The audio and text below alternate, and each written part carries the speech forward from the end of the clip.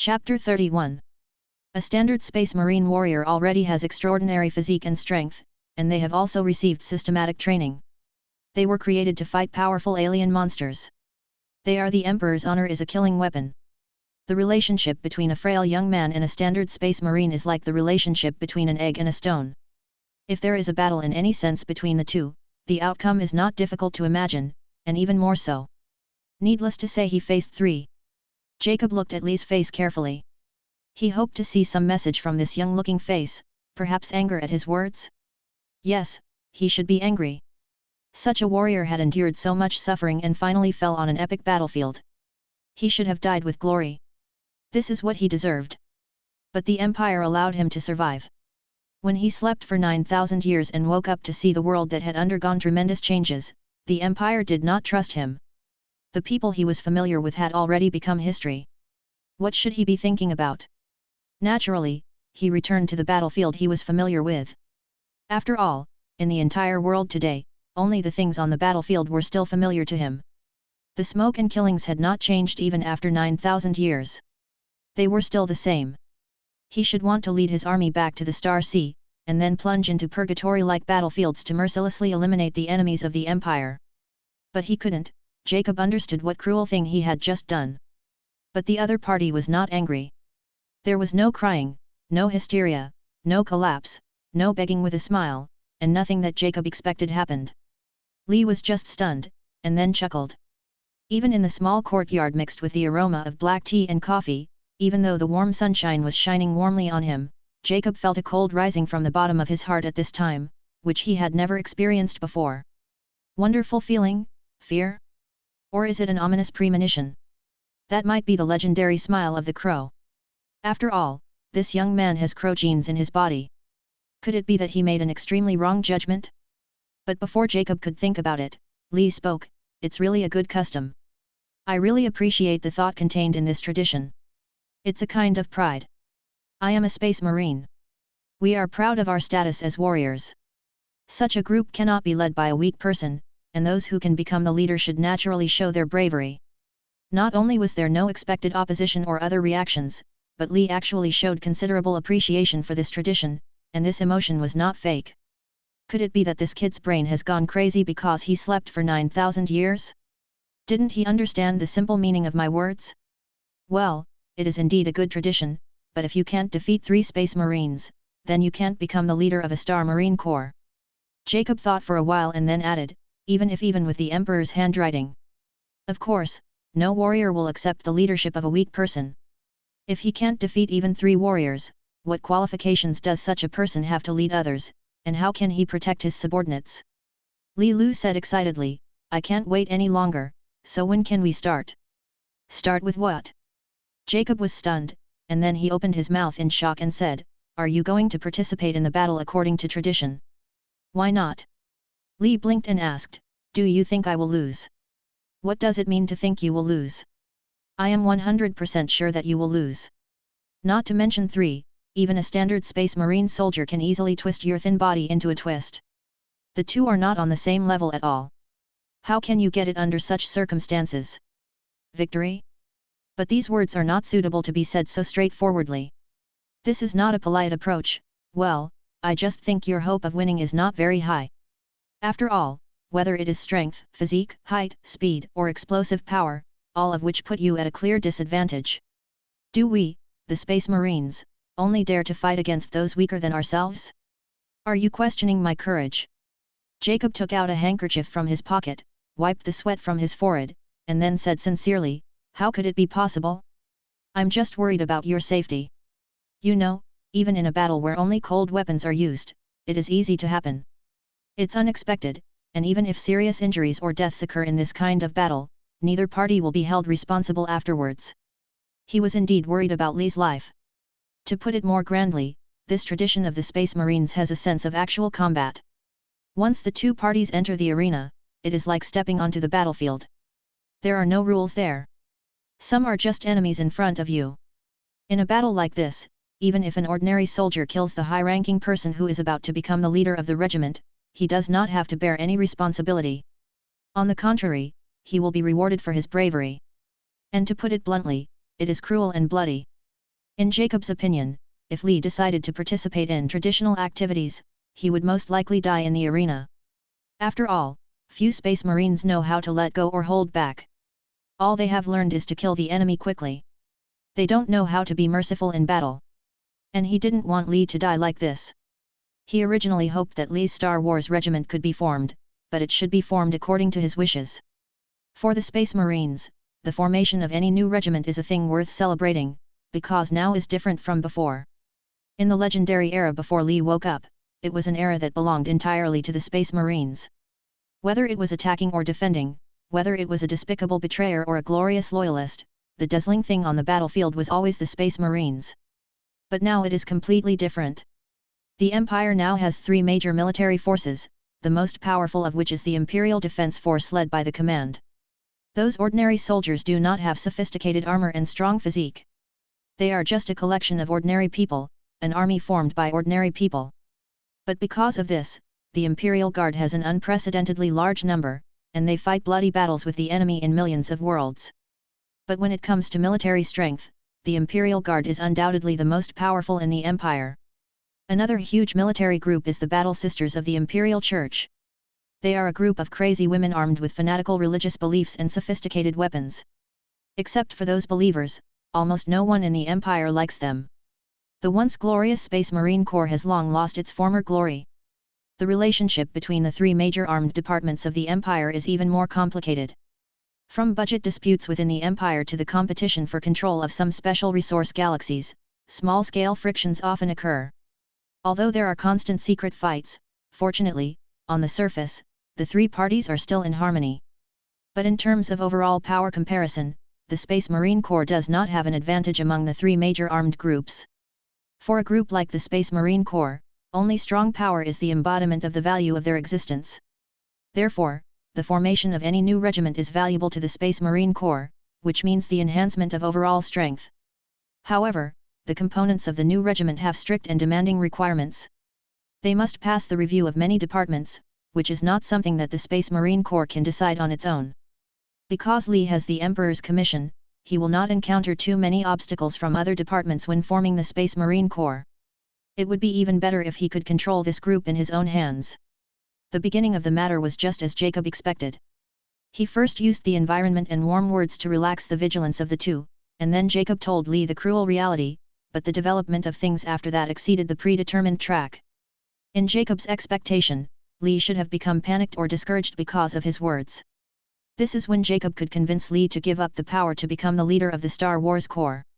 That precious commission naturally cannot be wasted like this, and naturally needs to be transferred by Lee. Of course, Lee is still the nominal leader of the upcoming Star Wars Corps, but the actual control should be handed over honestly. But this young man didn't seem to care about his life or death at all. In Jacob's opinion, it was better to lament his madness than to praise his bravery. Will you not pursue the responsibility of both parties afterwards? In other words, even if I killed those soldiers, I don't have to bear any responsibility. Jacob rolled his eyes, thinking that with your small body, is it possible for you to hurt the soldiers of the Space Marine Corps? But he still answered Lee's question politely. In theory, it is true, but from a historical perspective, no new commander has ever killed those challenging soldiers. After all, it's just a show-like battle. It only needs to make the soldiers realize the gap and give them the motivation and goal to move forward. I understand. I will be careful about the degree of action, so can we start now? Chapter 32. You mean now? Yes, of course, the faster the better for this kind of thing. After all, I am facing a brand new Star Wars group. There are still many things that need to be done by me. I don't have too much time to waste on going through the formalities. Jacob was stunned. He didn't expect Lee to be so impatient. At a time like this, what else could he do?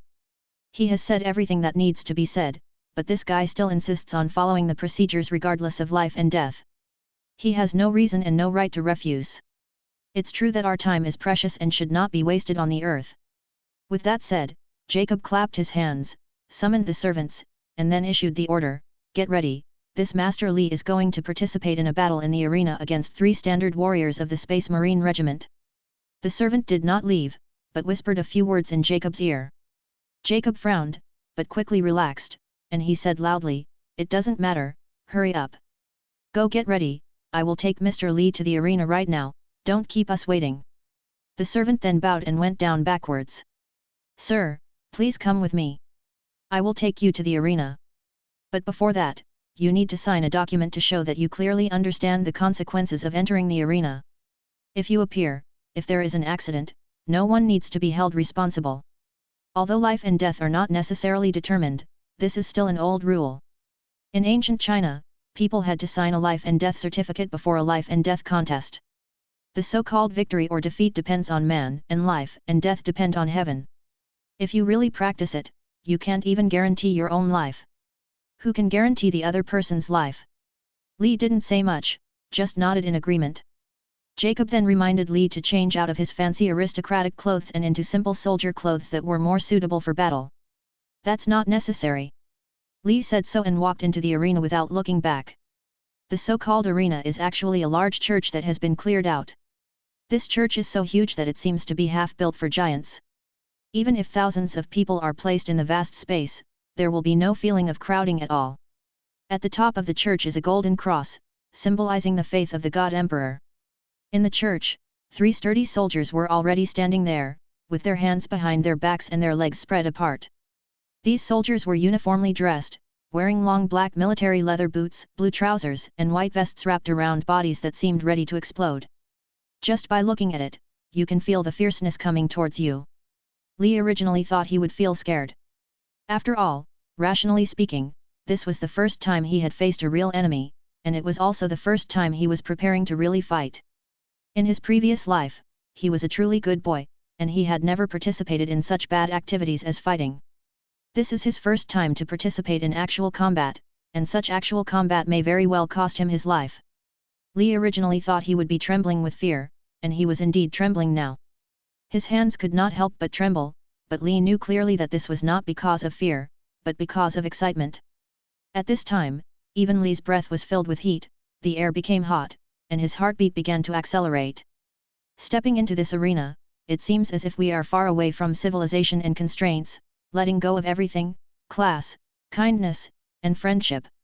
Everything that belongs to civilization has gone far away, and people have returned to the most primitive and barbaric world, watching the fierce enemy in front of him, feeling the terror that could endanger his own life. Only the most primitive fighting remained. Li felt that the blood in his body became hot and began to boil. Even though his body is not as strong as it was 9,000 years ago, it still yearns to fight, and so does Li's soul. Although Jacob made many mistakes today, he was right about one thing. In this world, apart from fighting, there was nothing familiar to Li. When Li's souls from the 2 worlds met, the outcome seemed to be doomed. No matter which soul survived, he could only fight and kill. Because this is the only thing he is familiar with and good at. Under the gaze of the Divine Emperor, we started this fair battle. Neither side of the battle held weapons. They showed their bravery with their bare hands and under the gaze of the Divine Emperor. May the Emperor bless you. The rustling announcement Jacob's voice came out from the vessel. After a brief prayer, he announced, then everyone present, the battle can begin. As soon as he finished speaking, one of the 3 space marines rushed towards Li with an angry look on his face. Only then did Li notice that the big man rushing towards him was the man named McCain who was standing guard at the door in the first place.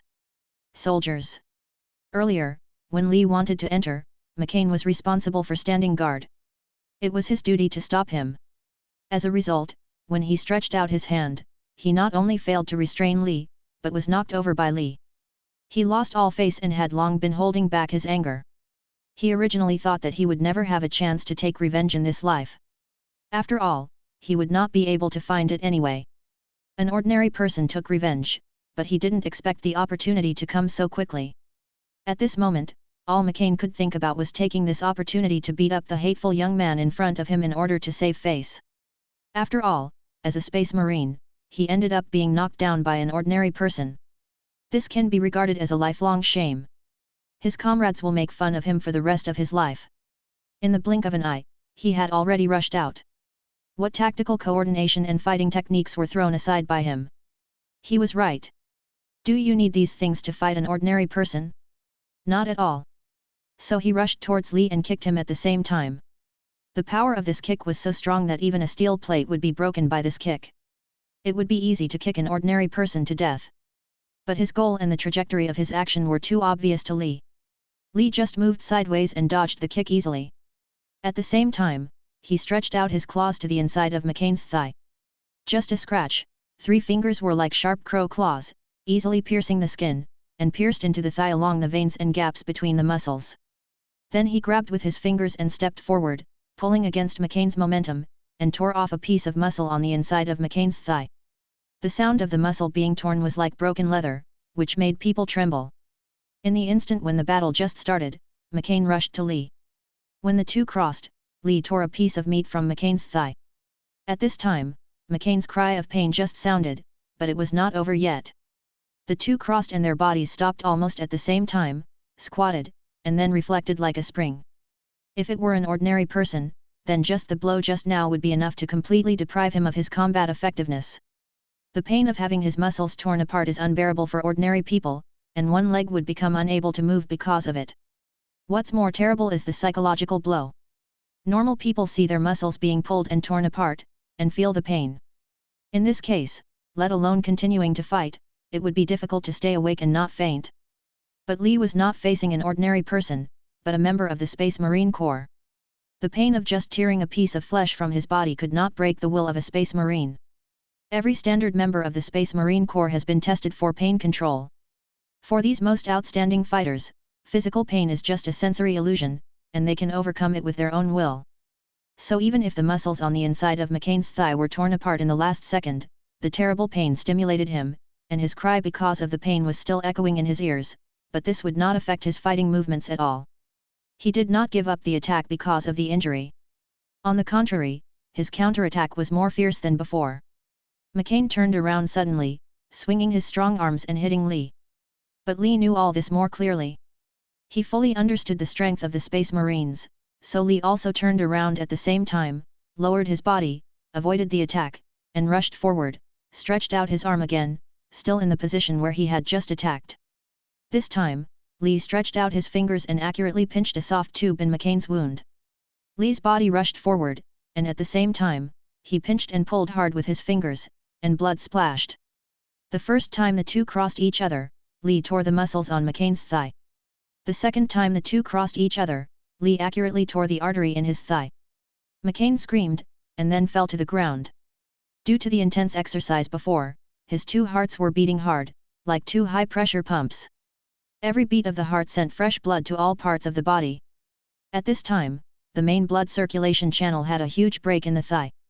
Blood spurted out from the broken blood vessel like a water gun, and the bright red blood splattered everywhere in a moment.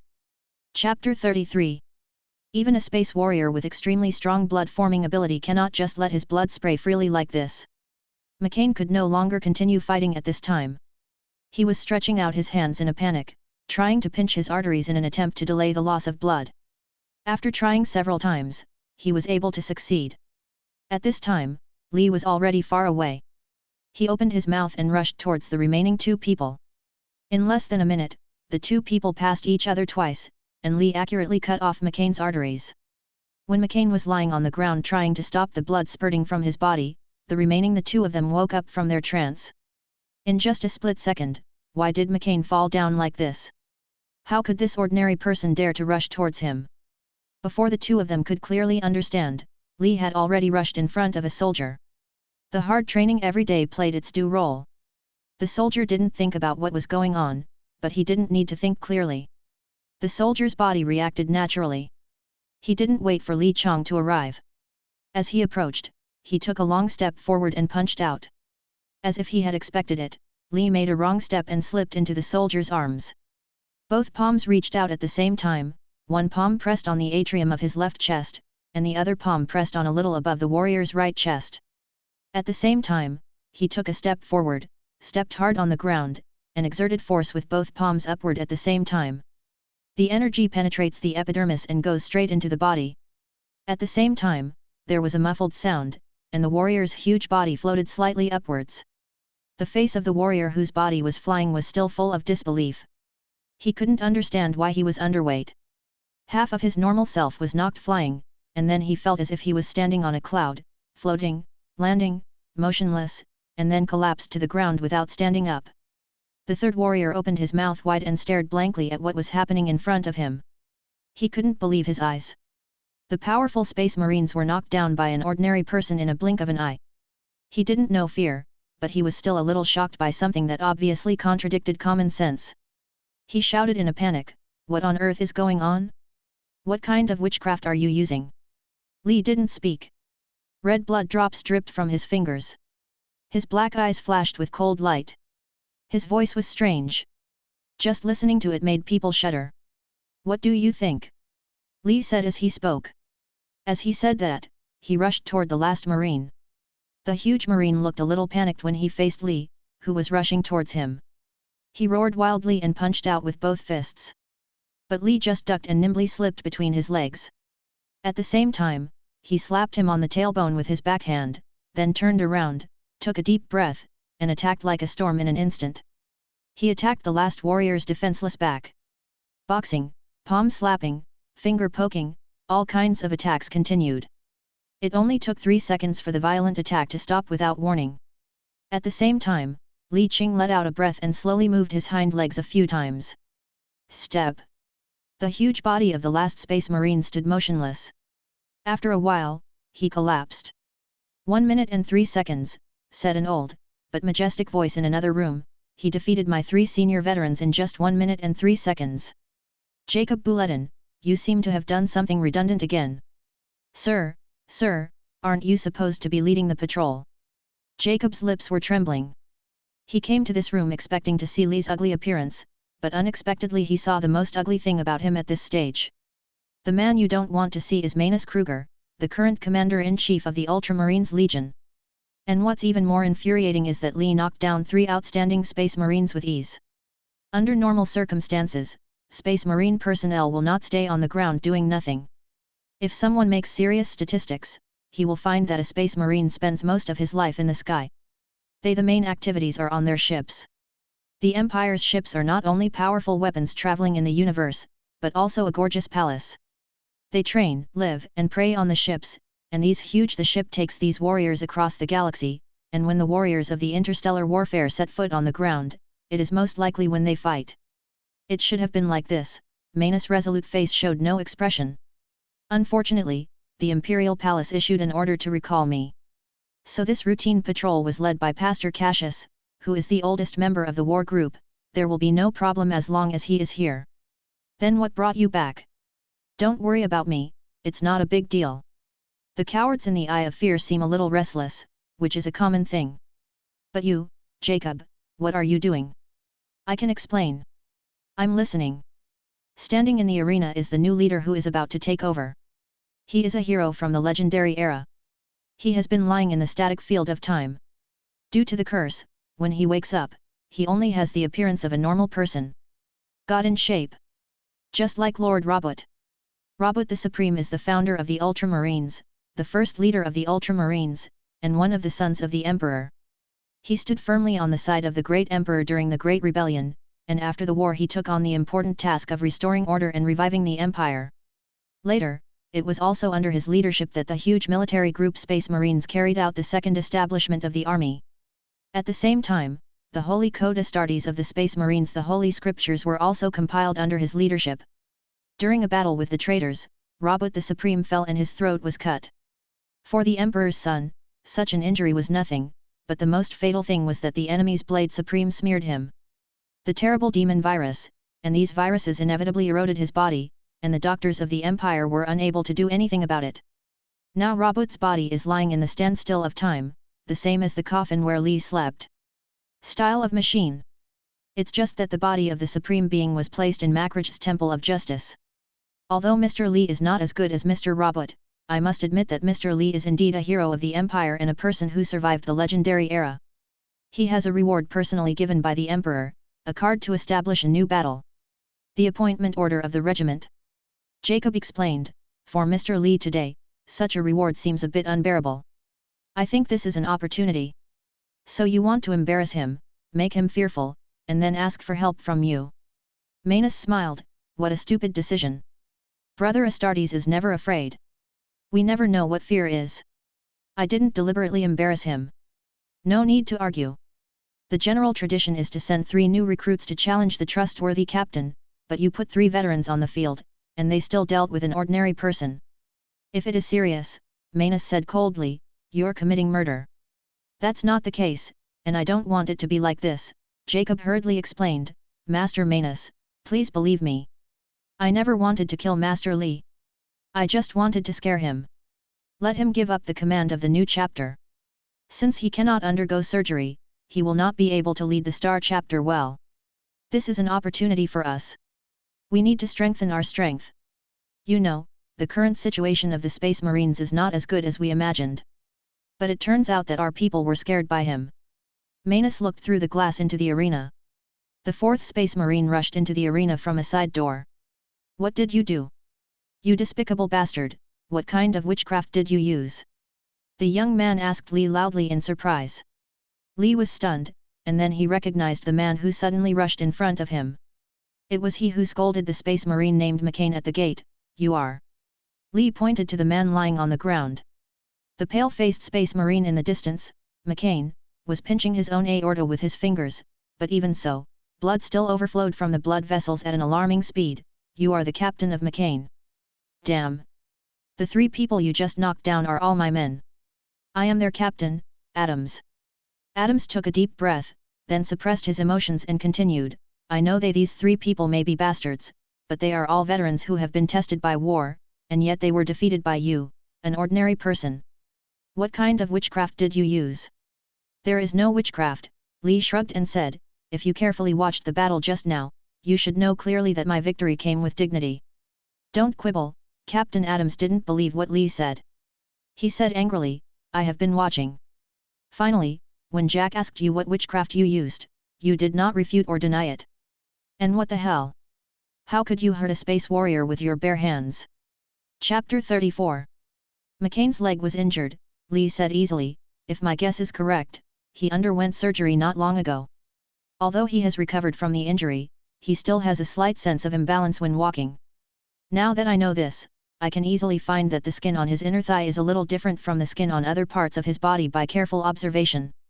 Because of the injury, I can easily tear open his muscles, and then tear off his exposed aorta, and the 2nd Space Marine I knocked down was because of his 2 hearts. The momentum at a certain moment can force the blood to flow back for a long time, so that his 2 hearts will be due to the rhythm was disrupted and brought to a standstill. This was an interesting little trick. The 3rd guy was obviously not ready for a fight, so I targeted his spine, the main channel of the human nervous system, and his body. It will be temporarily out of his control. How is it possible? No, it's not witchcraft. Adams opened his mouth wide. He could hardly believe what he saw and heard. But reason told him that what Li said was correct. McCain's thigh was indeed injured in a fight not long ago, and theoretically, the right external attack caused the heart to stop beating, and for it is possible to attack the spine and paralyze the whole body. But these are only theoretically possible, just like theoretically, as long as the gorilla is given enough time to type in front of the computer, then the creature can write a beautiful article. But theory is not reality, and Adams had never heard of a gorilla writing a beautiful article. I have also never seen anyone who can do these theoretical things in actual combat like Li, but the person in front of him seems to have done it, which is terrible. Yes, it has nothing to do with witchcraft. It's just careful observation and correct judgment, and then using appropriate tactics and combat skills. Li raised his eyebrows, have you never seen such combat skills? No. Li smiled, of course not. This is a unique fighting technique created by the former melee instructor combined with the ideas of Chinese martial arts. If there were not so many coincidences, he should be the only one in the world who knows these techniques. But what he said was something else, you can learn techniques like mine, but you must also realize that these techniques are purposefully targeted at the inevitable weaknesses of human beings, which means they can only it is used to deal with unarmored humans. Many of our real enemies do not have this kind of weakness. Even the human chaos are equipped with the same power armor as us. Then Li shrugged again. Said easily, so on the battlefield, I have other skills. Indeed, it is indeed so. Then why are you still standing there? The battle is over. Why don't you call the medics? If the heart stops beating, it can be solved with an electric shock. If the main artery in the leg ruptures, it will only cause a little more bleeding. Proper hemostasis can be done. No problem. The spine here is only slightly injured and will heal on its own after a few days of rest. Ah, yes. Adams finally reacted. After a while, the medical soldiers who had been prepared rushed into the arena and began to perform first aid treatment in a chaotic manner. The observation, judgment, and fighting skills have reached an unbelievable level. Such a person is really terrifying. He is worthy of being a monster left over from the legendary era.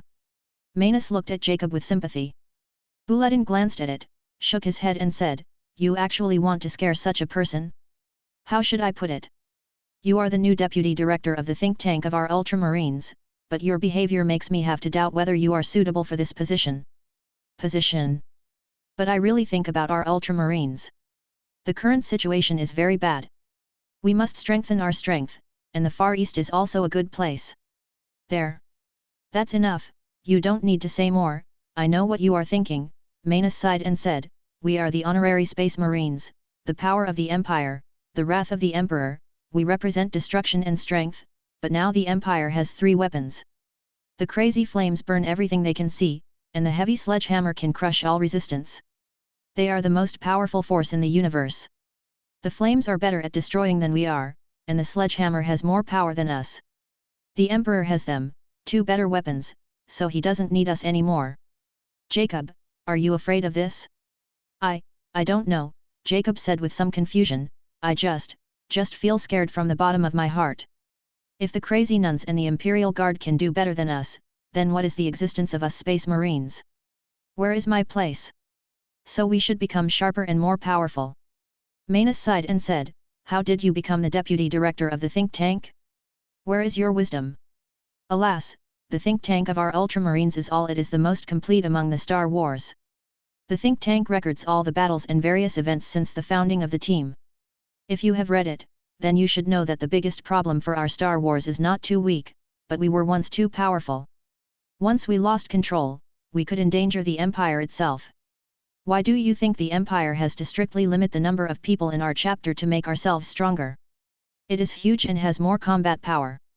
There is such a book in the library, the Book of Astartes. It is recorded in the book that our Ultramarines chapter has become almost 3/5 of the Space Marine chapter. The source of gene seeds. We are already very powerful, but these are of little significance. Although the flame is good at destruction, it has no reason, although the sledgehammer is powerful, it is heavy and heavy, only the long sword is always in the hands of the knight. Weapons, Jacob, you don't have to worry too much, we have our own place in the universe." "I see. Then you should go and congratulate Mr. Lee now. This new captain will need your help in the near future. Try your best to help them. The Far East is the future of the Empire, where we need a strong enough. It's time for me to go to the Imperial Palace. By the way, let Adams and his team clean the toilets.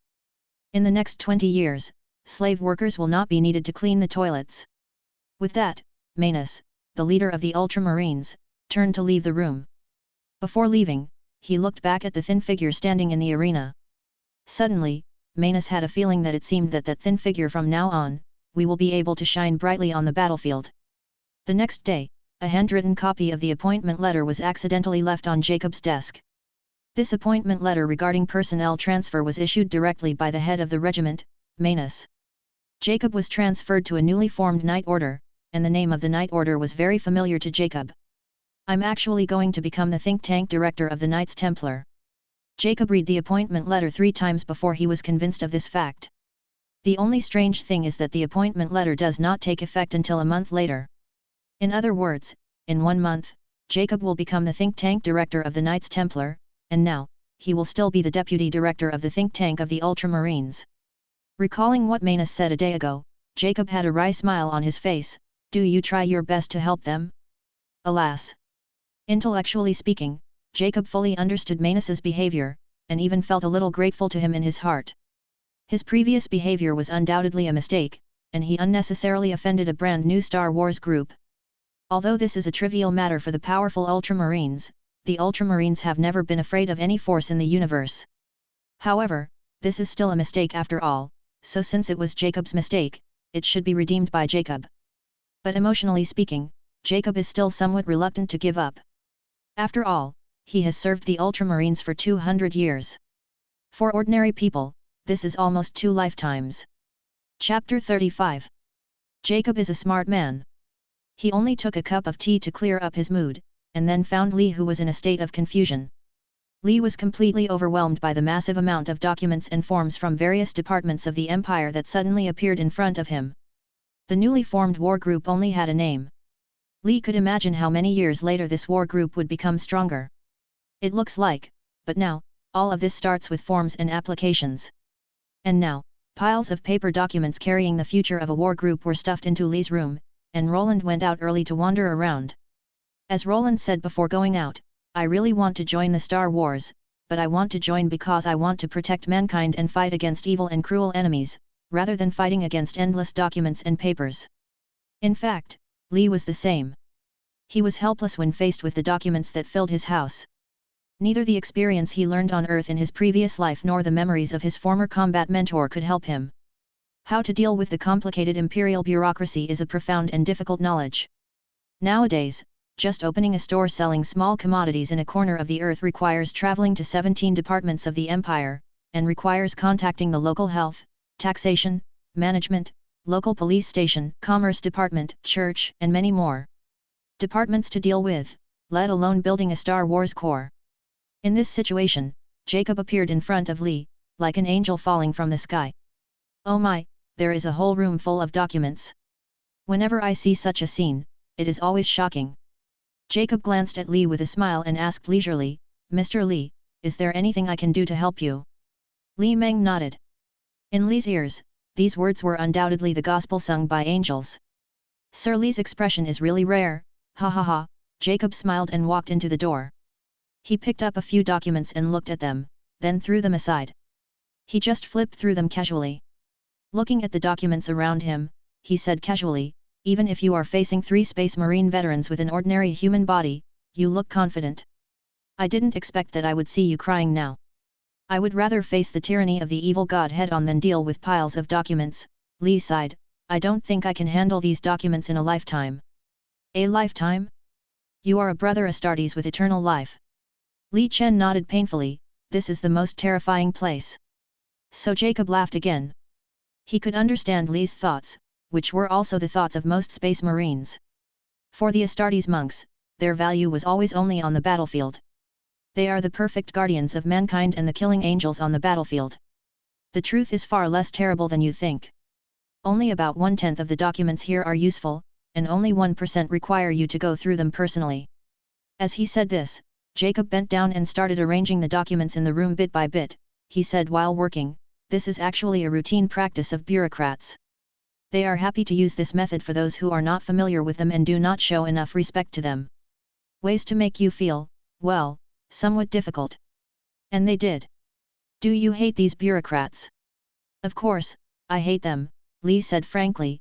These guys only hold a small amount of power in their hands, but they lack the consciousness of those in power. They do not cherish the power in their hands at all and abuse the power they have. And they never create any wealth or value, but they always look superior. Jacob stopped what he was doing and asked with some confusion, never create any wealth or value? Yes, the bureaucrats in various departments do not know how to mine, how to smelt iron, how to grow food, how to weave clothes, let alone risk their lives to fight against enemies in the universe. The tools people use, the food they eat, the drinks they drink, the clothes they wear, everything has nothing to do with bureaucrats. Officials never create value, they are only responsible for redistributing value. They should serve the people, not stand over them. Those officials who do not create should be the servants of the people, they should not be the masters. But Li knew that if this kind of idealistic argument were evaluated in harsh terms, it would be childish. In the history of another world, countless idealists shouted slogans of one kind or another and created various regimes, but the result was always the same, always the ruling class and the ruled class. Human beings are born unequal.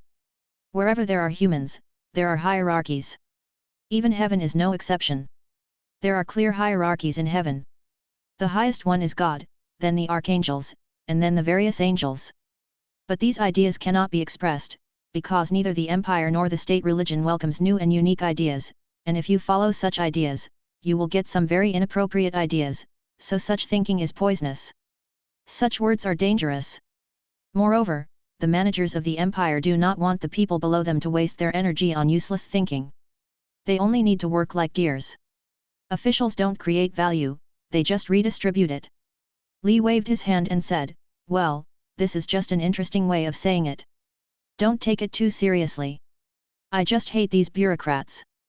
Their style, their faces, their rigid and complicated procedures, all of which I don't like. Jacob turned around, looked directly at Li and asked, Master Li, why are you saying these to me? These words should not be said outside. At home now. But we have only known each other for a short time, so you are not afraid that I will tell you. Is it okay to say it out loud? I'm just complaining, Li shrugged. He didn't think he said anything special. So what if I say it out loud? This will give you a lot of enemies invisibly. Although these enemies don't have much power, they can use their little authority to create a lot of trouble for you, just like what you encountered today. Jacob paused and continued, and you are not Manus. Lord Manus, like you, Lord Li, is outspoken and unobstructed, and never hides his thoughts. This habit gives him great influence in the government. He brought many enemies among them, but Lord Manus is the leader of the Ultramarines, but you are not. The words were actually made very clear, and Li understood that the Ultramarines were the most powerful group among all the Star War groups in the Empire. There were more than 10 subgroups swimming in the Star Sea under the main group, and due to the Ultramarines' efforts to help other chapters rebuild after the heresy, almost half of all Star chapters in the Empire today maintain a subtle relationship with the Ultramarines.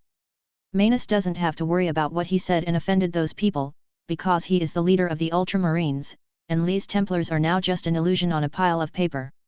Besides, you shouldn't talk like this even in the house. Jacob patiently comforted, you should know the power of the tribunal. They claim to be omniscient and omniscient.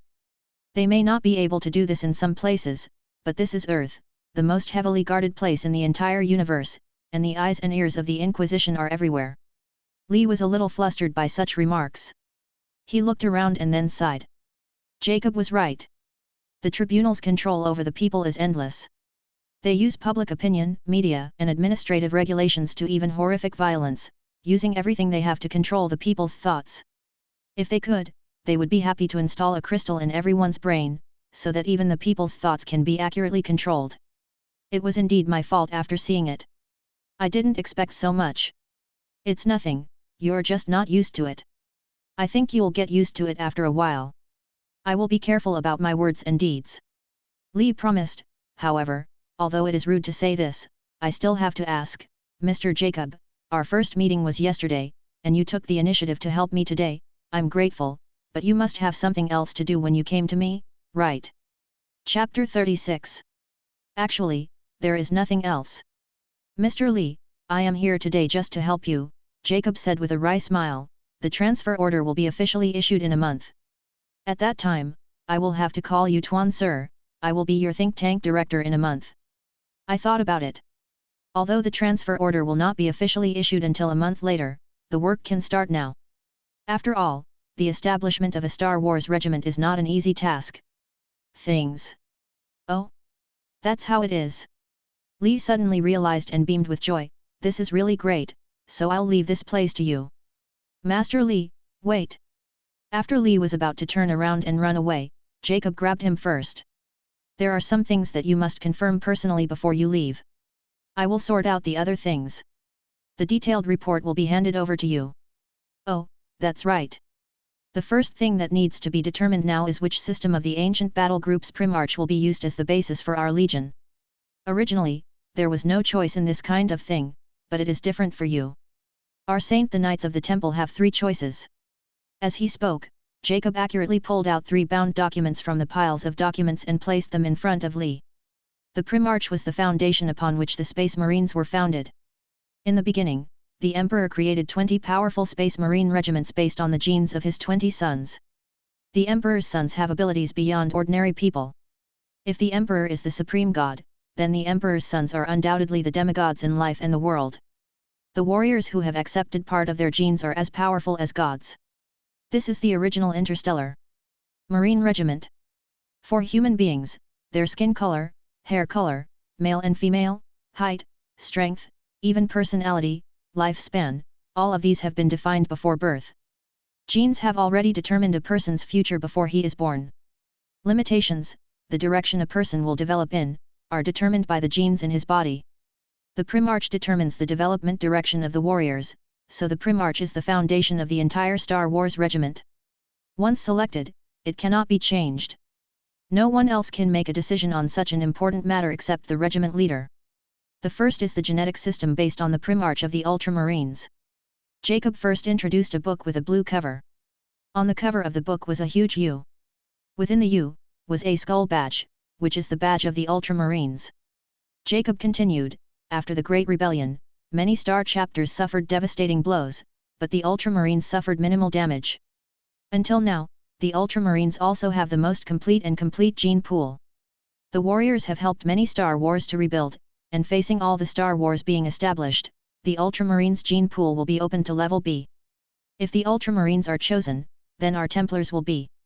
Complete the construction as quickly as possible, form combat effectiveness, and join the battle. Moreover, I am now the deputy director of the think tank in the Ultramarines. Although I still have to follow the rules, within the rules, I can do what I can. We, the Knights Templar, strive for the most benefits. If we use this genetic system, our warriors will be excellent in all aspects. Of course, this is both an advantage and a disadvantage. Being excellent in all aspects also means that they are excellent in all aspects. Not outstanding enough. Then there is the genetic system of the Blood Angels. A book with a dark red cover was pushed out. After the Great Rebellion, this genetic system was contaminated, and the Great Sanguinius was cursed and tortured to death. After accepting the genetic modification of the Primarch Sanguinius, the spirits of the warriors will enter an unstable state, and it will be difficult for them to maintain their sanity in the fierce battle. Will fall into a state called Black Rage. Contaminated? Black Fury. Lee frowned. What happened? How could Lord Sanguinius be contaminated? Well, it actually can't be said to be contaminated. This statement is very inaccurate, but after so many years, everyone has said so. It's like this. Deep in the gene seeds of the Blood Angels, there is Saint G. Among Leth's memories, the most unforgettable is the final battle with War Master Horus. Sometimes, some events or situations may awaken this group memory. Such situations are very rare and often occur on the eve of the battle. Sanguinius memories and perceptions invaded his mind, and the horror and pain of 10,000 years suddenly flooded into his mind. Under this situation, the warrior could not distinguish between the past and the present, and he could not recognize his former comrades. Believing him to be the dying Sanguinius, with the bloodshed of the Horus heresy raging at his feet, the warrior not only gained access to Sanguinius's memories, but also gained some of the Primarch's latent power, making him his own. His strength and endurance have been enhanced to extraordinary levels. I see. Choose this genetic system, and our warriors will inherit part of the power of Lord Sanguinius. The warriors will gain extraordinary fighting skills, and the Black Fury can be overcome with a firm will. Even if those warriors with weaker willpower who cannot overcome the Black Fury can also make great contributions to us in the battle. The Blood Angels group these people individually to form a death company, and their frontal impact is sharp, incomparable and unstoppable. If you choose this genetic system, then our chapter will be invincible on the frontal battlefield, and you have a close relationship with the Blood Angels. If you want to establish a new chapter, the gene pool of the Blood Angels should be able to open up to B and level for us. The disadvantage is that this genetic system is not suitable for a brand new chapter. It is difficult for warriors who fall into the Black Rage to recover and sacrifice themselves. It's inevitable. And we can't bear too many sacrifices. Nowadays, every soldier is precious to a small new war group like ours. Lee shrugged and looked at the last book, the black cover. The genetic system of the Crow Guard. If you choose this system, the soldiers will be biased toward stealth, raids, assassinations, and destruction behind enemy lines. In my personal opinion, this tactic is most suitable for a small Star Wars group like ours. If as adults, the Raven Guard's gene pool can be opened to A and level for us. If we work hard, even S level is not impossible. However, the Raven Guard's gene pool has suffered devastating damage. Even if it is even with S level authorization, it is difficult for us to obtain particularly good things in the gene pool. Moreover, the Raven Guard's genes have major flaws, making the success rate of the operation extremely low. Wait a minute, didn't you say that the Crow Guard has disappeared? Disappeared? Do you want to say destroyed?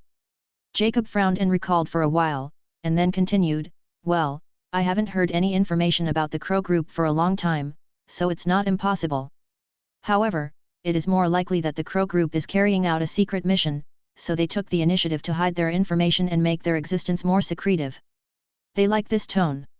Generally speaking, due to the lack of intelligence, I don't know the specific situation. Not sure, but you are very concerned about this issue. We can go to the Crow's homeland to have a look in the future. By the way, who told you that the Crow has been destroyed? It is Inquisitor Elizabeth. It turns out to be someone from the Inquisition, so it's hard to tell the authenticity of this news. They really want all the Star Wars to be destroyed. Did she say this during the review of you? Indeed, if you think about it carefully, she didn't really say that the Crow Guard had been destroyed, but the meaning behind her words definitely hinted at this. Then the credibility of this information will be reduced again. The Tribunal has always been unscrupulous in its review. Using lies to create a completely unfamiliar and helpless environment for you will help them break through your psychological defenses. That's not the case. It is not difficult to understand what those people think. After all, your situation is quite special. On the one hand, your physical fitness, strength, speed, and recovery ability have all degraded to the level of ordinary people. On the other hand, you still inherited the genes of the Raven, and you are excellent. Reaction ability, speed beyond ordinary people, an eternal life, and the appearance has also changed. If I were the judge, I would not let you go. I was indeed cursed, but that's in the past. Li changed the subject unhappily. Let's talk about crows. The people in the Tribunal cannot completely believe it, but it is not completely impossible to say that the Crow is destroyed. After all, we have not been able to contact the Crow Guard until now. The Crow Guard did not send any news after you woke up. Even this, the gene banks that are open to us at one time are all copies of the Crow gene bank stored on Mars. Relatively speaking, the genes stored in the copied gene banks are older. Even if the license rights are higher, the overall quality is relatively poor. I understand, but I have more questions, Li asked doubtfully. Why do you, who live on Earth, not know the situation of a living battle group? We don't even know if it is still there. Chapter 37. Jacob did not directly answer Li's question. Instead, he asked a question: do you know how many Star Wars regiments the Empire has now? I don't know. In a formal investigation report, it was said that there are an estimated 989 to 1021 regiments, and this number is just an estimate, Jacob said, so don't say you don't know. How many Star Wars regiments does the Empire have? Even the Empire itself is not very clear about this. Moreover, the Star Wars regiments themselves are extremely independent groups. Some groups have very special missions, and some regiments even like to secretly build new Star Wars regiments. It is not a big deal. Many regiments do this, plus the complex bureaucratic system, hierarchical management methods, and the long distances in the galaxy. All of these add up to make it so that most of the time, as long as if the Warband doesn't want the Empire to know about them, then it will be difficult for the Empire to get accurate information about them. This is true for general Warbands, let alone groups like the Ravens who are proficient in covert operations. Even the Inquisition can't do anything to us. How to monitor the Star Wars is a headache for them. If a Star Wars group rebels collectively, it will be almost impossible for the Empire to get the correct information before the rebellion is revealed. So what happened to the Raven Guard? I don't know. If the Ravens don't report their information to the Empire, then the Empire will think they are fine. Now not only are the Ravens fine, but even the star fields around them are fine. In this way, there is naturally no news about them. If you want to know, you can only send someone to check, but there is no need. Forget it. Li sighed and decided not to worry about the Ravens anymore. He still considered himself. Li scanned the 3 books in front of him. The warriors created by the memory system of the Ultramarines are like excellent super soldiers. They are excellent in all aspects, and the shortcomings are the same. They are not good enough in all aspects. If there is enough time, then the Ultramarines will be the best choice. A warband that is excellent in all aspects can adopt many tactics. But for the war group, enough time is often calculated in centuries. How long is enough time? It may be 100 years, which is fast, and it is more likely to be thousands of years, but the problem is that Li does not want to wait too long. The Blood Angels, using this gene system to create warriors, are like the barbarians who can go berserk at any time. They are almost invincible on the front battlefield, but they are not very useful for small groups. Besides, Black Fury is not something that an outsider like me can understand and control. Finally, it is the familiar Raven Guards, and there seems to be nothing to hesitate about. As for the A level authorization of the Raven Guards, what can we get? Just in terms of the frontal combat level of the warriors, the A level authorization of the Raven Guards and the B level authorization of the Ultramarines are almost at the same level. For a war group, the most valuable things are not their weapons, nor their merit points, nor the battleships they ride. Although these things have extraordinary value, compared with the gene pool of the war group, these things are nothing. If weapons are gone, they can be manufactured or obtained in other ways. Anyway, the Empire will never let its most elite warriors go to the battlefield empty-handed. If merits are lost, they can be obtained through fighting. There will never be a lack of enemies in the cold universe, even precious warships can be built in the manufacturing world, and only the gene pool is the foundation of a legion. When an excellent old warrior dies, his genes will be recycled into the gene pool of the war group. The soul and memory of the excellent old warrior will dissipate, but his combat skills, the valuable experience accumulated by his body in the war, his accurate shooting skills, strong melee ability, and all the things learned by the old warrior's body will mostly remain in the memory of the gene. When new warriors come, they will inherit the genes of these heroes. The ancient memories stored in the genes will be gradually awakened in daily training and fighting. The new warriors will become more powerful than ordinary people. When the new warriors fall down after fighting again and again, someone else will inherit the genes in his body, and the genes in his body will be further enhanced. This cycle will never stop. Therefore, as long as the gene pool remains generally intact, the combat effectiveness of the warband will not be weakened by fighting, but will only be continuously improved by continuous fighting. Even if it is severely hit, the warband can gradually recover. For the warriors, fighting is not just a task, but also a kind of training. Most of the powerful warbands are those ancient warbands with a history of thousands of years. Their gene pools contain a large number of heroic genes, and thousands of years of combat memories are preserved in these genes. During the Great Rebellion, the Raven Guards suffered a devastating blow. Most of the warriors of the warband died on the battlefield.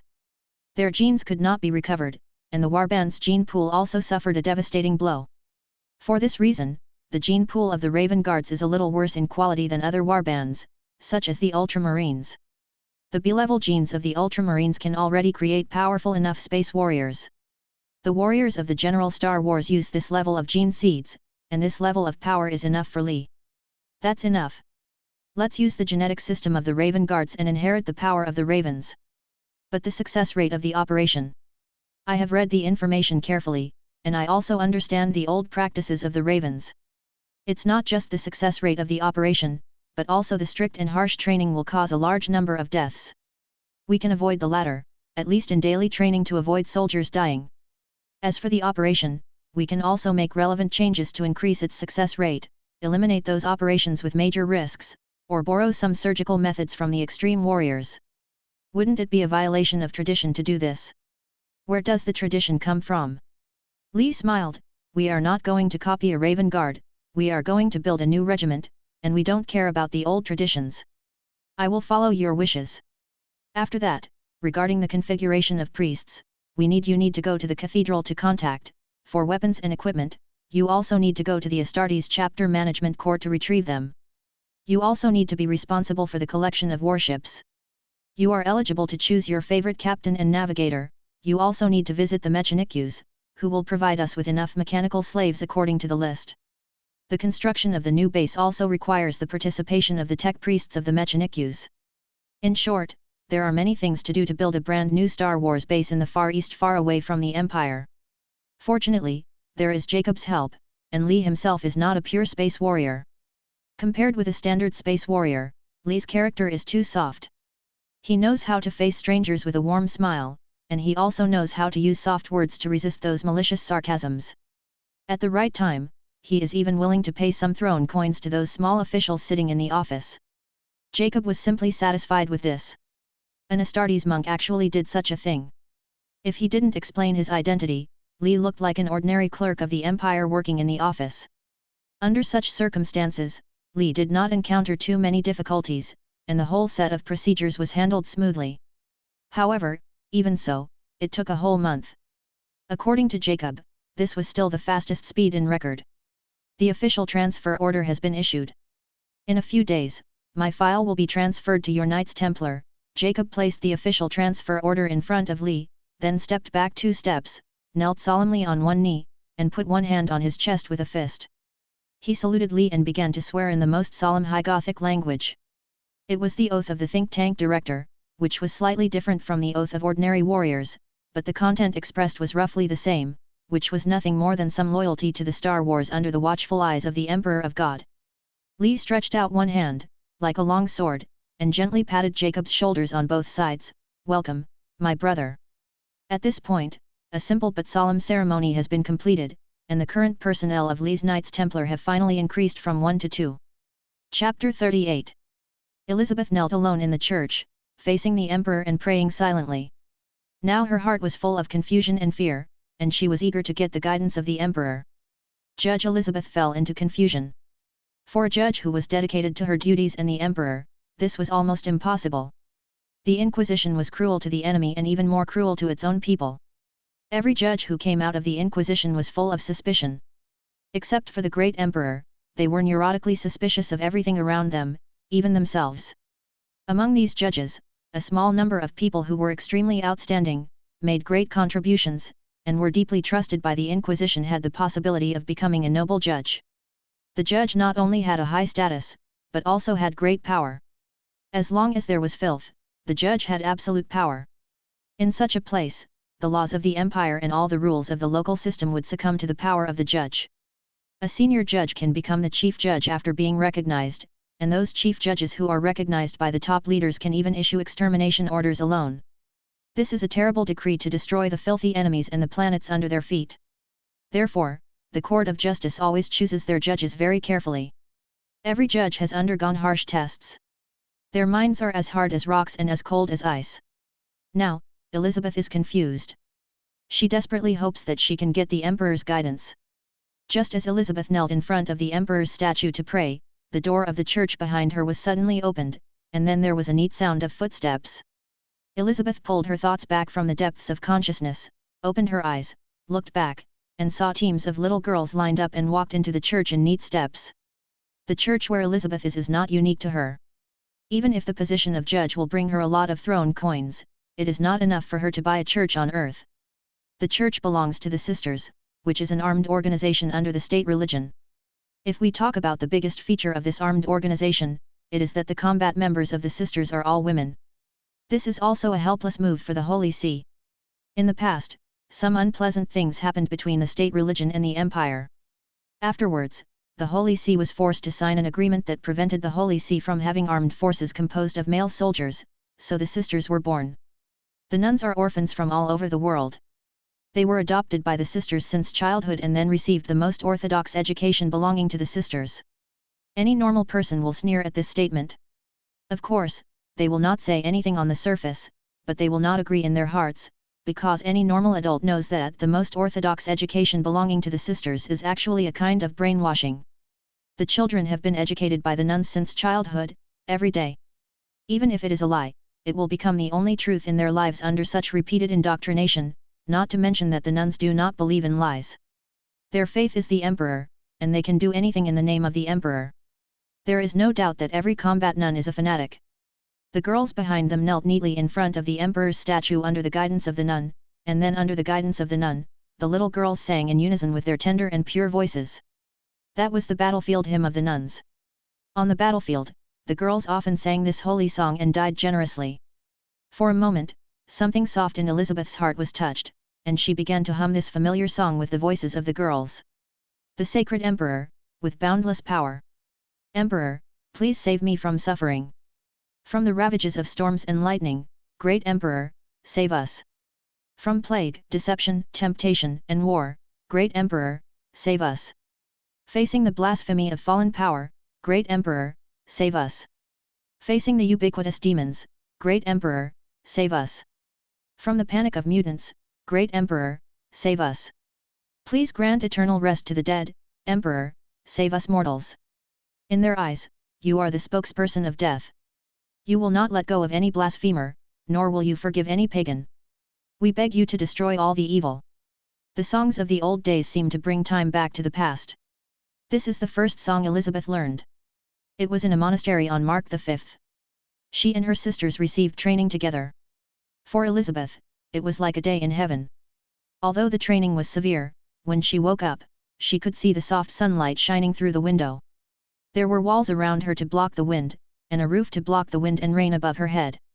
She left the warm bed, the warm quilt, put on comfortable clothes, and there was a fragrant breakfast waiting for her. There is no death, no hunger, no cold, and praying to the emperor every day will gradually make even the fear go away. No need to beg, no need to starve, no being kicked, no being spitted on. Such a day is heaven for Elizabeth when she was young. Most of the girls in the convent are like this. They are orphans wandering on the streets. For various reasons, they have no family and can only live on the streets and live a miserable life. Elizabeth was adopted by the nuns. She cherished this kind of life very much. In order to keep this kind of life, she worked hard to learn any knowledge she came into contact with. Sweat and diligence made her strong, and her belief in the emperor made her heart strong. Then she passed the test of the nuns and became a combat nun. After that, Elizabeth participated in many battles. She was forged stronger in the war. She thought that her life would continue like this, fighting everywhere with the flames of the emperor's anger until she fell. But once, a demon changed her life. It was a dangerous mission. During the battle, the nun team she belonged to encountered an enemy they could not defeat. Most of the sisters died in the devil's grin. When death was approaching, she felt despair and fear. She chanted the emperor's prayer again and again. At that time, a miracle happened. Elizabeth will always remember that moment. It was as if her brain was suddenly split by something. All kinds of wonderful information seemed to pour into her mind. The world seemed to have become different at that moment. She just raised her hand, and the demon was torn to pieces in front of her. Under the threat of death, Elizabeth became a psychic. Psychics are special people. According to some irresponsible statistics, there is only one psychic in 10,000 people. Psychics have power that ordinary people can't reach. Some of them can tear steel armor with their thoughts, some can make tanks weighing dozens of meters fly in the sky like toys, some can summon blazing fire in the cold ice and snow, and some can do all of the above, and there are more, so magical that ordinary people can't imagine things. In some medieval worlds, this kind of people are often regarded as magicians or prophets. But no one likes this kind of people. On the one hand, they have powers that ordinary people don't have. He is born different from ordinary people, so he will naturally be rejected. On the other hand, and most importantly, psychics may bring great disasters. The power of psychics does not appear out of thin air, but comes from the alien space. The so-called psychic power is actually a kind of ability to communicate between the normal world and the alien space. But there are also many terrible creatures lurking in the alien space, such as demons. Psychics are like delicious lunch for demons. They are so delicious and tasty, and easy to find. It is said that the most powerful alpha psychics have projections in the alien space that are as dazzling as lighthouses in the dark. Once the demon preys on the projection of the psychic in the alien space, the psychic will die in this world, and his body will become a door, allowing the demon to easily appear in this world. Just like in many fantasy novels that Lee has read, the power of magic is not a gift from God, but a temptation from the devil. Abuse of magic will summon the devil. There are already many worlds in reality. Because they were destroyed for this reason, the lesson was too profound, so the Empire has simple and strict management measures for psychics. Use them with caution, and if they cannot be used, then destroy them. Elizabeth was sent to a special academy in the Empire by her sisters, where she learned more knowledge about the alien space that she had never touched before. She knew how to control her psychic power, how to deceive the demons in the other dimension, and how to hide her light in the other dimension. It was difficult for ordinary psychics to resist the invasion of demons, but psychics who had received formal training from the Empire were completely different. They were relatively much safer. Elizabeth performed well as always, and soon after, she became a young judge. The singing ended, and the little girls lined up in a neat queue and filed out, but Elizabeth's questions were still unanswered. Chapter 39. On the one hand, the higher UPS are unwilling to continue to delve into the question, that is Lee a demon in human skin? The higher UPS have lost interest in this question because it makes no sense for an obvious reason. For the Inquisition, internal enemies are truly dangerous enemies. The Empire is so powerful that it has never been defeated by enemies from outside. Every crisis in the Empire comes from within. The collapse of the building is due to the destruction from within. The powerful fortress has always been defeated from within. And Li, this former hero, a legendary figure who was rewarded by the emperor, is obviously no longer a member of the empire. He is about to go to the distant Far East. A casual glance at the star map will reveal that he is going to the places so far away that even the emperors will cannot reach it, and so far away that even a complete and accurate star map there is difficult to find on Earth.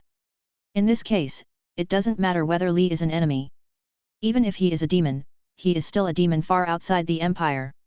There are many things in the tribunal, and there is no need to waste too much energy on such things. Moreover, the tribunal has more arrangements and expectations for Li, and the higher UPS seem to have plans for Li and his brand new war group. Of course, a big reason is that as the Inquisitor in charge of that review, Elizabeth did not catch Li's foot pain. She did not have any evidence that could definitely show that Li had been contaminated by the devil. If Li was executed without evidence, the trial court would also be criticized for her reckless behavior. Li was not an ordinary person without power. On the other hand, Elizabeth couldn't allow herself to just let him go. He was a demon living among humans. He was in a high position. He was far away from the eyes and ears of the Empire, and he was still forming his own Star Wars, and he was still vaguely. With the support of the Inquisition, if such a person is a demon, how should the people under him live? Just thinking about this possibility made Elizabeth feel cold all over. The conscience and justice in her heart did not allow her to do such a thing. And she felt that she had enough reasons to doubt Li. First of all, he was cursed by the evil god. The curse did not come from ordinary demons, but from the curse of the evil god Slaanesh among the demons. The result was just that he slept for 9,000 years and turned into a handsome and weak pretty boy when he woke up? No, it can't be that simple. Slaanesh's authority is to commit adultery and corruption, so even if Li is not completely corrupted yet, he is also in the process of being corrupted. All in all, this kind of danger should be burned to ashes according to the old rules. Secondly, he slept for almost 9,000 years, but when he woke up nothing happened, as if he had taken a nap. Of course, it might be a high-tech problem. Time stagnated where he was lying. After all, there was nothing to compare with in this regard, so it was difficult to tell clearly. But no matter what, his performance when facing prosecutors and interrogations was a little too good. Yes, he performed too well. You must know that he is facing a brand new world, where all his friends have become history. The world he is familiar with can only be found in books filled with dust. Their friends have all become legends. In 9,000 years, it was enough to change too many things, and what about him? He is not panicked, anxious, or panicked. He is calm, polite, and even controls his anger to cooperate with the review. His words are skillful, and sometimes he is more like a diplomat, but he is a space marine. The melee instructor. In the end, Elizabeth didn't believe him. Her intuition told her that there was something wrong with Li. Elizabeth trusted her own feelings. Is this, Elizabeth? A familiar voice came, and Elizabeth turned her head, and then she saw a young nun wearing a white robe. The nun had a slender body. This nun had golden hair, like all nuns. Generally, her hairstyle is a simple and beautiful doll head. The nun has a round upturned nose, a small mouth, and a cute face. At this time, the nun looked at Elizabeth with her big eyes full of surprise, and there was a kind of unconvincing joy in her voice. Is it really Elizabeth? I am Hilsa, do you remember me? Oh my God, Hilsa Lauren, you are still alive. Elizabeth let out a scream of joy, and then rushed forward. The two girls hugged each other and jumped up and down happily. Elizabeth and Hilsa were born at the same time. They received training together, slept in the same dormitory, and encouraged each other when encountering difficulties. During their precious years from children to young girls, the two formed a deep friendship. After they became battle sisters, they were organized into different companies and went their separate ways, after experiencing many battles and dangers. For the battle sisters walking in the flames of war, the reunion of their most cherished friends is truly a matter worth celebrating. The two were as excited as little girls for a while, telling each other about the joy of meeting again. After a while, they naturally talked about their recent situation. I am a senior nun now. Hilsa pointed proudly. Pointing to the badge on his collar, there was a conspicuous Roman character 3 on the golden cross. Look, sister, I am leading a whole team of battle nuns now. Very powerful, right? Where's Sister Elizabeth? Recently. How? Me. Elizabeth's expression darkened. I can no longer go to the battlefield. Ah! Hilsa opened her mouth wide and her big eyes were full of astonishment. How could that be? There is nothing we can do about it, Elizabeth sighed and said. Once I encountered a very powerful enemy, all the sisters died, and I was the only one who survived. After I came back, I cultivated for a long time. Later, the nuns said that I had a mentality for fighting. Obstacles or something confirmed that I could not return to the battlefield, and now I am in charge of logistical support. Oh? Is that so? Hilsa shook her head. How can this make me believe that Sister Elizabeth, you are an honors student? Back then, you were an honors student who could get A and in all subjects. What are you talking about now? Doing logistics work, how can I accept this kind of thing? There is nothing we can do about it. I can only accept the arrangement from above. Sister Elizabeth, you are my best friend. Is that true? Elizabeth looked at Hilsa with a puzzled face. You, what are you talking about? I don't understand. Oh my sister who is a top student is still the same as before. No matter what subject, no matter what position she is in, she is so outstanding. Hilsa shrugged her shoulders and said easily, it's really sad. I originally thought that I would be a little different from others, but I didn't expect that the result would be the same. Forget it, I'll just tell you. In fact, sister, you don't have to hide it from me, my sister, the Inquisitor. Well, Elizabeth lowered her head and raised it after a while. She forced a smile and said, I'm really sorry, but there's nothing I can do about it. Because of work requirements, my identity is required to be kept secret. This is also a rule. But there is a problem. How do you know my identity? Sister, haven't you received the notice yet? There will be a big operation soon. Because of my initiative, my team and I are now your followers, sister. I was scared when I got the list of commanders. I'm so shocked, I never thought that the judge leading me would be Sister Elizabeth. Ah, it turns out to be like this. Elizabeth sighed helplessly. It turned out to be a joint operation. Yes, I have been looking forward to meeting my sister for a long time. I thought I would have to wait until the time of action to see her, but I didn't expect such luck. By the way, is my sister worried about something when she comes here to pray to the God Emperor? You, how do you know? We are the best sisters. Oh, I really lost to you. So Elizabeth thought for a while, and it seemed that there was nothing confidential, so she roughly stated her troubles. What did I think it was? Hilsa said nonchalantly, it seems that Sister Elizabeth, you haven't gotten used to the job of a judge yet. Why do you say that? How should I put it? In my opinion, although the tribunal and our sisters have many connections, and many times the tribunal can even directly mobilize our sisters, but fundamentally speaking, the two sides act in completely different ways. The people of the tribunal are most of the time, they hide their identities, collect evidence secretly, and finally issue a verdict, but our sisters are much more direct. Sister, you should know that the combat goal of our sisters is often to eliminate the living environment of heretics or demons. Therefore, in comparison, evidence. It's completely unnecessary for me, but it's different for you, sister. The tribunal makes a decision and issues a verdict, and we sisters will be responsible for executing it. Sister, we won't have this kind of trouble before. There is no need to make a judgment, just pull the trigger, but now, eldest sister, you are different. After all, your identity is different. This is a matter of different work styles. Indeed, it makes sense. Alas, there is no other way. It seems that I can only put aside the matters in the Far East for the time being. The pretty boy named Lee is very lucky. Good luck? It's hard to say. Sister, you don't know the direction of our big operation yet, do you? There's going to be a big move? Can you tell me? No problem. Sister, you should be officially appointed soon, so it doesn't matter if you tell me first. The direction of this big operation is the Far East.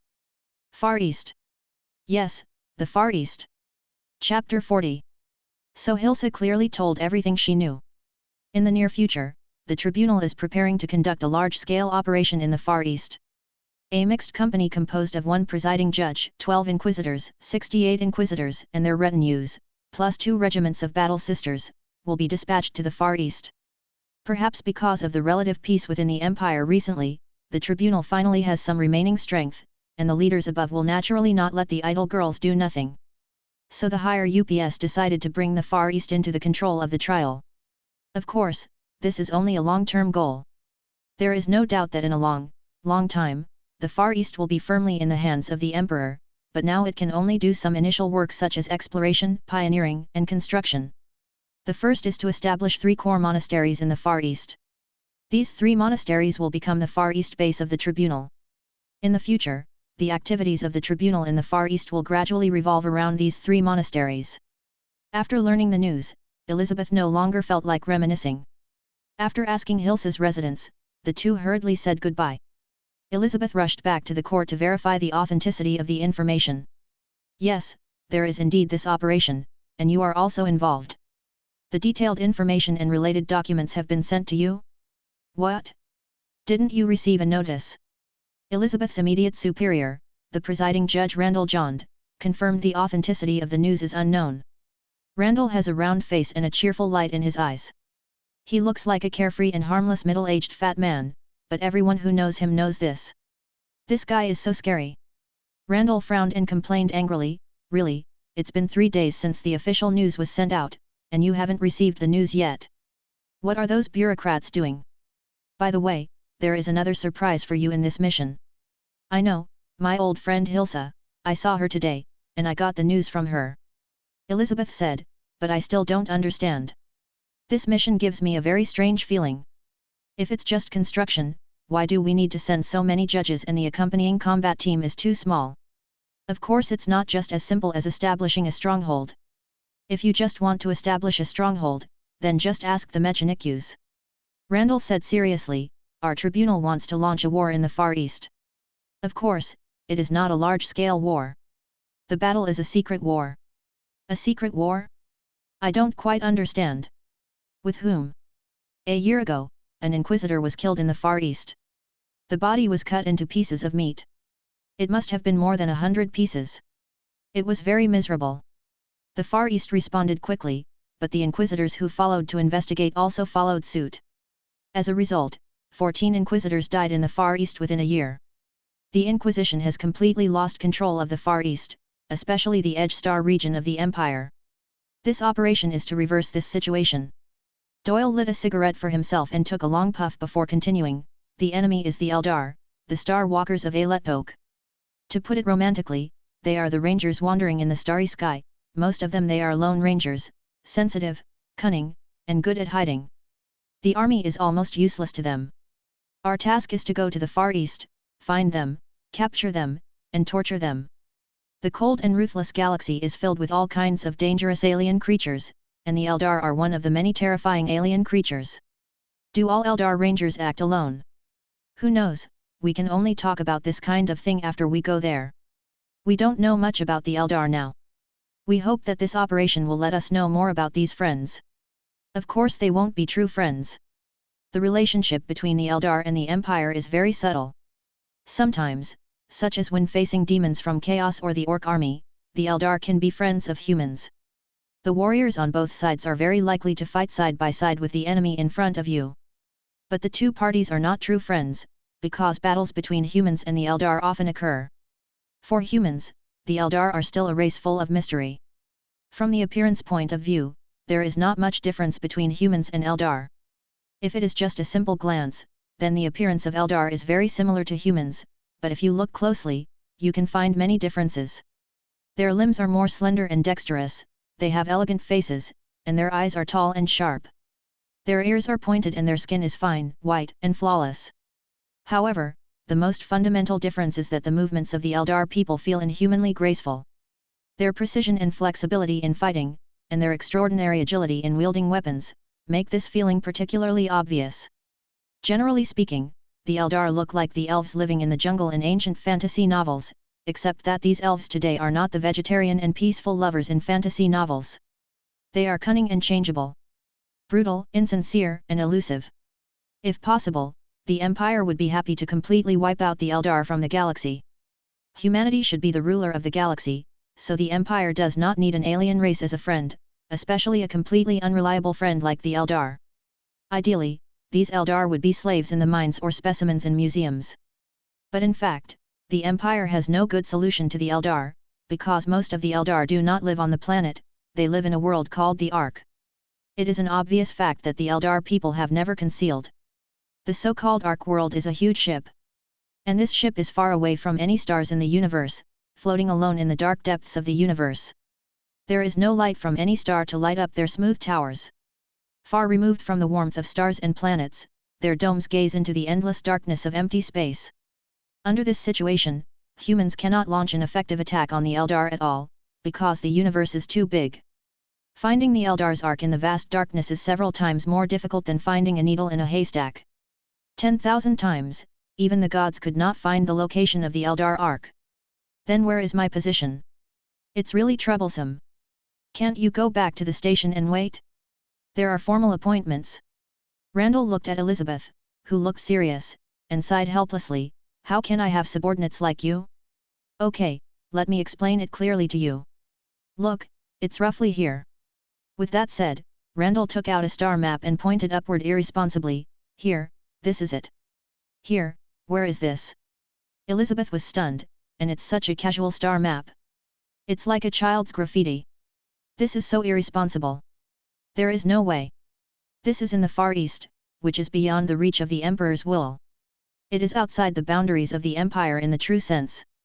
The star map is indeed a bit old, so drawing an accurate star map is also one of your tasks this time. 3 actions. The Stronghold's monastery is naturally built under the light of the Star Moment Tower, but your mission is to serve as a sentinel, following the new lord deeper into the Empire's borders.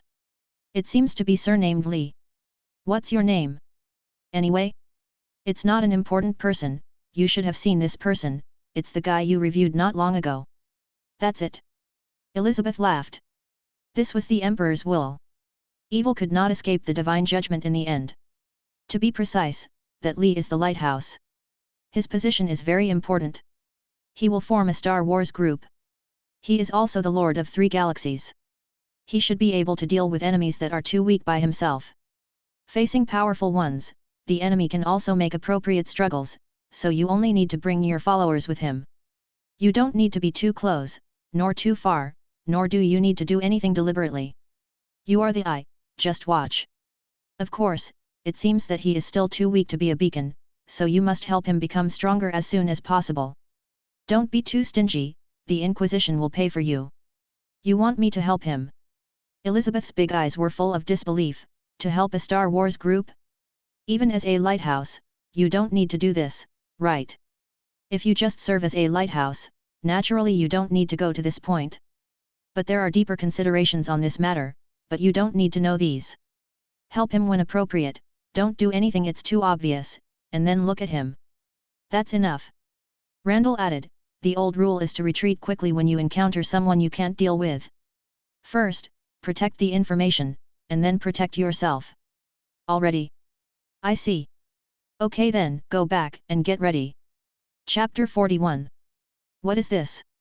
Li picked up the clothes in front of him and rubbed them. It's not cloth or glue. The material is a bit strange. Master Li, have you noticed how extraordinary this suit of clothing is?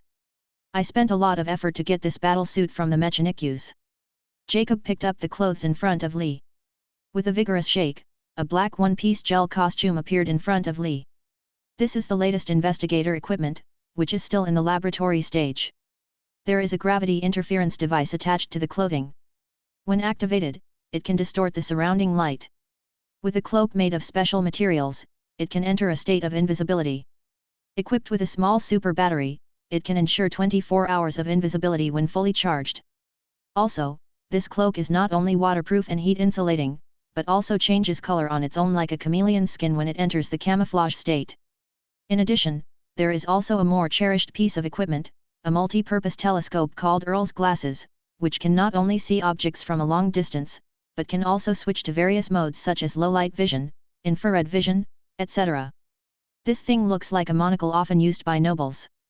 There is a thin transparent lens in the golden frame, and a golden chain is connected to the outside of the frame. After the lenses are placed on the bridge of the nose, the temples are naturally bonded to the skin. Even if you perform strenuous exercise, you will not worry about the glasses falling off. Finally, there is a heavy individual bolt sniper rifle. The length of this sniper rifle is a full 1.7 meters, and its height when erected is almost the same as Li's height. Put on the scout uniform, put on the lenses, put on the unique black cloak, and step on the bolt sniper rifle, and a fresh scout is born. Then came the corresponding tests and fine-tuning. For the test of the invisibility function and the test of the color-changing function of the cloak, with the help of a mechanical priest, Li's equipment was quickly debugged to the best condition. The next step was to learn daily maintenance methods and simple repairs of equipment. Li's entire 3 days were spent in the testing ground, but it was worth it for Li, because this was his only chance to return to the battlefield. The shrunken Li is only 1.75 meters tall. With his height, it is impossible to wear the power armor used by Space Marines in battle, because there is no number for him. Among the Space Warriors, even the shortest one is more than 2 meters tall, so he searched the entire Empire and couldn't find a power armor suitable for Li. Moreover, Li's strength is not as good as before. Even if he wears it, without the power armor, it would be difficult for him to return to the front line of the battlefield and fight like before. Li knew this very well, so he found himself a new position on the battlefield that suited him, and that was that of a scout. In battle, scouts can be used as snipers, providing precise long-range fire support for the battlefield, and outside the battlefield, scouts are also the eyes of the entire team, providing the entire unit with detailed intelligence on the enemy, and at the appropriate time you can also sneak attack on the enemy's important strategic points. After the basic equipment on his body was completely confirmed, Li and Jacob left the testing site and walked all the way home. Although it was already late at night, both of them were in high spirits. They were constantly discussing the future of the Knights Templar along the way, from the basic rites structure to the construction of the base, from the training of soldiers to the selection of tactics. In the city where the lights were on, the two of them strolled through the classical streets and alleys, and unknowingly returned to Roland's home, which is now the Earth Templar office. Opening the door, a young voice came from the dark room. "Master Li, are you back?" "Oh? And Master Jacob?" Someone was already waiting in the room. "Is it Father Bell?" Li turned on the light casually, and the orange light came on, illuminating the appearance of the people in the room. From the aesthetic point of view of ordinary people, the appearance of the people in the room really looked good enough. Strangely, if it was his first time seeing him, Li would definitely be frightened by his appearance. The man known as Father Bell wears a grey robe with green trim, his hands are folded in long sleeves, and there are 4 mechanical arms like octopus tentacles behind his back, just like a real-life version of Dr. Octopus. He has a cold, almost frozen face. One eye on his face is a normal human eye, and the other eye is a tube-mounted mechanical eye like a telescope. If it weren't for the messy machinery on his body, Father Bell would be considered a rare handsome guy. "It's Your Excellency. I'm waiting here to submit a report to Your Excellency." As he spoke, the mechanical arm behind Father Bell twisted out a report document and placed it on Li's desk. "The detailed information is in the report. This mission finally lived up to your trust." Li opened the report, flipped through it, and then closed the document, which contained a lot of data and a large amount of professional vocabulary. Li asked casually, "I just came back from Mars, was it a smooth journey? How is our battleship?" Father Bell is a mechanical priest from the Mechanikus. He has joined Li's Knights as a support staff in the past few days.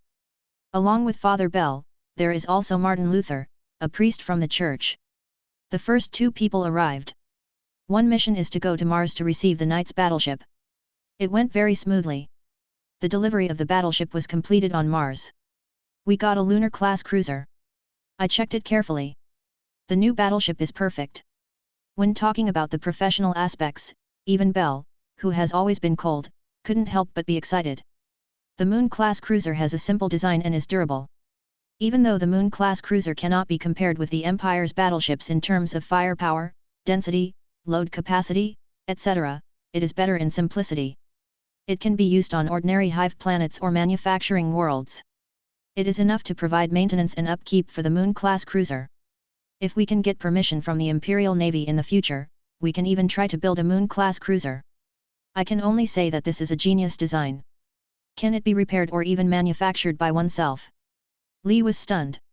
He couldn't believe it. You are talking about a cruiser that can sail in the galaxy.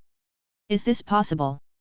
Yes, Bell affirmed, "My lord, please don't forget that there is a forging world that belongs to you in the Far East. But that manufacturing world is only level 1. In terms of planet levels, level 1 is the lowest level. For the Empire, such a forging world has just started. For a huge empire, this kind of planet is of little value. It doesn't matter. The Moon-class cruiser Dro's Sovereign was built in a wild world. The local indigenous people dug and smelted metals for the empire, and then offered them as sacrifices to the air temple built by the planetary governor. The forged world is much better than the wild world. This is great. When can the battleship be put into use? It will take another 2 months to use her. Bell explained, the Moon-class cruiser was originally intended for use by the Imperial Navy. The focus was on the warship's firepower, armor, and cruising speed. Such a design it's not suitable for our Knights Templar, so I've sent it to the Mars dock for modification. With that said, the mechanical arm behind Bell took out a scroll from his briefcase. Placed it on the table, and the dexterous mechanical arm smoothly unfolded the scroll in front of the two people. This is the cabin diagram of the Moon-class cruiser. Bell pointed to a building above the cruiser and said, "This is the best among the entire cruiser. The location, spacious and comfortable, is the first to be renovated and will be transformed into a church. In fact, the renovation should have already begun." Pastor Martin did not come back with him because he wanted to stay on Mars to personally oversee the renovation of the church. Although it was just a simple schematic diagram. But Lee could also imagine the size of this church. Although the Moon-class cruiser is considered petite among naval ships, this battleship is also used for interstellar travel, and its size is far larger than ordinary ones. People imagine that the aircraft carriers of the previous life were like small boats on the lake compared with this Moon-class cruiser. If you only look at the area and scale, then this church should be comparable to the Cologne Church in Germany, and the exquisite details should far exceed that church in Germany. Of course, placing such a large church on a cruiser used for battle, not to mention spending so much effort to carve exquisite reliefs, find exquisite stained glass, and build large pipe organs, and it must be said that anyone who knows aviation and navigation knowledge understands how important the space above a ship is for a ship used for navigation. Sometimes, with more space, more resources can be stored, and maybe it can more shells to destroy the enemy, more resources to extend your own life, and more goods to make money. In short, now Lee is secretly asking himself in his mind, is it a little too weird to do this? Of course it's strange. In fact, it's hard to use the word strange to describe it. When a warship undergoes transformation, the top priority is not weapons facilities, environmental facilities, or other dimensional engines, power boilers, or external armor of the ship. Yes, these most important things for a warship need to be put away first. On one side, the priority, the most important thing, is the church. This is simply weird, considering that even the Japanese during World War II would not build a shrine on top of their battleships. But Lee just nodded and said firmly, it should be so. Yes, Lee must agree with this, and should also express his approval for this weird behavior without reservation.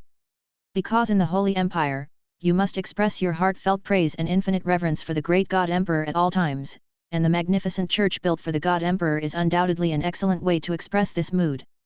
Just like in another world, in a certain era of the flower planting empire, people would hold the little red book when taking photos, hold the little red book when taking wedding photos, and often quote quotations from the little red book when speaking.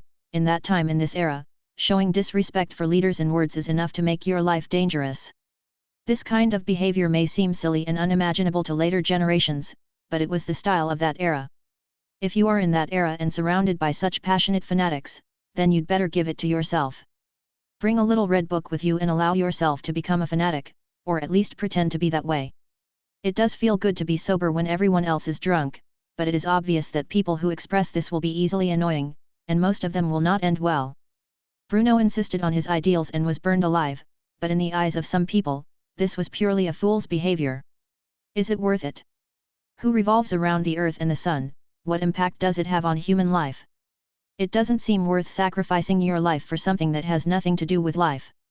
Of course, those who sacrifice their lives for the illusory truth or the ideas in their heads are undoubtedly great.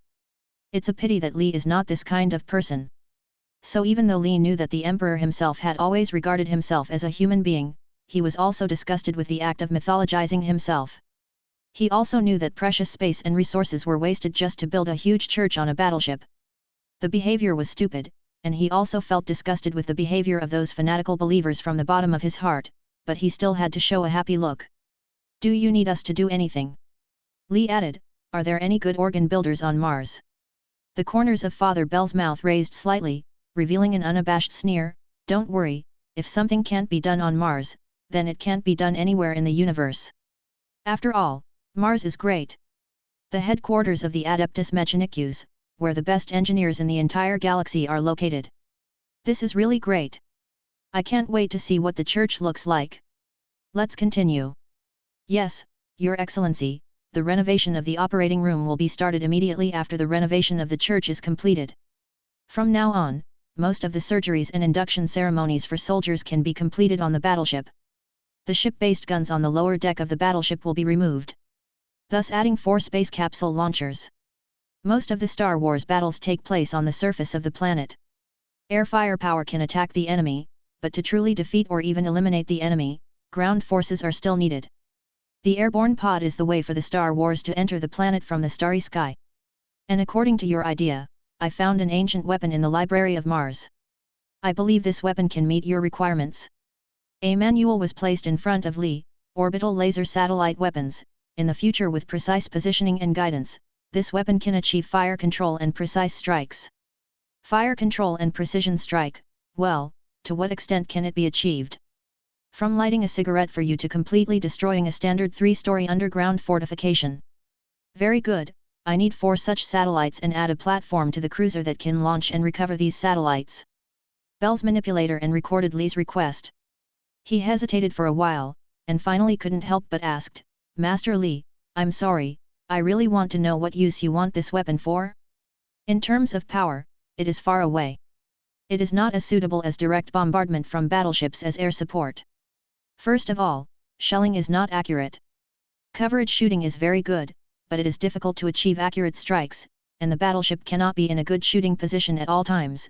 Secondly, and most importantly, the enemy can easily guess the battleship through the shelling trajectory. We are a cruiser in this position and cannot withstand a few hits. The battle group has just been formed, and the battleship cannot be injured. It is not difficult to manufacture this kind of satellite, and it does not cost much. Even if it is discovered and destroyed by the enemy, it will not matter." "I understand. Then the last thing to be renovated will be the living and leisure area. There will be 3 gyms, a conference room, and a hangar will be reserved on the ship. As mentioned above, the completion time of the overall remodeling of the warship is estimated to be 2 months. All the mechanical slaves used to maintain the normal operation of the battleship are in place and are now involved in the modification of the battleship. The above is the report on the battleship." "Very good, well done." Lee nodded. "Is there nothing wrong with our battleship?" "Actually, there is one more thing, sir. According to the rules, you need to name the battleship. It's time to come up with a name again. I'm not very good at this kind of thing." Lee scratched his head. "Let's call it Silver Flying Wing, Silver Flying Wing." "Okay, the battleship thing is finished. How is Roland doing lately?" "The physical examination has been completed, and the matching gene has been found in the gene bank. Lord Roland meets the conditions for surgery. Lord Roland's surgery can begin after the battleship is completed." "Bell, you did a good job," Lee nodded. "You can leave now. It's getting late, so go to bed early." Bell was not polite, bowed slightly, then turned and left. "Then all that's left now is the personnel matters," Lee sighed and took out a stack of information from the drawer. Those were the personnel lists sent by the Imperial Navy, from which Lee needed to select someone worthy of his trust. "Captain. This captain will be the master of the new battleship Silver Wings. Among the senior leaders of the Star Wars Corps, his rank is relatively low. Under normal circumstances, he does not have much say in most meetings. There is no need for him to participate. There is not much that the captain needs to do. Just accept the task and complete it. But on his ship, the captain will have absolute authority. To the astronauts and mechanical slaves, the captain's voice is the Emperor's voice. In the foreseeable future, Lee will spend a lot of time traveling on the Star Sword, which is impossible without a good captain." Chapter 42. You must choose a trustworthy person, and it is not easy to complete the job just relying on resumes and written documents. Lee read every resume carefully, not missing every word or character. He tried to understand those people through the words on the paper and the small black and white photos. After reading the thick resumes, Lee selected 3 people he thought were suitable. Of course, things couldn't be finished at this point. He had to find time to visit these 3 captains in person. At this moment, the door was opened again. Li raised his head and saw Roland waddling into the hall. His clothes were messy and his blonde hair was as messy as a bird's nest. Before Roland could get closer, Li smelled the smell of alcohol coming towards him. Li frowned. Drunk? No, hiccup. Roland hiccuped, then took a long breath, and then he calmed down and said, Drunk? How dare I? You're just going to leave your group leader and go drink alone. Li was very dissatisfied with this. You won't bring me some, either. Don't you have to work? Even if I give it to you, you can't drink it. Alas. Li sighed. He was very unwilling, but there was nothing he could do about it. There were too many things during this period. Jacob had a full schedule and wished he could miss every second. To use, in this case Li had no time to drink and enjoy. In his previous life, Li had a wide range of hobbies, but as a citizen of a flower-growing empire, his favorite thing was good wine and food. Few people living in the flower-growing empire could clearly feel this, but when he went abroad, this can be clearly reflected. To put it bluntly, the food culture of the flower empire is at least 100 years ahead of the global culture of that world. People who are used to eating flower empire will find it difficult to get used to other diets. This is the case for Li. After waking up in this world, he has never eaten a decent meal. He has completely realized the truth that eating is just for living, and living is for the emperor. Moreover, focusing too much on pleasure will be regarded as a symbol of corruption. After all, Li's body was cursed by Slaanesh, the god of pleasure and corruption, and the Inquisition also showed great interest in him. Li had to be careful at times like this. I hope that this situation will be better after leaving the center of the empire. At least I will have the opportunity to enjoy delicious food without worrying about being caught and burned to death by fanatics for having fun. Li thought this, and then he felt a deep sympathy for Roland in front of him, this poor young man. The results of the genetic test have come out, Li said in an almost sad tone, your genes are basically consistent. It is expected that there will be no rejection reaction and you can undergo surgery. Really? Roland jumped up in surprise, and then walked around excitedly in front of Li. I can't believe that I was able to pass so smoothly, haha, I knew I could do it, this is amazing, that's great. I couldn't believe it at first. After all, there are very few space marines who have ever belonged to the young master. Generally speaking, the sources of space marines come from the barbaric world, where the barbarians are more innocent in character. Due to the natural environment, their physiques are also stronger than ordinary people. It's a miracle that you passed, but do you really want to do this?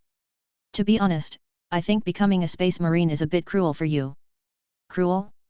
How could it be? How is that possible? You don't completely believe the Empire's propaganda agency, do you? In their mouths, the Space Marines are angels descending from the sky, and the Imperial Guard are the most heroic warriors. Our warriors will always march on the Golden Road. We only get victory and honor. These are all bullshit. The Imperial Guard is pure cannon fodder. Their soldiers are at the bottom of the food chain in the universe, and none of our Space Marines are human. All are not human. Before you become a Space Marine, you need to swear an oath. In the oath, you will give up all your life as a human. After the oath, you will fight to protect all mankind for the rest of your life. You will become stronger after being transformed into a perfect warrior, but there are some aspects that they deliberately ignored. First of all, you will no longer feel fear after the transformation is completed. From a certain perspective, this kind of thing is very scary. As one of the human emotions, your fear will be suppressed to a limit, and you will never feel that kind of thing in your lifetime, and your skin color, hair color, etc. will also be changed. Fear can only make people weak. It's best to lose this kind of thing. And things like skin color and hair color are not a problem anymore. Idiot, every human emotion is very important, forget it, I can't explain it to you. Li shook his head and continued, and one more thing, after the transformation is completed, you will no longer need a woman. Hiccup. Roland burped, then froze, staring at Li, as if he wanted to see if his commander was joking. After a long time, he asked in a slightly panic, No. Need a woman again? They will take me. He made a cutting gesture with his hand on his crotch. Don't worry, I won't castrate you. Li smiled, but you will become less interested in that kind of thing. Of course, you can still want to do it, but it won't be as interesting as before. Becoming sexually frigid. Although it is a little different from frigidity, the actual effect is not much different. Although he understood that it was inhumane to do so, Li also understood that there was actually nothing he could do about it. For any army, how to properly solve the physiological problems of male soldiers. This headache is something that officers need to face. In ancient Rome, military officers promoted love between men, so that soldiers could help each other solve physical problems and improve their combat effectiveness by fighting side by side with their lovers on the battlefield. It's disgusting, but it's a neat trick. In other places, officers procured military prostitutes for their soldiers, or simply allowed the rape of civilians in times of war. Of course, you can also rely on discipline to suppress it, but as the ancient sages of the flower-planting empire said, food and sex are also factors. Appetite, as well as the physiological desire that men have for women, are just human nature. Relying on discipline can only suppress them for a while, but it is difficult to last long. For the space warriors galloping between the stars, this problem becomes more complicated. The journey between the stars is often very long, and being in a cramped space for a long time is also a heavy burden on the human spirit. The tension before the war, the mental burden, and the repressed nature. All these things accumulate and ferment over a period of time, which often makes people lose their minds. Soldiers need a channel to vent. But you can't take a woman into the universe, right? Therefore, the easiest way is to weaken these soldiers' desire for women, so that there will be no problem. You have to abandon all normal human pleasures in life. How about that? Can you accept it? Roland gritted his teeth, nodded cruelly and said, I can. I have decided that I want to become a member of the Space Marines, I want to leave here, and I want to fight. I really don't understand what you think. Instead of enjoying a good life, you want to abandon a comfortable life to fight. Li sighed, you can't really do it to make your life more valuable, right? You are a son of a noble family. Roland looked around drunkenly, as if he was guarding against something, then he leaned close to Li's ear and whispered, I'm scared, I want to leave here, I'm scared. Li frowned and leaned back. He was not used to a man being so close to him. What are you afraid of? I was scared, so I didn't dare to say it, but it doesn't matter now. Roland's voice was full of excitement, but it's different now, I don't have to be afraid anymore, I want to become a member of the Star Wars. Star Wars warriors are fearless. I want to leave this place, stay away from all kinds of creatures, say what I want to say freely, and finally die happily on the battlefield.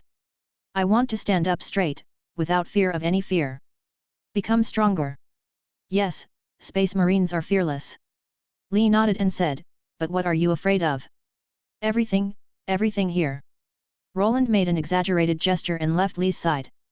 He retreated, fell on the sofa, and recited in a low voice, every breath of air is full of doubts, every look at you is full of inquiry, the streets and alleys are full of electronic eyes, and surveillance is everywhere, even if I drink, I don't dare to drink. Drunk, because no one can believe that the world is full of informers and betrayers, just for the meager reward. It is an invisible pressure. They are like ghosts, you can't see or touch them, but they do exist. They put pressure on their thoughts, and almost no one dares to tell the truth.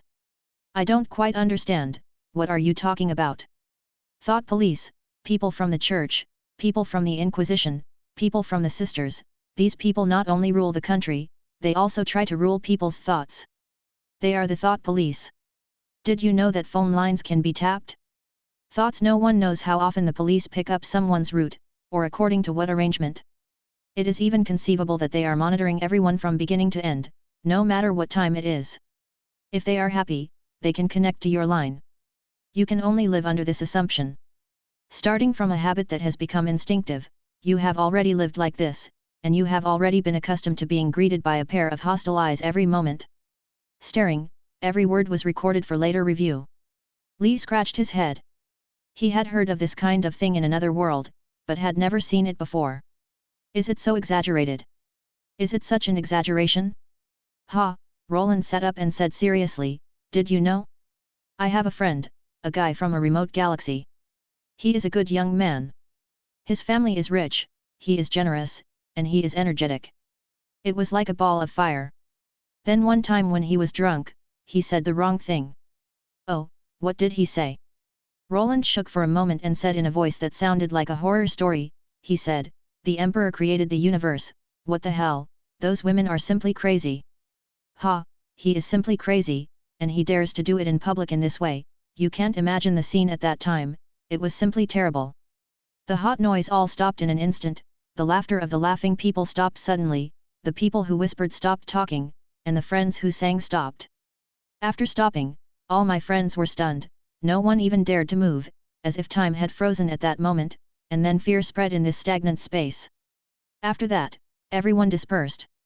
I have been uneasy, I am scared, but I am also lucky. I hope those people don't know about this, and I really hope my friend is okay. Roland stared at the floor blankly, seeming to recall his former friend. After a while, he continued, but they knew. 3 days later, my friend disappeared, and no one knew where he was. When he got there, no one knew what happened to him. He just disappeared from this world with a swish. No, he didn't even make a sound. He just evaporated and no one mentioned him again, my friend. The gathering was still joyful, and everyone seemed to have forgotten this person, as if he had just disappeared without any trace. Obviously, someone snitched, someone I called a friend, someone I could laugh and drink with openly, someone betrayed a friend. But I don't know who he was. Everyone is suspected, anyone may be an informer, maybe the informer is not just one person, everyone may be an informer, maybe the informing itself is not a betrayal, but a kind of loyalty. Loyalty to the Empire, but I know deep down that this is betrayal, a shameless betrayal, and that there is a shameless man who deserves to be betrayed. Li sighed and said nothing. But Roland was not over. Li's news seemed to provide him with a kind of protection, and something that was weighing on his spirit just disappeared. He was filled with excitement and spoke freely. There is no trial, no regulations, not even arrests. There is nothing, they don't tell you what you can and cannot say, they don't tell you what you can and cannot do. It's like there is a transparent wall in the air, there is something unexplainable. The power is standing there. You can't see or touch it, but you can clearly feel it. Yes, everyone can clearly feel the existence of that power. That transparent wall will not stop you, but when you cross over, the power will appear silently, and you will disappear from the world. It is the invisible terror that spreads in the air. This fear also exists in everyone's heart. It is a silent and hidden fear. Li understood that he didn't need words for this kind of thing, just listening. But, damn it, I know my friend is right. He's not just a rich and generous young man, he's also an excellent and rigorous historian. You know what?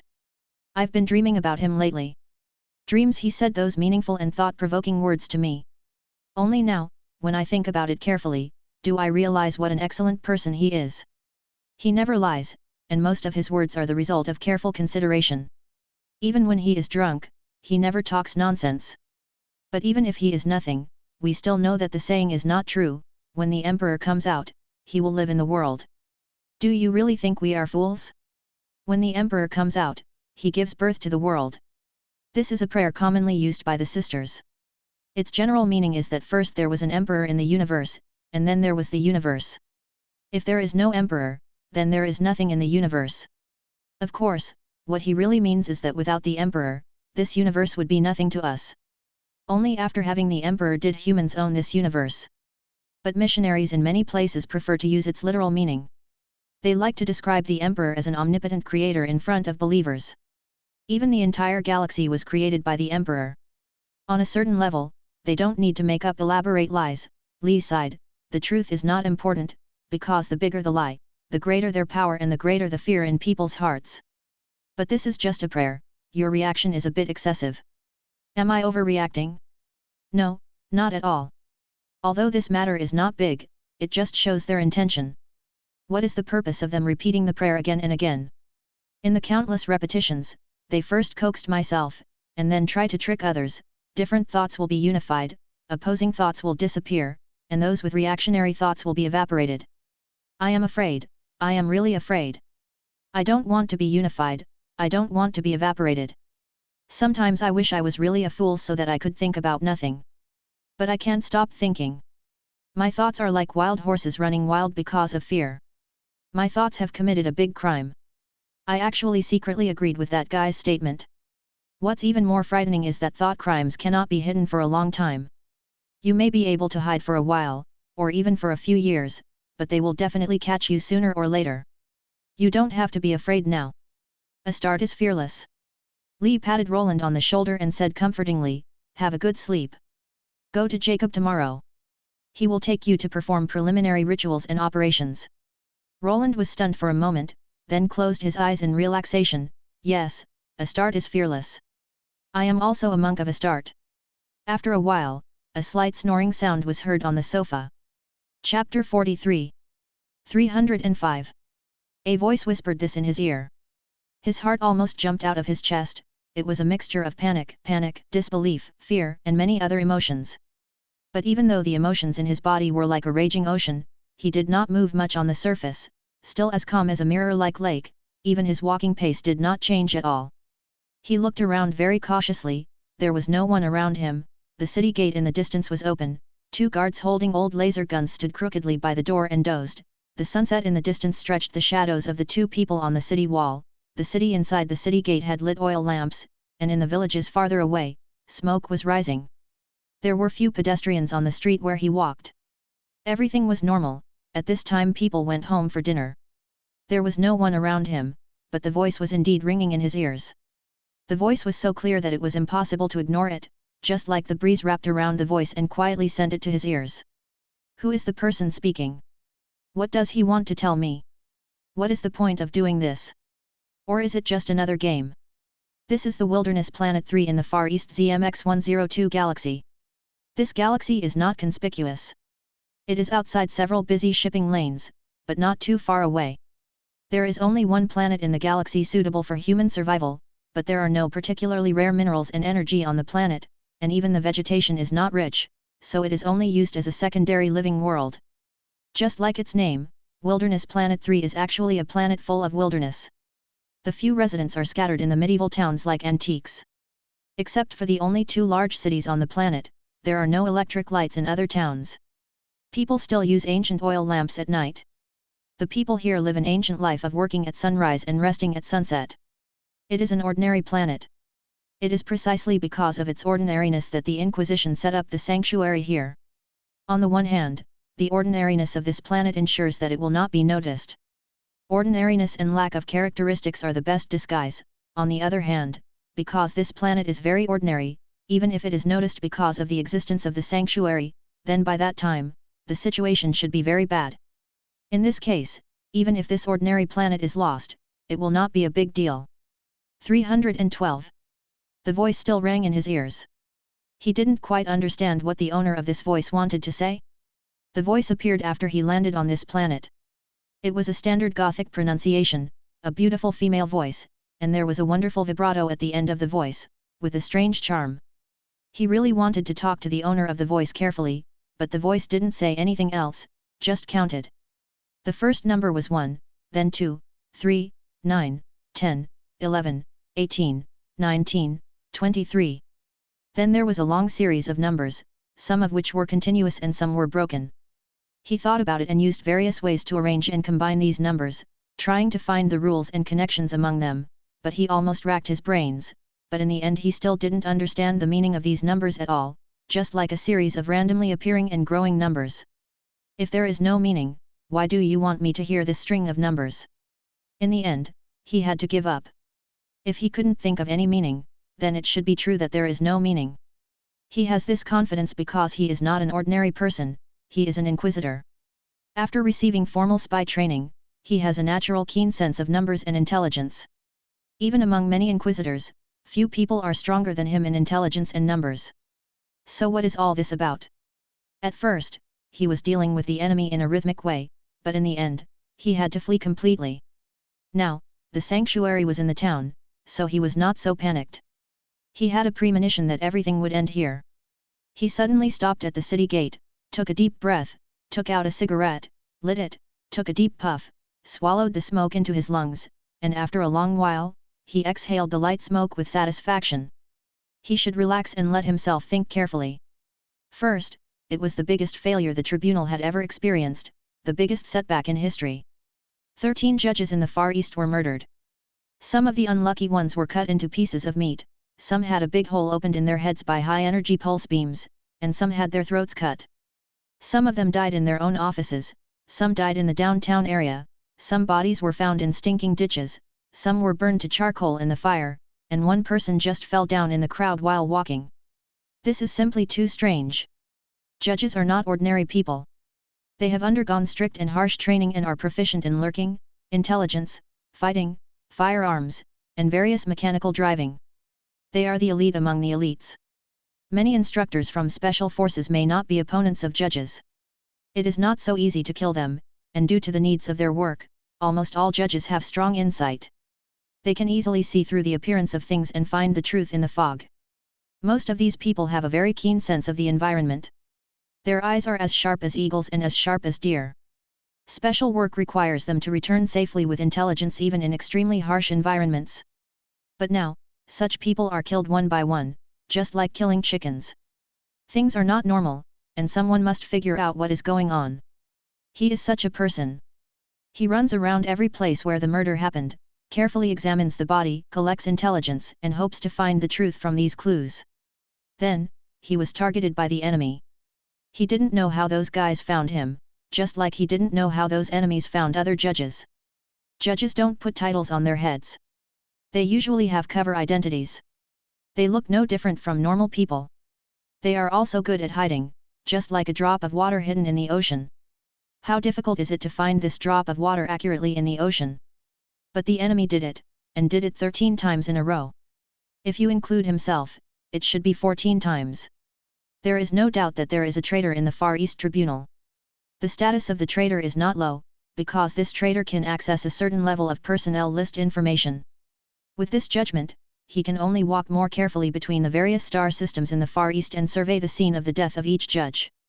He must collect enough information so that he can make an accurate judgment, but before he can send the information back, the enemy has already set his sights on him. Along the way, the 12 followers he led were killed one by one. When the enemy first found them, his heart was full of ecstasy.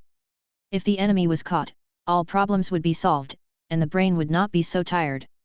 So they designed traps, made snares, and waited for the arrival of prey.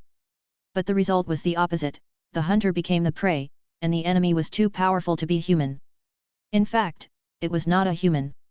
From the scars on the corpse and the various traces on the battlefield, it can be judged that the attacker should be the Eldar. What's more, it is difficult for ordinary humans to commit interstellar crimes. Most people with interstellar abilities are on the list of the Inquisition, and no criminal will be so crazy as to regard the Inquisition as their enemy. Are the Eldar's Star Walkers so powerful? 345. It was like the whisper of a demon.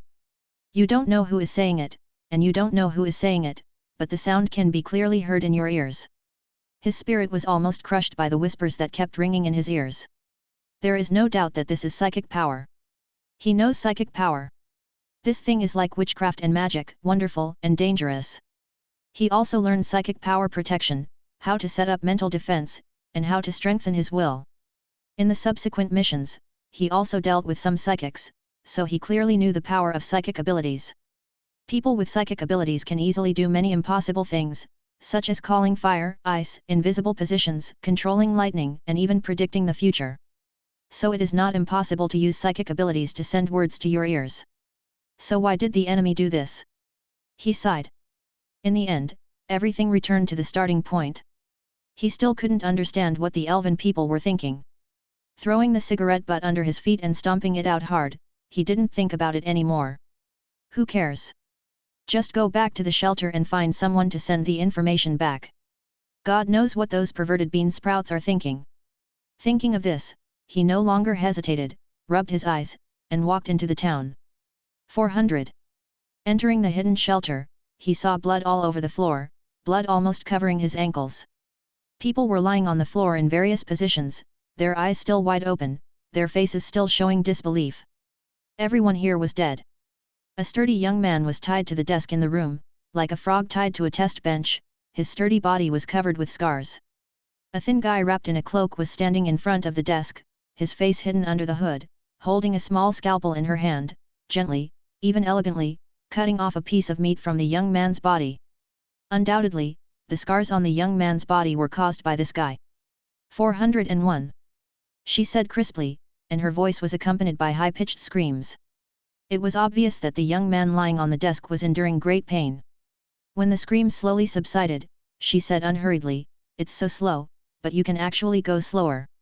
This male monkey's body is very strong. Listen to his miserable howl, How high-pitched and powerful it is. I think he won't die anytime soon. The judge took a breath, slowly raised his hand and rubbed his eyes, and then said coldly, "Who are you?" "Then first let me introduce myself." She bowed gracefully, with a graceful and beautiful posture. She straightened up and continued, "My name is Rosina, the Star Walker of the Great Eldar tribe." "So who are you?" "I have been pursuing. I'm waiting for the trail of hounds." "I have many names." He carefully considered his words, hoping to prolong the conversation as much as possible, "but no matter which name it is, it seems to have no meaning to you. I am just a loyal person serving the Empire." "He is just a servant, and there are thousands of servants like me in the Empire." Rosina chuckled, and she took off her hood, revealing her charming face. In appearance, she looked almost the same as a human being, except for her pointed ears and the various features in her movements. The only thing that made him somewhat concerned about the elegance it contained was the trace of madness in the eyes of this spirit tribe man. Rosina glanced sideways at the judge standing at the door, shook her head and said, "You humans are really strange animals. The name of the prey does not mean anything to me. It doesn't matter whether you say it or not. Since you understand this, why do you say those words again? No matter how many you are just humble humans." 402, "Listen to this miserable creature, don't you understand your fate? You are just a humble prey, a humble birth, a humble death. In this Far East, your fate has already been determined. I don't understand. Our two races once fought side by side. In the Eye of Terror, the warriors of the Empire and the Eldar fought against the evil chaotic creatures. Why did the Eldar turn their guns to their allies?" "Allies?" Rosina shook her head and said, "The Aeltok clan has never formed an alliance with your fragile empire. The people fighting with you near the Eye of Terror should be the people of Utsi, and us. Aeltok has nothing to do with it. Even so, why do you torture our soldiers like this?" The judge pointed at the poor man on the table and said, "His skills are inferior to others. If he is killed by you, they will not complain, so why do you torture him like this?" "Torture? No, you are wrong, I am just researching." Rosina said seriously, "I am not just a Star Walker, I am an artist above the Star Walker, and my field of research is death. After all, there is no art more colorful than the art of death, and it is also a warning. I only brought death and left bones. This is a warning that even humans can understand." Rosina said seriously, "The fact is that you should not enter the galaxy you call Eden 5. It's our planet." "Eden 5, the Inquisitor was stunned, then quickly reacted, "That's an uninhabited planet." "That's our planet," Rosina said confidently, "although we don't live on it now, it's still our planet." The judge was silent because he was so angry that he didn't know what to say. "Why don't these hateful Eldar creatures say that the Earth is also their planet? You damn skinny bean sprouts don't live on the Earth, so maybe the Earth is also your planet. These damn beasts." But finally something was gained. The reason for the strange movement of the Eldar clan Aeltok was finally known, because of Eden 5. Any planet named Eden means that the planet has an excellent ecological environment and is particularly suitable for human survival. It is not simply suitable for human survival, but particularly suitable for human survival. Arriving at that kind of place is like arriving at the Garden of Eden in ancient legends, where humans can forget all hardships and live carefree. If the information on the expedition team is correct, then Eden 5 is such a paradise-like planet, with dreamlike natural scenes, and a wonderful world like fairy tales. Ordinary people only need with a set of camping equipment, you can spend a perfect weekend on Eden 5. The rich wildlife and various fruits in the jungle mean that you don't have to worry about food at all. Such a planet is extremely rare in the entire universe. The cold reality of the universe is cruel. It shows humans more of cold rocks and a difficult environment. This kind of paradise-like planet is also an uninhabited planet. This kind of thing is very rare, and from a certain perspective, it is almost impossible. Eden 5. It is still in our hands now, the judge said calmly. The Imperial Army is now establishing a colony on Eden 5. What you are doing now should be preparations before the war. Are you planning to invade Eden 5? Just take back what belongs to us. Well, enough has been said. I am tired of you. Besides, what is the point of you worrying about these things? I just bring a message. No matter what you have done or what you are about to do, we all know that there is no place in the galaxy that can escape the gaze of Aeltok's eagle eyes." Rosina smiled, and then raised her hand like lightning. In an instant, she pulled out a special-shaped gun and pulled the trigger. The Inquisitor did not relax for a moment, but the enemy's speed was too fast, so fast that it exceeded the limit of human reaction.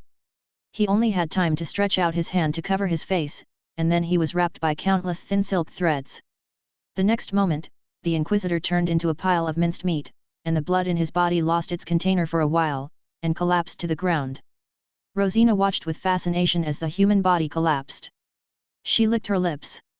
This kind of thing would make people feel excited no matter how many times they saw it.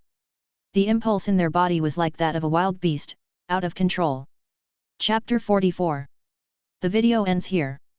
Bang, the white light turned on, and the light returned to the small room. Elizabeth, wearing a white nun's uniform, walked up to Lee. Her slender legs were looming in the slits of the nun's uniform, and her high heels clicked on the floor. This is indeed a rare beauty. Just seeing this voluptuous figure will make men have physical impulses. If it weren't for the fact that she was the judge of the Inquisition, Lee would be willing to get to know each other in private with her. It's a pity that she is from the Inquisition, so this is simply a waste of resources. Putting aside those messy thoughts, Lee looked at the beautiful judge in front of him and asked doubtfully, "What on earth is this? A horror movie? He is the 14th Inquisitor of the Far East Death. You have just seen what this Inquisitor saw some time before his death. The enemy not only killed the Inquisitor of the Empire, but also destroyed the refuge we secretly built. The Institute was also destroyed." Elizabeth's face was as cold as ice, and anyone could easily see that she was in a bad mood. Elizabeth paused, and then continued, "For the Inquisition, this is an unbearable huge failure. The Eldar slapped us in the face, it was a great shame. We will let the Eldar of Aeltok know how terrible the Emperor's anger is. But to me, it's just a fun movie." Lee shrugged his shoulders indifferently. No matter how many people died in the tribunal, it had nothing to do with him.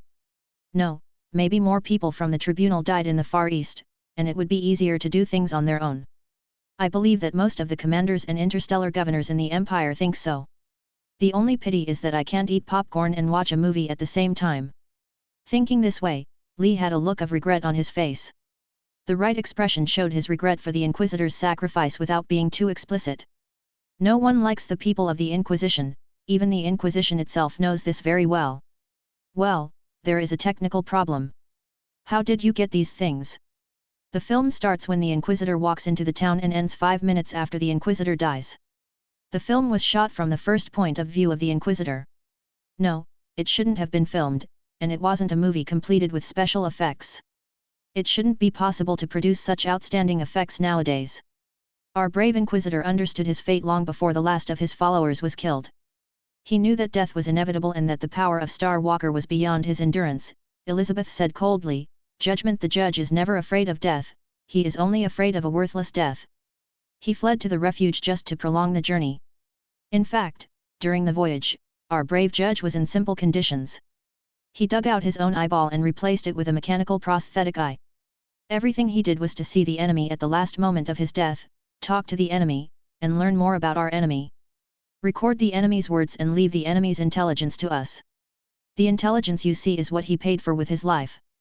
At the last moment of his life, he never thought about protecting his own life. The last action he made. It's to protect the mechanical eyes. There is information left for us. I know that many of you don't like our trial. Even if you don't say it, I know what you think in your heart.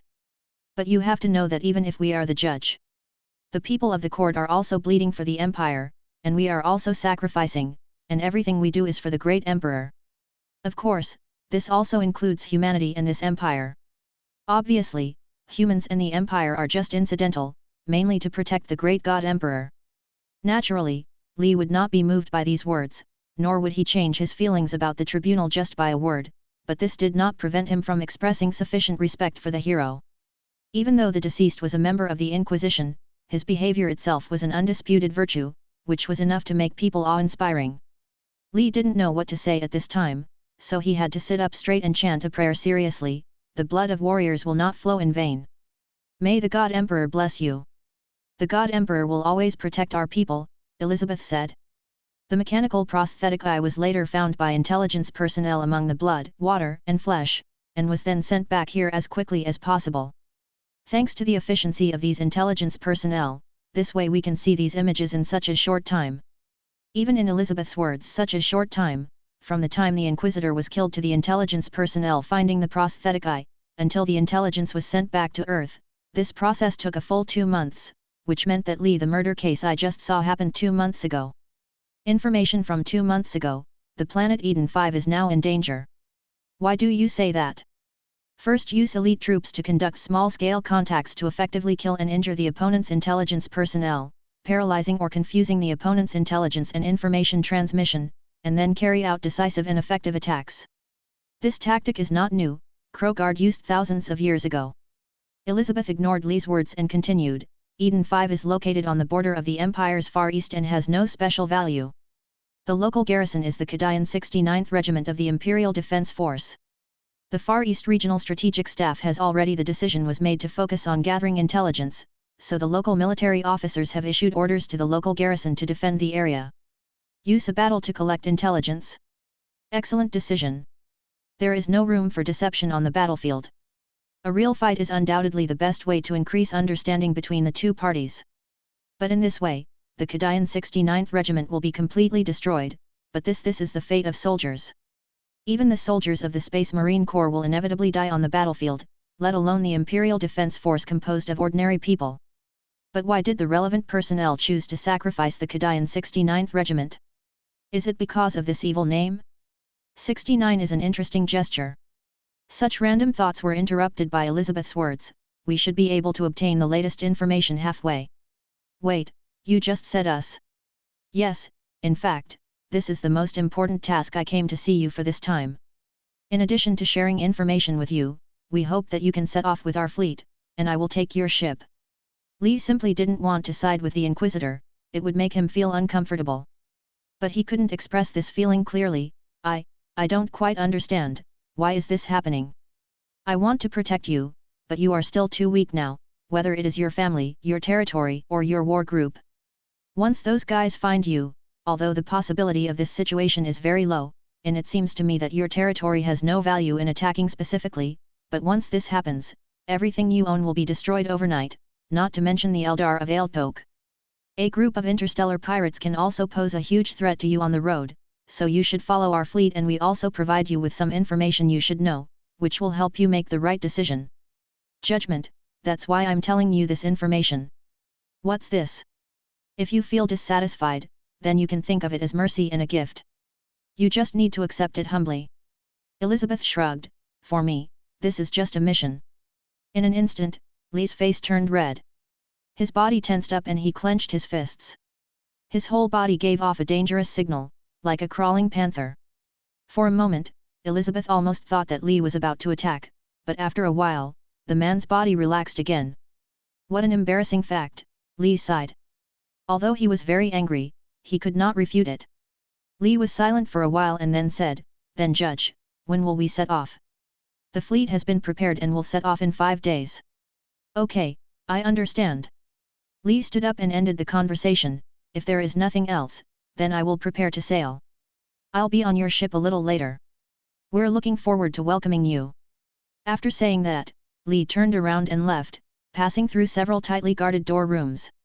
After a while, Lee came and entered the crowd of people on the street. This is the third subport of the Lions Gate spaceport. As the Empire grows stronger, the ancient Lions Gate spaceport can no longer bear the huge traffic and has to continue to expand. Now the Lions Gate has 13 ports. On the side of Lee, there is a huge long window. Outside the window is a strange-shaped ship. The appearance of this ship is like a giant ancient sailing racing boat, with the mast has a large white triangular sail hanging on it, and a large black rose is painted on the solar sail. The rose seems to be fluttering in the wind. The black rose drifting in the wind is the emblem of the Lee family. The black rose symbolizes the secrets hidden in the darkness. The founder of the Lee family is an explorer. His favorite thing is to discover all kinds of things in the universe. It is a secret, so I chose this black rose as the family emblem. This is an ancient ship that belongs entirely to Lee. The history of this ship is even longer than the history of the entire empire. It does not require professional verification. Just from the appearance, you can find that this is a ship made from human gold. Ships left over from the period. In that ancient era when the emperor was not born, humans possessed unimaginable high technology. Their ships could easily travel in every corner of the galaxy. Human colonies were spread throughout the galaxy, and shipbuilding technology naturally reaching astonishing heights. The engineers at the shipyard no longer only pursue the creation of ships that can be sailed by humans, but also create ships for space navigation as works of art. Various strange-shaped ships have been released one after another. This sailing racing boat that looks like an ancient sailing boat is a product of that era. This is also the most valuable asset of the Lee family. This ship is controlled by the heads of the Lee family in the past generations. The Lee family named it after the family emblem, the Black Rose. This is Lee's new ship. Compared to the Moon-class cruiser, the size of this ship is quite small. But as an exploration ship, this ship is much better than a cruiser. The Black Rose has a faster speed, a longer sailing time, and a higher hull endurance. And since there is no cathedral-type building inside the ship, the entire space inside the ship is effectively utilized to the maximum extent. Lee walked through the crowd, passed several security gates, and arrived at the port. After passing the connection, a guard in gorgeous clothes saluted him hurriedly. Lee returned the salute casually, and then entered the Black Rose without any obstacles. The decoration inside the ship is classical and luxurious. It does not look like the cabin of a high-tech ship, but rather like the interior of an ancient Western aristocratic castle. There is a soft red carpet under the feet, and hanging on the walls are unknown items from that era. The artist's painting, walking along the way, turning a few corners, Lee came to the bridge. An old man with curly white hair was already standing by the door. The old man looked like a classic British old butler coming out of a painting. He bowed slightly and saluted Lee. Lee nodded and walked directly to the most conspicuous position on the bridge. It was a high-altitude red sandalwood chair. The position of the chair represented that the person sitting on it had the highest permission for the ship. The ancient wood in the chair was covered with soft fur. Lee sat down unceremoniously and asked, "How are the preparations for the Black Rose?" The white-haired old man stood behind Lee, pouring him a cup of green tea, and replied, reporting to the master, "The loading and unloading preparations were completed a day ago. The ship is in good condition and can sail at any time." He took the tea cup, gently blew the leaves on the green tea water, and took a small sip. Suddenly, his mouth was full of fragrance. "This tea is quite good, where is it?" "This is tea from the tea mountain in my hometown. As long as the owner likes it, he can drink it often in the future." "Yes," Lee nodded, put down the tea cup, and then said, "Williamson, tell me about my territory and the previous head of the family."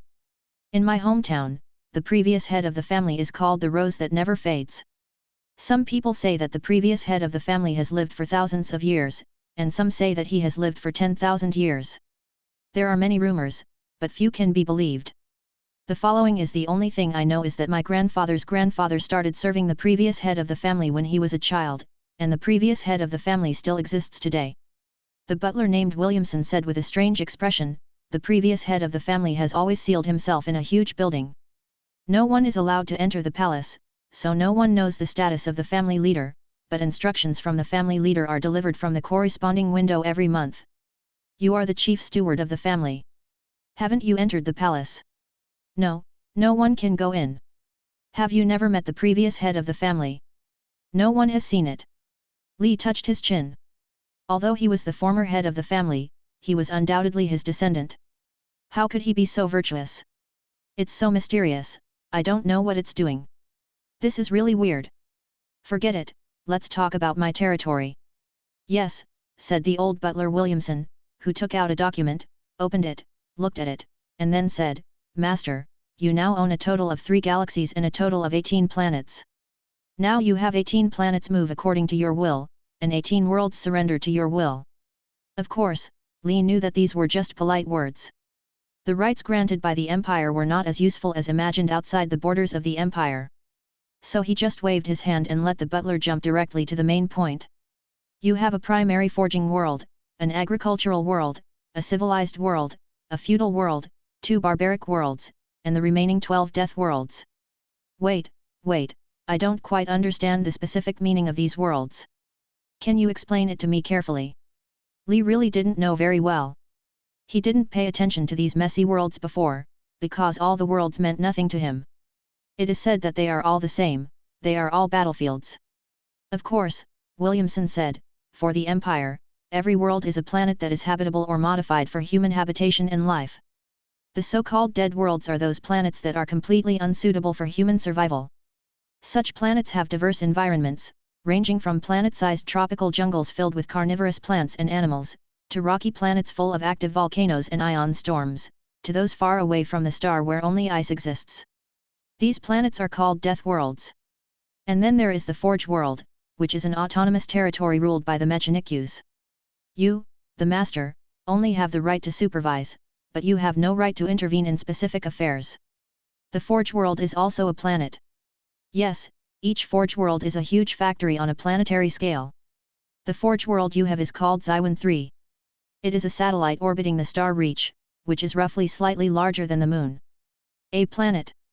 Even if it is the most basic forging world, it can still provide its owner with sufficient weapons and ammunition to support the repair of some precision machinery.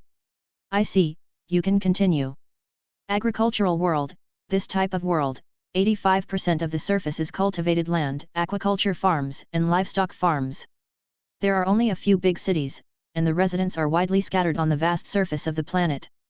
The existence of this world is for agriculture planting, although the agricultural world called Autumn Star currently owned by the owner is not developed, it is enough to provide enough food for the Forge world, as well as the civilized world, which is the most extensive world belonging to humans in the entire galaxy. Including all worlds that are generally self-sufficient and whose technological level is equivalent to the average level of the same era. Broken down, the civilized world you have can be regarded as a garden world. Chapter 45. There is also a feudal world and a barbaric world. How can there be a feudal world? The so-called feudal world refers to a world where the technological level exceeds or has just reached the Black Powder Age, and has a relatively extensive cultural and political organization. Most of the humans in these worlds are descendants of the colonists of the ancient Golden Age. The legendary A subspace storm that swept across the entire galaxy cut off contact between the colonists. Most of their descendants gradually degenerated in the natural environment. Over a long period of time, their cultures degraded in different ways. Some returned to the feudal era, while others back to the Bronze Age, or the Stone Age. Lee nodded, that's it. The technological level of the wild world is even more backward, often going back to before the Black Powder Age, and even back to before the Iron Age and the Stone Age. Master, you have one feudal world and two wild worlds. These three worlds are in the Eridanus Galaxy, the Foundry world, the civilized world and the agricultural world are in the Reach Galaxy, and in the Winter Snow Galaxy are the 9 Death Worlds. Lee took the document from the steward's hand. 3 galaxies, including the Foundry world, the agricultural world, and the civilized world, the Xiwan Galaxy, were also the foundation of Lee's stay in the Far East. There were only a few indigenous people living in the Middle Ages, and almost no one paid attention to the Eridanus Galaxy, which was left to destroy itself, and the Winter Solstice Galaxy, which was a world of death and completely unsuitable for human survival. Lee compared the star map and carefully matched the planets with the planets on the star map one by one. Finally, he turned to the Dongxiu Galaxy. The entire galaxy here was uninhabited. It would be a good idea to send the people from the tribunal somewhere. I don't know if the woman is willing. Even if she doesn't want to, there's nothing she can do. After all, the Inquisition has great power. If she forces herself to settle on a certain territory of her own, she's not sure what she can do. Lee shook his head and pushed these troublesome things out of his mind.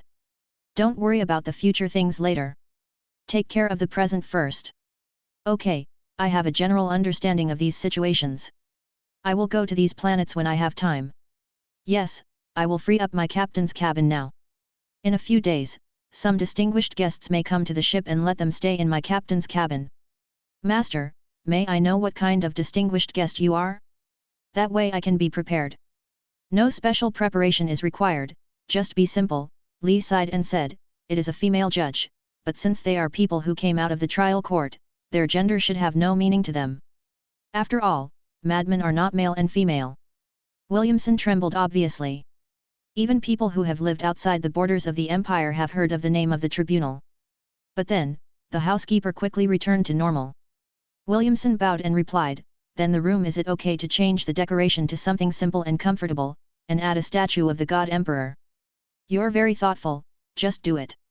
The butler understood, so he bowed and took 2 steps back, then turned around and left to do what Lee just ordered. Lee picked up the teacup, took a sip, and then naturally began to review recent experiences and examine his own gains and losses.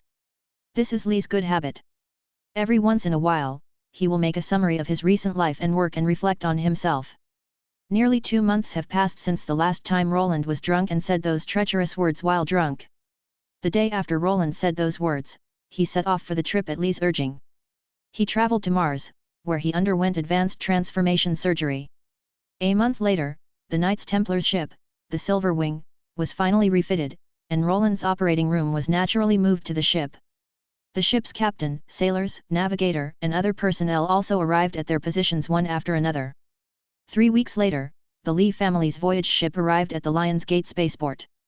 Immediately, the pale-haired old butler Williamson submitted the corresponding documents to the Imperial House of Nobles on behalf of the current head of the Li family, and then the internal documents were mutually confirmed. With confirmation, Li's genes were compared with those of previous family heads, corresponding documents were filed, and some unnecessary, ancient, and dull procedures were performed. Fortunately, the House of Nobles handled matters fairly quickly, and the procedures were completed in less than half a day. From then on, Li automatically became the contemporary head of the Li family. This was already a week ago. Li originally wanted to wait until the 2 ships were ready and then set off directly, far away from the center of the empire. Whether it was Roland's drunken words or Li's own observations, he became even more disgusted with the current Earth and its political power. Li really couldn't like this kind of regime. After all, Li used to live in a relatively relaxed world. In that world, generally speaking, you would not commit a crime. But from an overall perspective, the flower-growing empire in the previous life was a very relaxed environment compared to the current human empire. But Li's idea is a crime. Although this is just a thought deep in Li's heart, he has not said it to anyone, let alone put it into practice, but this is also a real crime. Thought's crime. If we look at it from the perspective of the tribunal, Li is already a confirmed thought criminal. As Roland said, you can temporarily hide the crimes in your thoughts, but you cannot hide them forever. The things in your thoughts will eventually show up, and they will always find them. Not to mention that Li has traveled through time and space. He is not an ordinary person in this world. Once this secret is discovered, he will definitely be burned alive as a devil or a heretic. Although he was dissatisfied, he was powerless to fight. Besides, Li was not a passionate young man.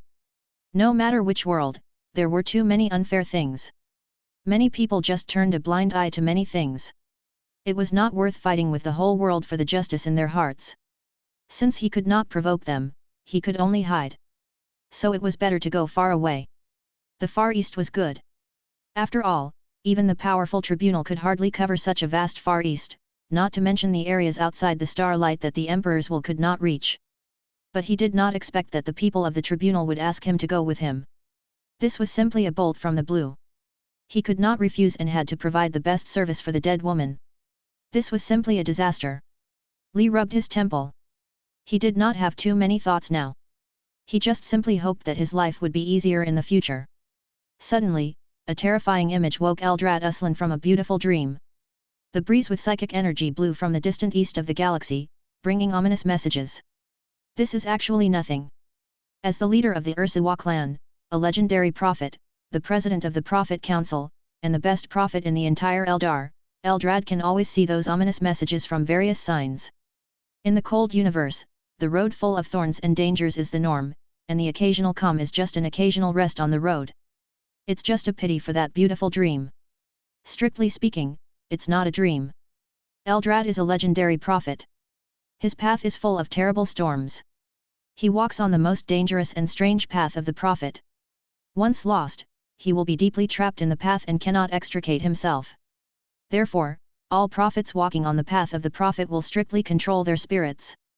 Dreaming is a dangerous condition for the prophet. It means that the spirit is out of control at a certain time. For the prophets, the uncontrolled spirit represents a terrible disaster. Therefore, all the Eldar who embark on the path of the prophet must first learn to control their thoughts, and then they will no longer dream. Eldrad fell into a deep meditation not long ago, and then a fragment of ancient memory flowed into his consciousness. It was a beautiful memory left in the depths of the Ark, which told the greatness of the Eldar. At that time, the gods had not yet fallen. The Eldar, as the descendants of the gods in the mortal world, ruled most of the Milky Way. The world at that time was a symbol of peace and beauty. Every place was a utopia, everyone was self-satisfied, and culture flourished everywhere. At that time, they were so powerful that the Eldar people could turn the sea into mulberry fields just by relying on their dreams. The sky would also change color because of their mood. The desolate planets were transformed like a fairyland paradise because of their will. Even the stars would flicker with their will. Yes, the stars are like light bulbs, turning on and off, lighting up and extinguishing. The little son of mankind is nothing to the Eldar. Eldrad almost smelled the sweetness of the wine in the air and the laughter of the intoxicated girl. All this was so wonderful. Then, suddenly, these wonderful memories were interrupted by a sudden nightmare. A huge two-headed eagle showed its claws to the distant east, and the sword of Cain was cut off by the red moon. Tears of blood flowed from the eagle's eyes. Then the sweetness of the wine was covered by the smell of gunpowder, and the girl's laughter turned into the cry of the warrior. The wine jar fell to the ground and broke. What spilled out was not the wine, but red blood.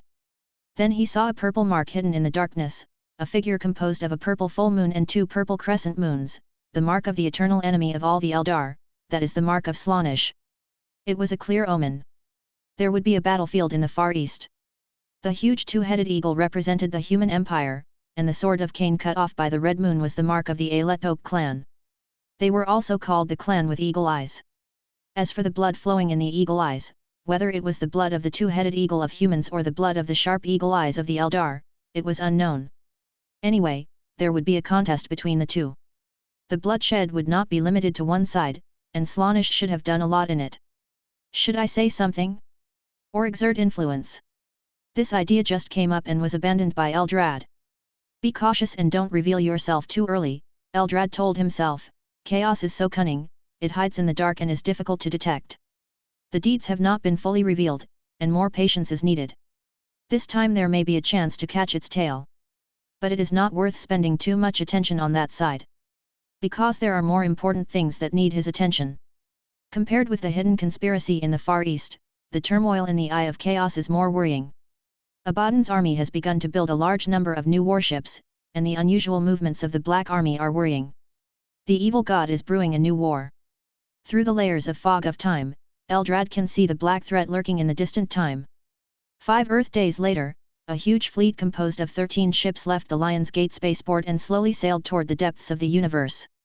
Except for the Silver Wings and Black Wings belonging to Lee, rose 2 ships. 3 of the remaining 11 ships are commercial transport cargo ships leased by the Sisters, and the remaining 6 ships are all huge white warships with fleur-de-lis logos. This is the ship of those lunatics of the Sisters. Power up the Silver Wings and let it follow us. Pull up the anchor and set sail. Lee sat on the bridge of the Black Rose and gave the order.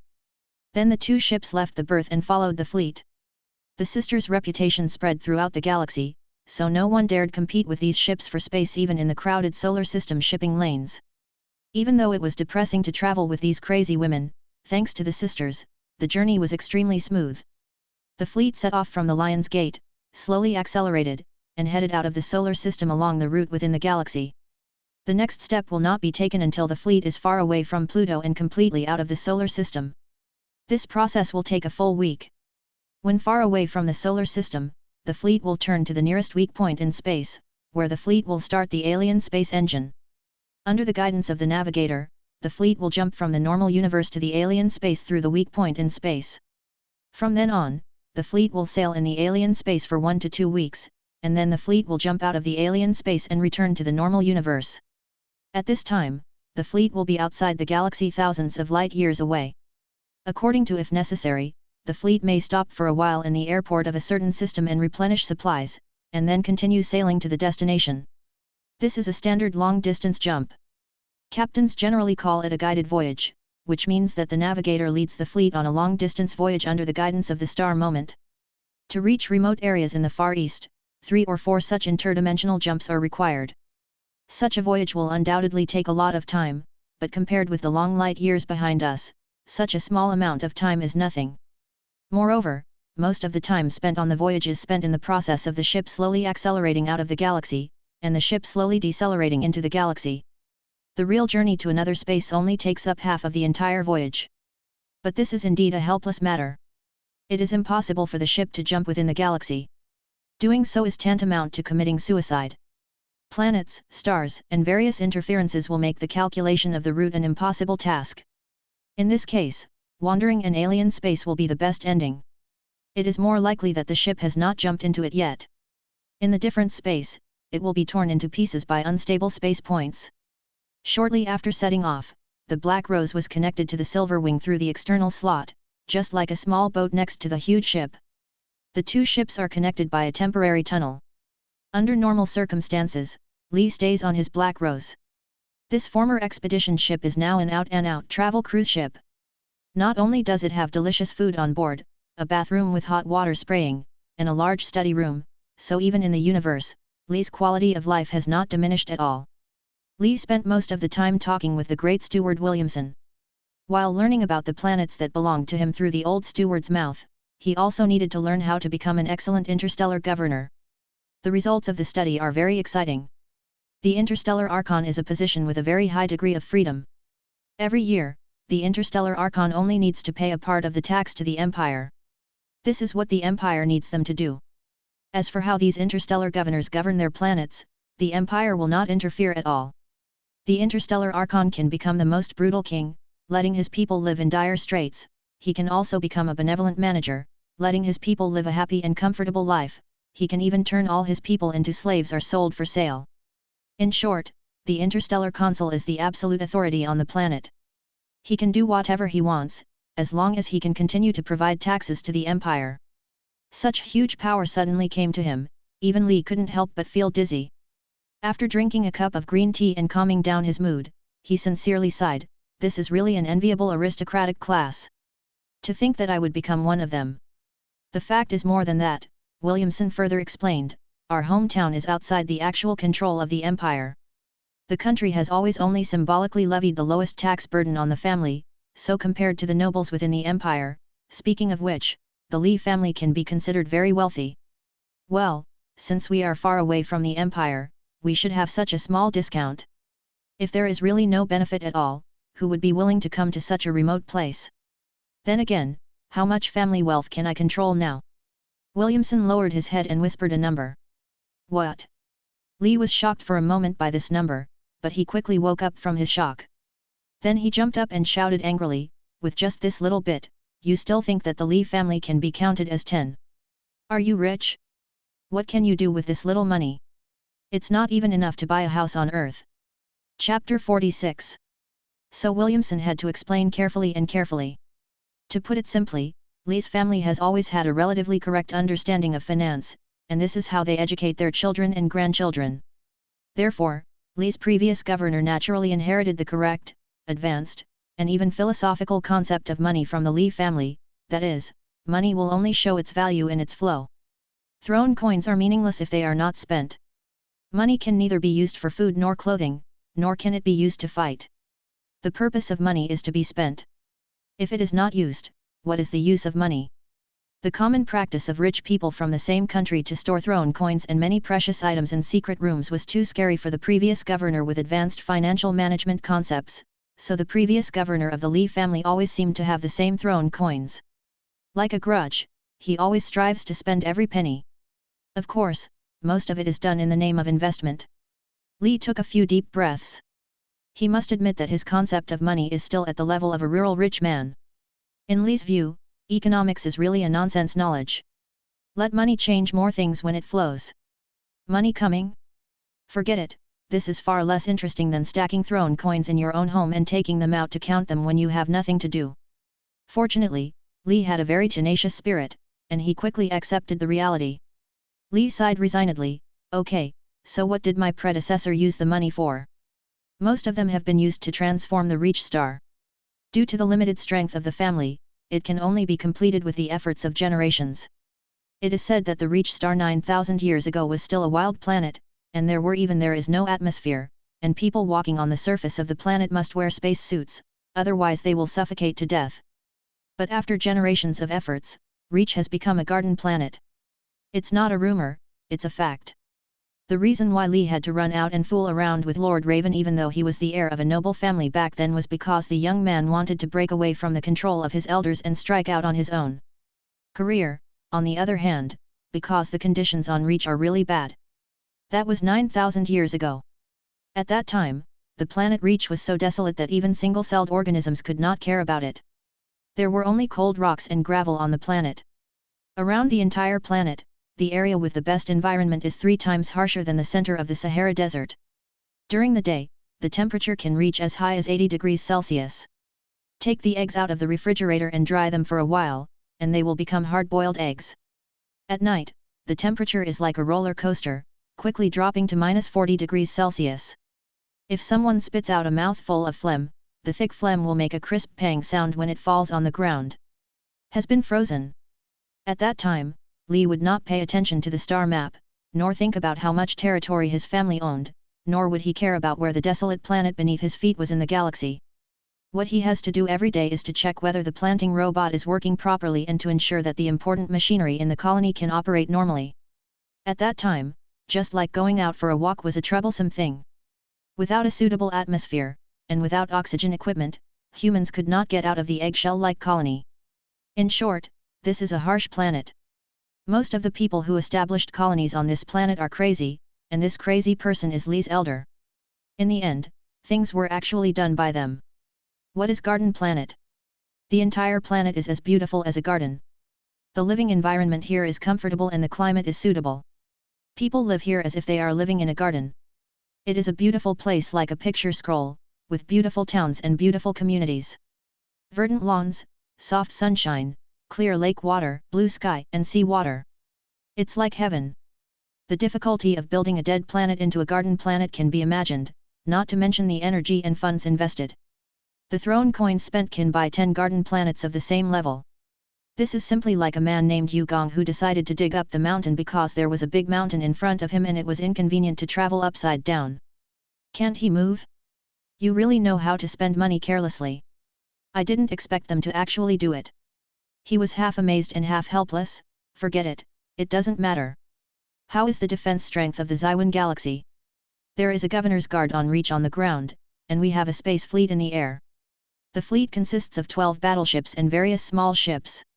Of course, although they are called battleships, they are just galactic warships.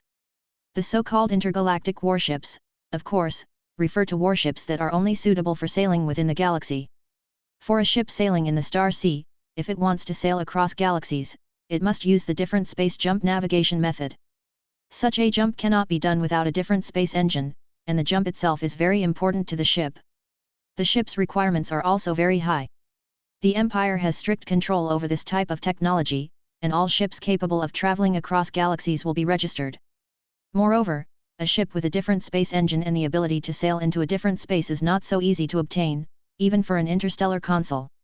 Therefore, most interstellar governors will choose warships that can only sail within the galaxy as their space guard force.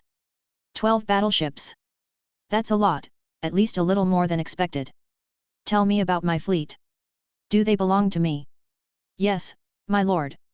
The Reach fleet will sail according to your will. Lee's understanding of his territory came from such conversations and learning. After studying, Lee would also go to the Silver Wings to take a look.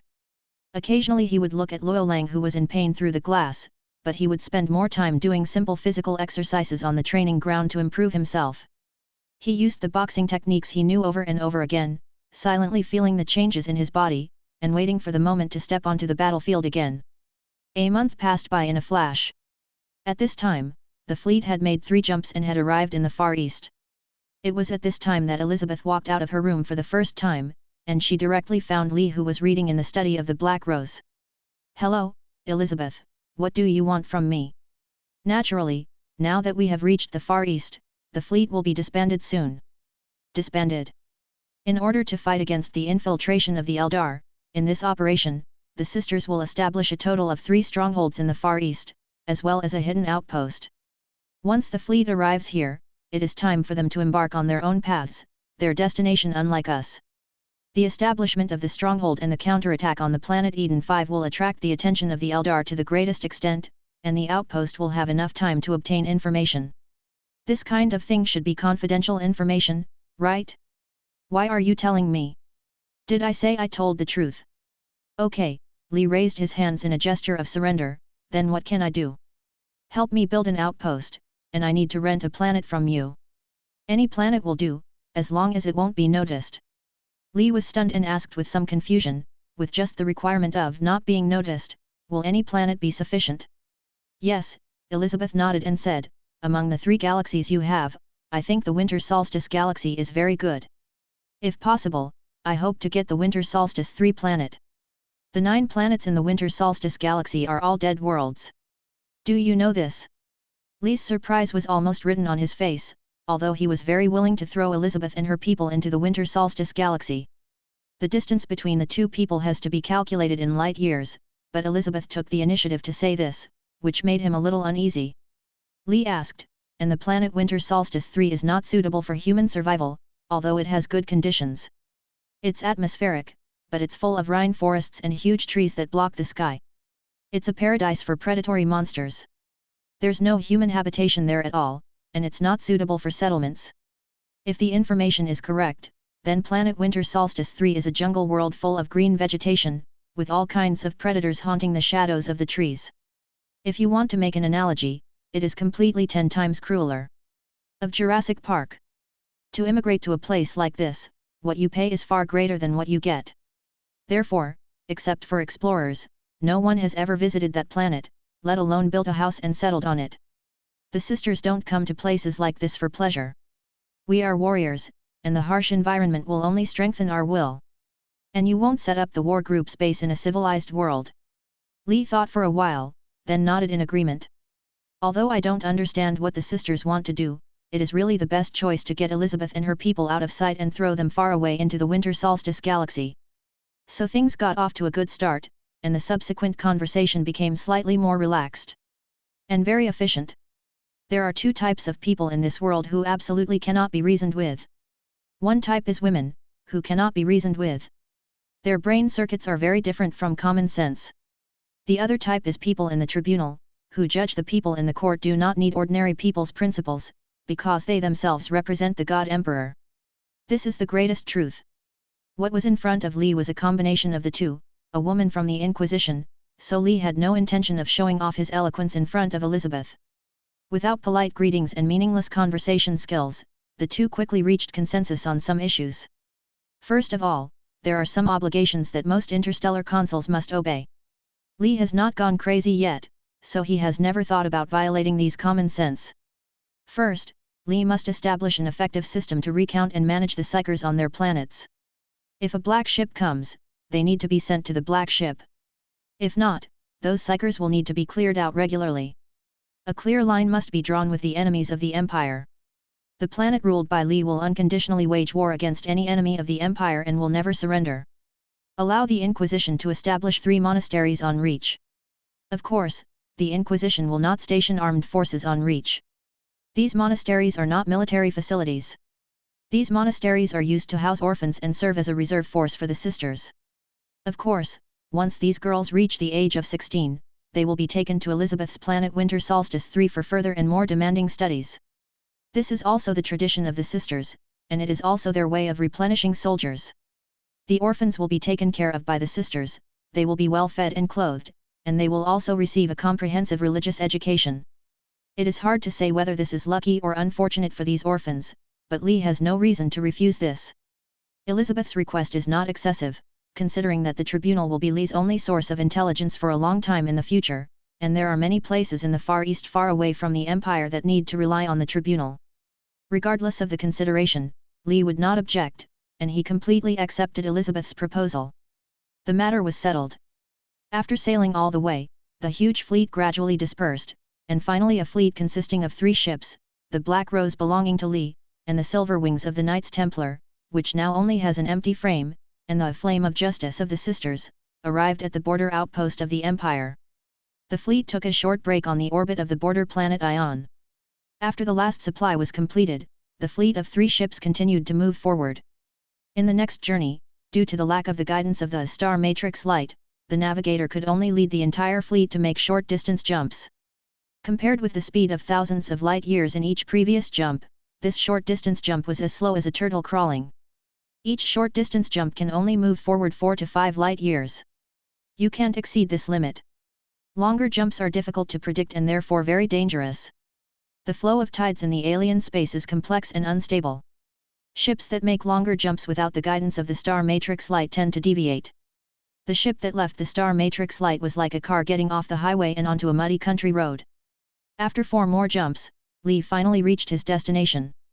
From the porthole of the ship, you can see the soft light emitted by the stars of the far galaxy. In the autumn of the 40th millennium of the galactic calendar, after a long time of 9,000 years, Li finally returned to his hometown. A space fleet consisting of 12 battleships greeted outside the Reach galaxy. According to ancient custom, the space fleet fired salutes, and various brilliant colors exploded silently in the dark space, like fireworks blooming in the night sky. After the short welcome ceremony, the fleet joined Li's formation. Soon, the mechanical servants connected to the communication on the bridge, and an old man with a delicate mustache appeared on the screen of the bridge. He twisted his mustache with one hand and said, "Admiral Trove Yang of the Reach Galaxy greets all the adults and expresses the most sincere welcome on behalf of the Reach Galaxy. Welcome home, Governor." Things went more smoothly than Li imagined. In fact, Li was not very optimistic about his trip at first. After all, this was a huge transfer of power, and this power was so huge, dazzling, and amazing. This is the throne of the ruler of 3 entire galaxies. This is the position of the gods of many worlds. Almost no one would not covet this huge power. On Earth, just a small section chief position in a small company will cause a lot of fighting in the office, and the throne of the king is enough to make the whole blood sea in chaos. But now, the power that Li has obtained is much greater than these. No, seriously speaking, the two cannot even be compared.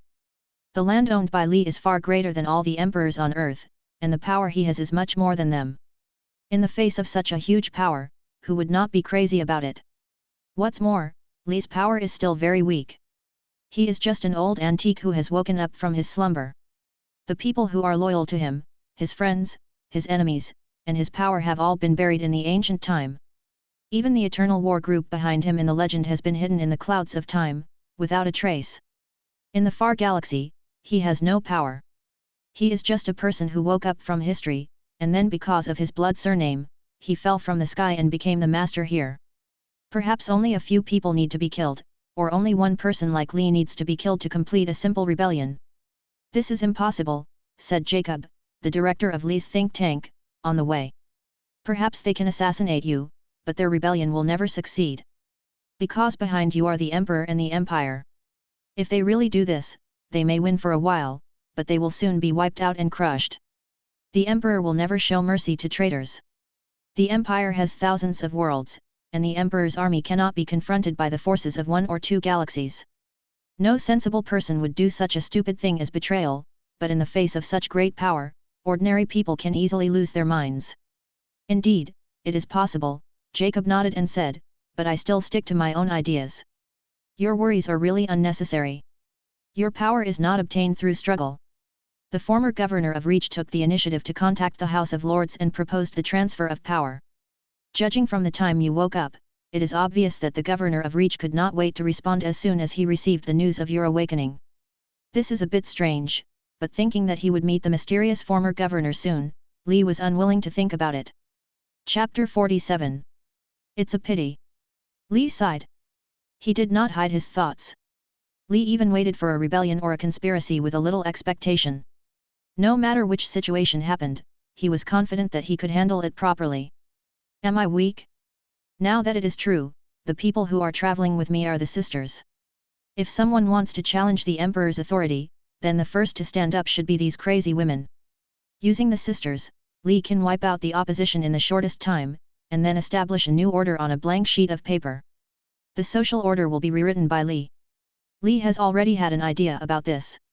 The entire Reach galaxy will become a roaring machine, running efficiently, just to prepare for the possible war. The roaring machine will continuously supply energy and blood to Li's war group. The Knights Templar will receive strong economic support in a short time. Unfortunately, the whole process of power transfer was unusually smooth, stable, and boring. There was no conspiracy rebellion, and there was no social fluctuation. The changes that Li expected could only come slowly. Under the protection of the fleet, Li entered the Huguanman airport.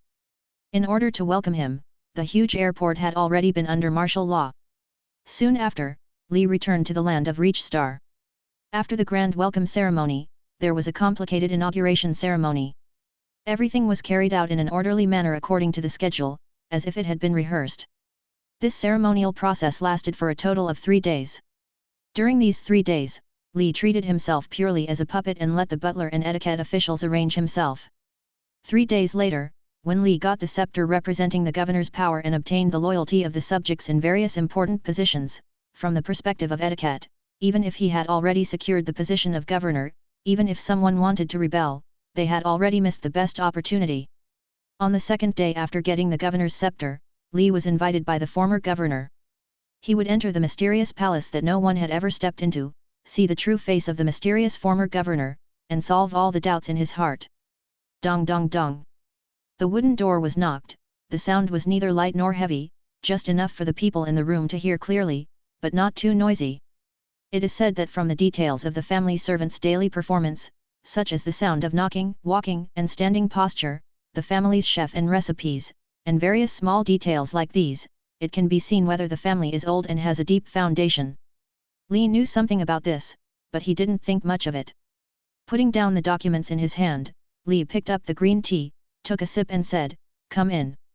Williamson, the chief steward in a neat black butler suit, pushed the door in. After the old man entered the door, he waved his hand, and the servant standing in the room quietly left the room. When the servant left, Williamson closed the door. Then he said carefully, "My lord, it's ready, please follow me." Li knew clearly what was going on. He closed the documents in his hand, didn't say much, stood up and left the room with Williamson. Under the guidance of butler Williamson, Li wandered in the huge governor's mansion, which was like a maze. There were too many rooms and corridors here. It was not until a study that Williamson pushed open a bookshelf and the two entered the legendary secret passage. Continuously going down the stone stairs, passing through several long corridors and rooms, the two entered an elevator. The elevator continued to go down for a full 5 minutes. When the elevator door opened again, Li was greeted by a huge and empty darkness. The old butler took a flashlight, walked outside the elevator, fumbled for a while, and then with a click, the light turned on. Waves of lights lit up one after another, and finally connected into one, illuminating this underground building that was the size of 2 football fields. "Where is this?" Li saw a locomotive-like thing in the center of the building and asked in confusion, "Subway station?" "Yes, sir, this is the only way to see the former governor." Williamson led Li to the front of the train and bowed to open the door for Li. "Please come in." Li walked into the carriage without hesitation. The decoration inside the carriage was as gorgeous as ever, with sofas, wine cabinets, bookcases, and everything else. It was just like a long and narrow living room. Li walked to the wine cabinet, selected a bottle of aged wine for himself, poured himself a glass, and took out a book from the bookcase at random, and then sat on the sofa. Outside the carriage, Williamson had closed the door. Then, the train started slowly. This was a somewhat lonely journey. Even as the chief steward, Williamson seemed to have no right to take this train. The driverless train was carrying Li thousands of meters underground, or even tens of thousands of meters deep. The rumbling sound roared in the underground tunnel, taking Li to the unknown distance. But Li was not afraid at all. Even though he was no longer a pure Astarte monk, he knew what fear was. However, he did not feel any discomfort in this strange, lonely, and even depressing journey. He drank some wine with satisfaction, read a book for a while on the slightly shaking train, and then took a nap on the sofa.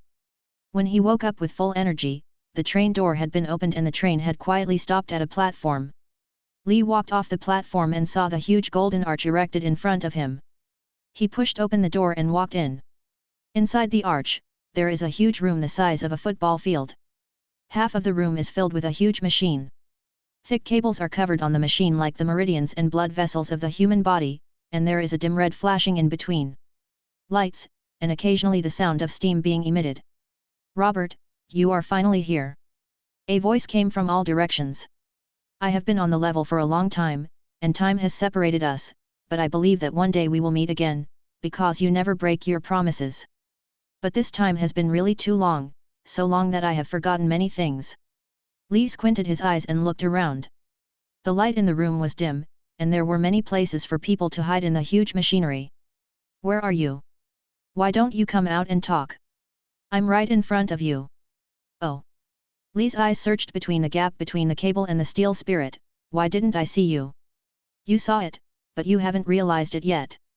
The voice continued to speak with stereo surround sound effects, and at the same time, the huge machinery occupying half of the football field moved loudly, and the steam gate began to erupt, and white steam followed the steam. The sound still filled the room, and at the same time the steel made a rumbling sound. Through the misty steam, Li saw the cables twisting like snakes, and mechanical arms protruding from the depths of the huge mechanical body in front of him, fastening them firmly to the ground, or piercing deeply into the wall. At certain joints, electrical sparks began to dance. After a while, the giant thing stopped, and the movement slowly became smaller. Finally, the red light went out and the white fluorescent light came on, illuminating the entire room. Under such light, Li clearly saw a picture. A human face pokes out from the depths of the machine. It was a mechanical face, with metal shaping its face, crimson mechanical eyes, and a face with a metallic luster. This is nothing, but what is even more astonishing is that there is no human neck or even body under this face. There are only various tubes and cables connected to the metal head. Yes, the old man in front of him only had a head, and he did not have a human body. "Hello, Robert E. Lee." The metal head's face twitched the corner of his mouth, as if he was smiling. "Hello." Lee looked at the face in front of him with confusion. He could only vaguely recognize that it was a woman's face. He frowned and asked, "Who are you?" "I'm human." Metalhead used a heavy bass to express his current mood. She said, "Once, I was still human, but now I'm not sure what I am." "Oh, Robert, I'm not like you. You have always been so lucky to be a member of the Astartes, with glorious genes and a body that never ages. Even time cannot leave a mark on your body, and I'm just an ordinary person with a good surname, a little bolder, a little more thoughtful, and a little smarter than ordinary people. But what's the use of my little cleverness in the face of the passing of time? Let me live like this." "You, exactly. Have you forgotten? Of course, you can't still recognize me. This is 9,000 years, brother, it's me, Vivian." Vivian. Lee was stunned. The sudden memory was that he was frightened. The situation beyond his imagination made him lose his calm. Lee took a step back in panic. Even when faced with attacks from 3 outstanding space marines, Lee could calmly respond without changing his expression. Of course, this was nothing to Lee. During the time he lived in his memory, Lee repeated countless tragic battles in the space of his consciousness. Even if he faced death again and again, he would not retreat, even if the huge titan stood in front of him.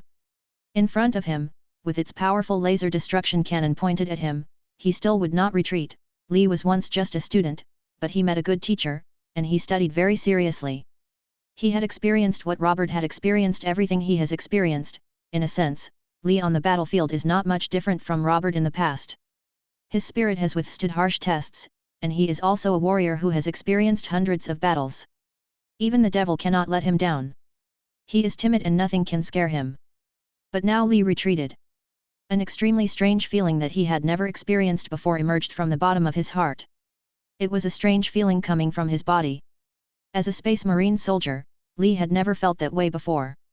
But now he felt it. It was fear. How is it possible?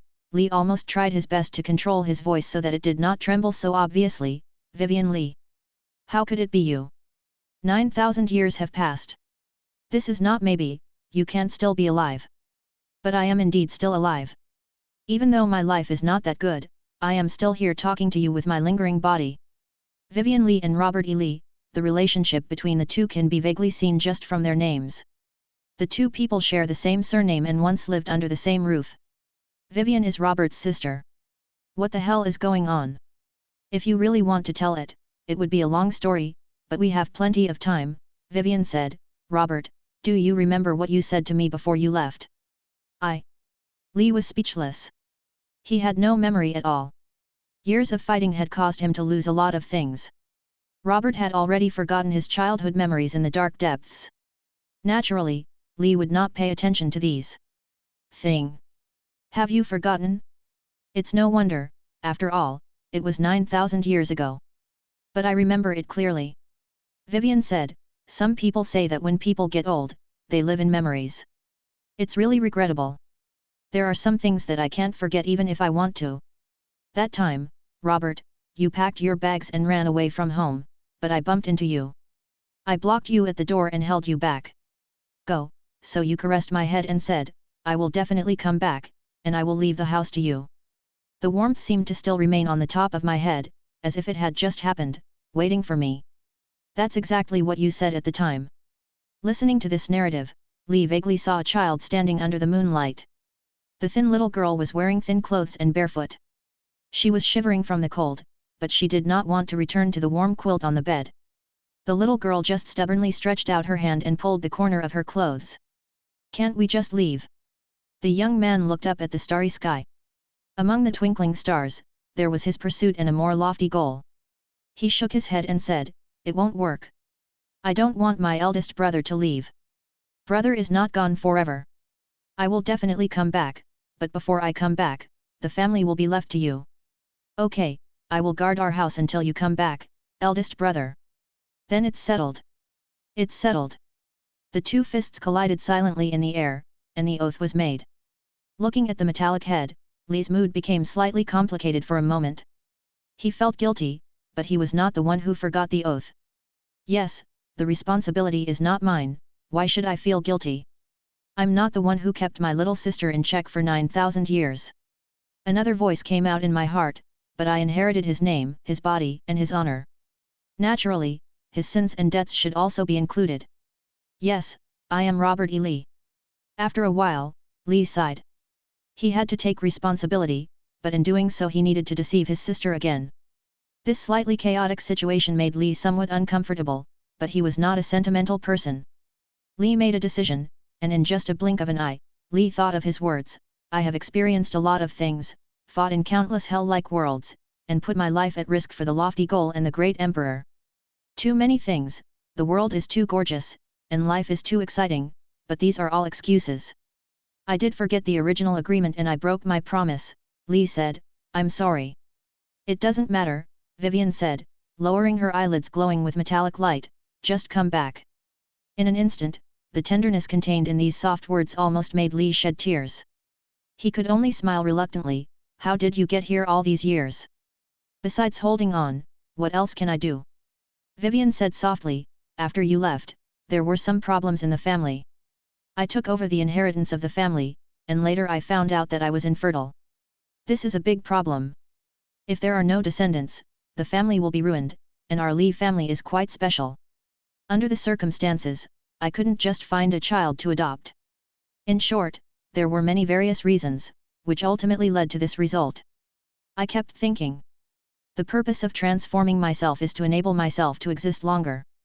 At first, I looked forward to your coming back soon, then I started to be disappointed in you, and finally I started to hate you. Now, I feel nothing at all. Just feel tired. Why do you have to go to this point? The Lee family is just a false name, Lee said with emotion as he looked at the huge machine in front of him, you are too harsh on yourself. Brother, you were still very young when you left home, so you don't know much about the things in the family. If it's just an ordinary family, then it doesn't matter even if it's finished. I know this better than you, even the stars in the sky can be extinguished. At this time, what kind of family can exist forever? But the Lee family is different. Our family is different from ordinary nobles. Our family is the guardian, and we guard the fire. Tinder? I don't quite understand what you mean. Robert, my brother, the current leader of the Lee clan. You must listen carefully. What you are going to hear next may be the most important thing in this galaxy. Secret, Vivian warned, never mention this secret to anyone else, unless that person is your successor. This secret is too important. Once he is made public, then what awaits you and me is complete. Destruction, no, it may not only be you and me that will be destroyed, but also the entire human race. So exaggerated. You say that because you don't know what our family is guarding. It is the fire of human civilization, Vivian said solemnly, it is STC. Do you know what this is? I've probably heard of it. The old saying is standard template construction, which means standard construction template. Chapter 48. Lee frowned slightly, STC. It turned out to be this kind of thing. If this is true, then hiding this in the family is no different from hiding a terrifying bomb. No, it's not that simple. If it's just a bomb, it's better. But even if it's STC, it won't endanger the survival of mankind. Vivian is not old and confused. The Mechanic seems to have a lot of this kind of thing. Threatening the survival of mankind is a bit too exaggerated. Yes, the Mechanic has a lot of STC, but none of them is so complete. Lee took a breath. How complete? Just like new. STC, also known as the Standard Construction Template, is a nearly legendary machine that survived from the Golden Age of mankind. In the Golden Age, humans mastered the method of navigating in different spaces and began to take their steps towards the Milky Way. For the colonists, the universe is unfamiliar and full of unprecedented dangers. Moreover, on a brand new planet, many things cannot rely on the supply of the Earth and must be made by themselves. So how to make it? For example, on the new colony planet, a tool of suitable size is needed to hold water, and it is best to have a certain degree of beauty. In this case, the colony naturally cannot ask for a batch of fragile ceramics to be sent from the Earth thousands of miles away. They can only make it by themselves, and now the problem arises, how to make it? Human colonists living in the Golden Age can be proficient in multiple languages, can easily repair certain precision instruments, have a deep understanding of spacecraft, or have a deep study of human biology, but few people know how to burn ceramics. Not to mention in that era, even on the Earth where Lee lives, in the 21st century, apart from relevant professionals, how many people will specifically understand how to burn ceramics? There will not be many, because there is no need at all. If you want a porcelain cup, you can get it in a supermarket for a few dollars. In a complete society, the division of labor has become more and more perfect and refined.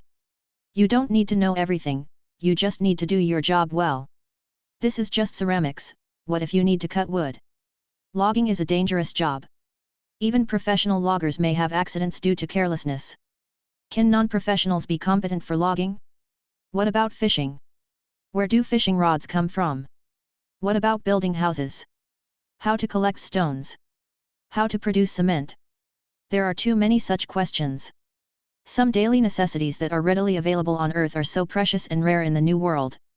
If you really want them, the best way is to produce them yourself. An STC is such a machine. STC standardizes and programs all products on Earth in the Golden Age, and then stores the manufacturing methods in STC. STC is like a foolproof manual. As long as you know how to read, anyone can make anything they need if they have enough suitable materials. From a small piece of soap, a piece of snow-white writing paper, to a large combine harvester used in farmland. As long as he strictly follows the steps of STC, even if he is alone, he can make a tank. Once such a machine is combined with automatic mechanical manufacturing, it can mass-produce anything you need.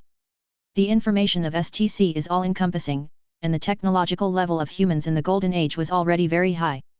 In the eyes of modern people, the technology of that era is no different from miracles. What humans can do with machinery is simply magical and unimaginable and brilliant and incomprehensible. The current king on the ground, the Titan, the strongest war machine in the Legion, was just a guard used by the colonists to protect them in the Golden Age. Humans in the Golden Age were strong, rich, and had the enterprising spirit of the colonial era. They were brave and innovative. If history continued smoothly, the Milky Way would undoubtedly belong to humans. But such a great era was suddenly destroyed in a dramatic way. Just like the legendary city of Atlantis suddenly sank in a flood, humans in the Golden Age encountered a sudden subspace storm. The storm was so fierce, just like the legendary flood that destroyed the world. No, in terms of scale, the flood that destroyed the world and the subspace storm that time were completely two levels, and they could not be compared at all. After all, the annihilation flood was only raging on one planet, while the subspace storm swept the entire galaxy.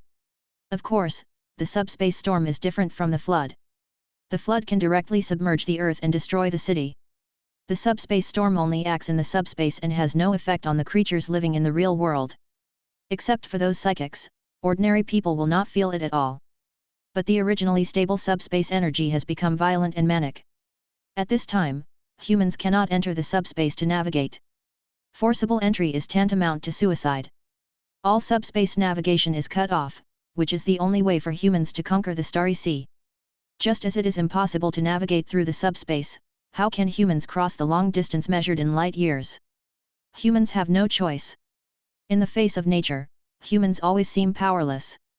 In ancient Greece, when a storm blew, sailors could only huddle in the temple on the shore and tremble, kneeling in front of the statue to beg Poseidon's anger to subside soon, in the Milky Way of the golden age of humanity, when the storm of alien space blew, the travelers in the starry sky could only be trapped in the galaxy, looking at the distant stars and sighing silently. That alien space storm was so fierce that it completely isolated the Earth from its colonies. Every human colony became an isolated island, and the colonies completely lost contact with each other. Moreover, the STC network was also devastated. All STCs were completely destroyed, and almost nothing remained. After that, humans inevitably slid into a period of collapse and decline. For a period of time, the human species was almost on the verge of destruction until the Great Emperor was born. In short, STC is a super cheat left over from the ancient times. Just a broken STC, as long as part of it can still work, can make your technology level leap forward. Not to mention a well-maintained STC, the data in this machine will be priceless for the Empire. Why is the Emperor so great that even the Martian mechanical believers who believe in the mechanical god have to worship him? It is precisely because the Emperor himself has the black technology of the Golden Age, and the knowledge he possesses directly conquers the believers of the mechanical religion. For these believers, the Emperor can only be the messenger of the mechanical god and a saint, otherwise it is impossible to explain why the Emperor himself is so knowledgeable, and even a small number of believers believe that the Emperor is the incarnation of the mechanical god in the world. So STC is a very tricky thing. It may contain valuable technology and is extremely precious, but if it cannot be used, then it is just an antique that can only be placed in the living room for beauty. The value of an STC is not the machine itself, but the data and information contained in the machine. So what can we do with this STC? Lee frowned and said, there must be a lot of interesting things, right? For example, huge battleships, towering turrets, each shell has terrifying destructive power, huge and terrible war machines walking on the ground. Are there such things?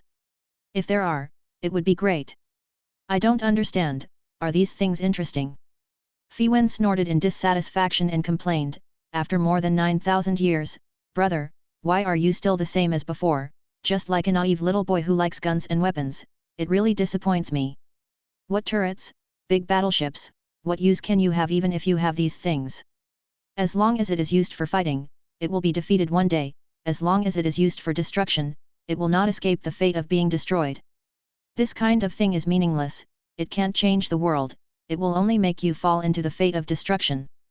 Brother, you don't understand the meaning, for STC, you don't understand what it represents. Lee shrugged his shoulders indifferently said, just treat me as a barbarian from the Stone Age. Tell me what profound meaning STC has besides being able to create something powerful to replace the stone axe in the hands of a barbarian like me. What is truly valuable is the knowledge that remains in STC. Only knowledge is the most valuable thing. It tells us the principle.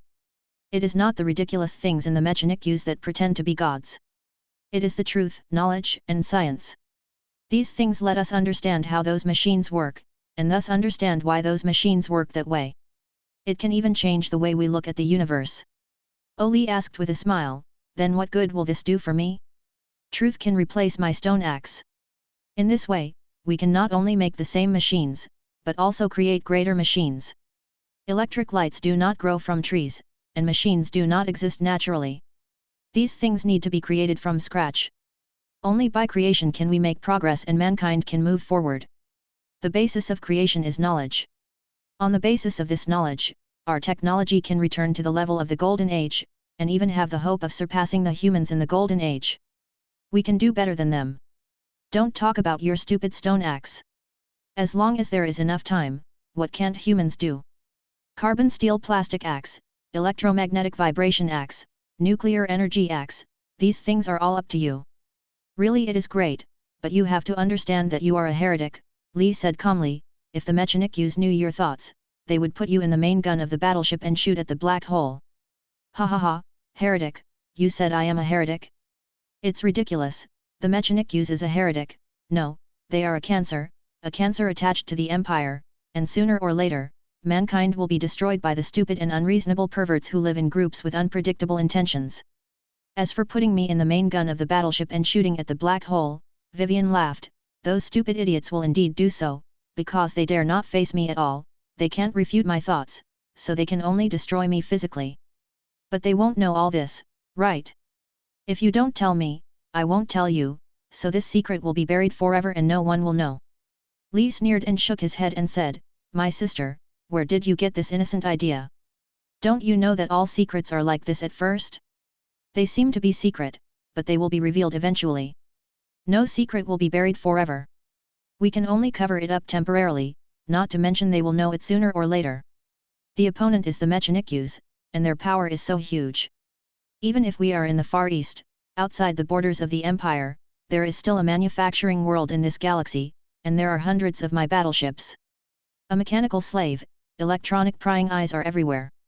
The religion that occupies a dominant position in the huge empire is undoubtedly the royal state religion. Faith in the emperor is unshakable within the empire. Almost more than 90% of the people in the empire are believers of the state religion. People living in millions of different worlds chant the holy name of the emperor. At the same time, the state religion owns the planetary church world that belongs to the church. Has a powerful armed sisterhood belonging to the church, and they also have the infamous Inquisition. From this we can see how powerful the Holy See is. They have their own territory, their own army, and their own court. The teachings of the state religion clearly state that there is only the emperor as the only true God in the universe, and any other believers are heretics. The Holy See has never been stingy with their judgments against heretics, which are purified by fire. The Holy See unified the religion of the entire empire, and you could not see other sects in the empire. But except for the Adeptus Mechanicus. Any church that believes in other gods cannot exist openly in the empire. Freedom of belief has never existed in the empire. The word freedom of belief has even been deleted from the High Gothic dictionary. For the people of the empire, there are only two kinds of faith, faith in the god emperor, and faith in heretics. As for those pagan churches, once discovered, the state church will decisively grant them the emperor's wrath. The Sisters of Wrath will not hesitate to burn these pagans and their gods to dregs. But under this situation, the Mechanikus has always existed safely in the empire. This shows the power of the Mechanikus. Although the Mechanikus rarely reveals their power on weekdays, the power of the Mechanikus can be felt in many ways, such as in the Imperial Supreme Council and the 4 seats of the Imperial Council of Elders. Among them, there is a place for Mars Manufacturing Director. For example, the powerful state religion has acquiesced in the fact that the Mechanicum exists. Not to mention that the Mechanikus controls and monopolizes the scientific and technological knowledge of the entire empire. Hundreds of thousands or more forge worlds are running their machines day and night, providing a steady stream of weapons, ammunition, and weapons to battlefields in countless worlds. Various supplies. Once the entire Mechanicum goes on strike, the entire empire will face the possibility of paralysis. I understand what you mean, Vivian said. It is precisely because of the power of the Mechanicum that I have done nothing in these years and allowed those ridiculous clowns to wander around on my territory. What's going on? Li began to stomp back and forth a little irritably. Do you still want to do something to the Mechanikus? I mean, why is it that when things are already very troublesome, something even more troublesome has appeared? Status?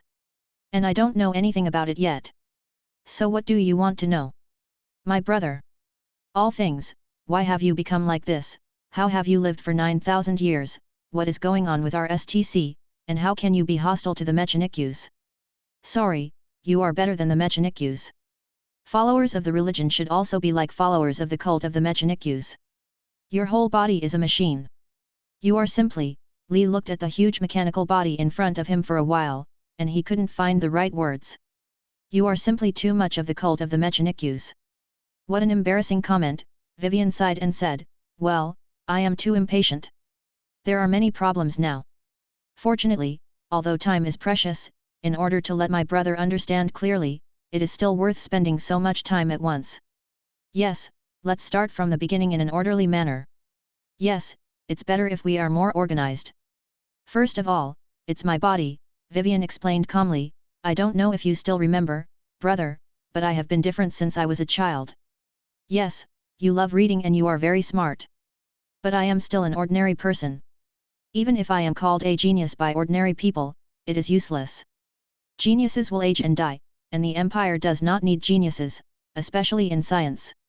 The old-fashioned Mechanikus is dull and timid. Their conservatism is beyond the scope of the word conservative. Fi Wen said, brother, you will not understand my pain. As a genius, living is a painful thing, especially living on the territory of the empire and living in this dark age. The air is suffocating all around, and the oppressive atmosphere is driving you crazy. You can't imagine that as a researcher, the Mechanics would do those ridiculous but terrible things. The Mechanics actually banned all civilian scientific research. They use all kinds of despicable means to persecute those civilian researchers, arrest, assassinate, and sentence them. They are so powerful that no one can resist. All SDCs, once discovered, will be preserved as holy relics and sent to Mars as soon as possible. STC is the holy relic of the Mechanics, and all their power comes from it. Chapter 49. Just private scientific research is prohibited, not to mention these SDCs that are full of scientific and technological knowledge. Once the Mechanics learns about SDCs, they will be like hungry wolves and snatch them away at all costs. This is how they monopolize science in their own hands. I know, this is what the Mechanics has always done. How can you be so indifferent? Can't you see the danger? If it were just a simple monopoly, I wouldn't say anything, but the Mechanicum's attitude towards science is amazing. They are not researchers, but believers. They do not learn knowledge, but worship knowledge. In their eyes, science and technology are not a means of knowing and understanding the world, but an idol, a thing used to worship the mechanic god. They actually believe that there is a soul in the precision machinery, and the reason why the machinery can operate normally is the existence of the mechanical god. Of course, I admit that there are mysterious souls hidden in some precision machinery, but it absolutely cannot be some kind of god. Even gods are created by us humans, but the Mechanicum does not think so. What is even more strange is that the Mechanicum believes that knowledge is a manifestation of sacredness, and all creatures or cultural relics that possess knowledge are therefore sacred. Machines are sacred, so casually exploring these sacred objects without permission and prying into the sacred secrets is a blasphemy against the mechanic god and a violation of the Mechanics. In order to maintain their gods, scientific research has become forbidden.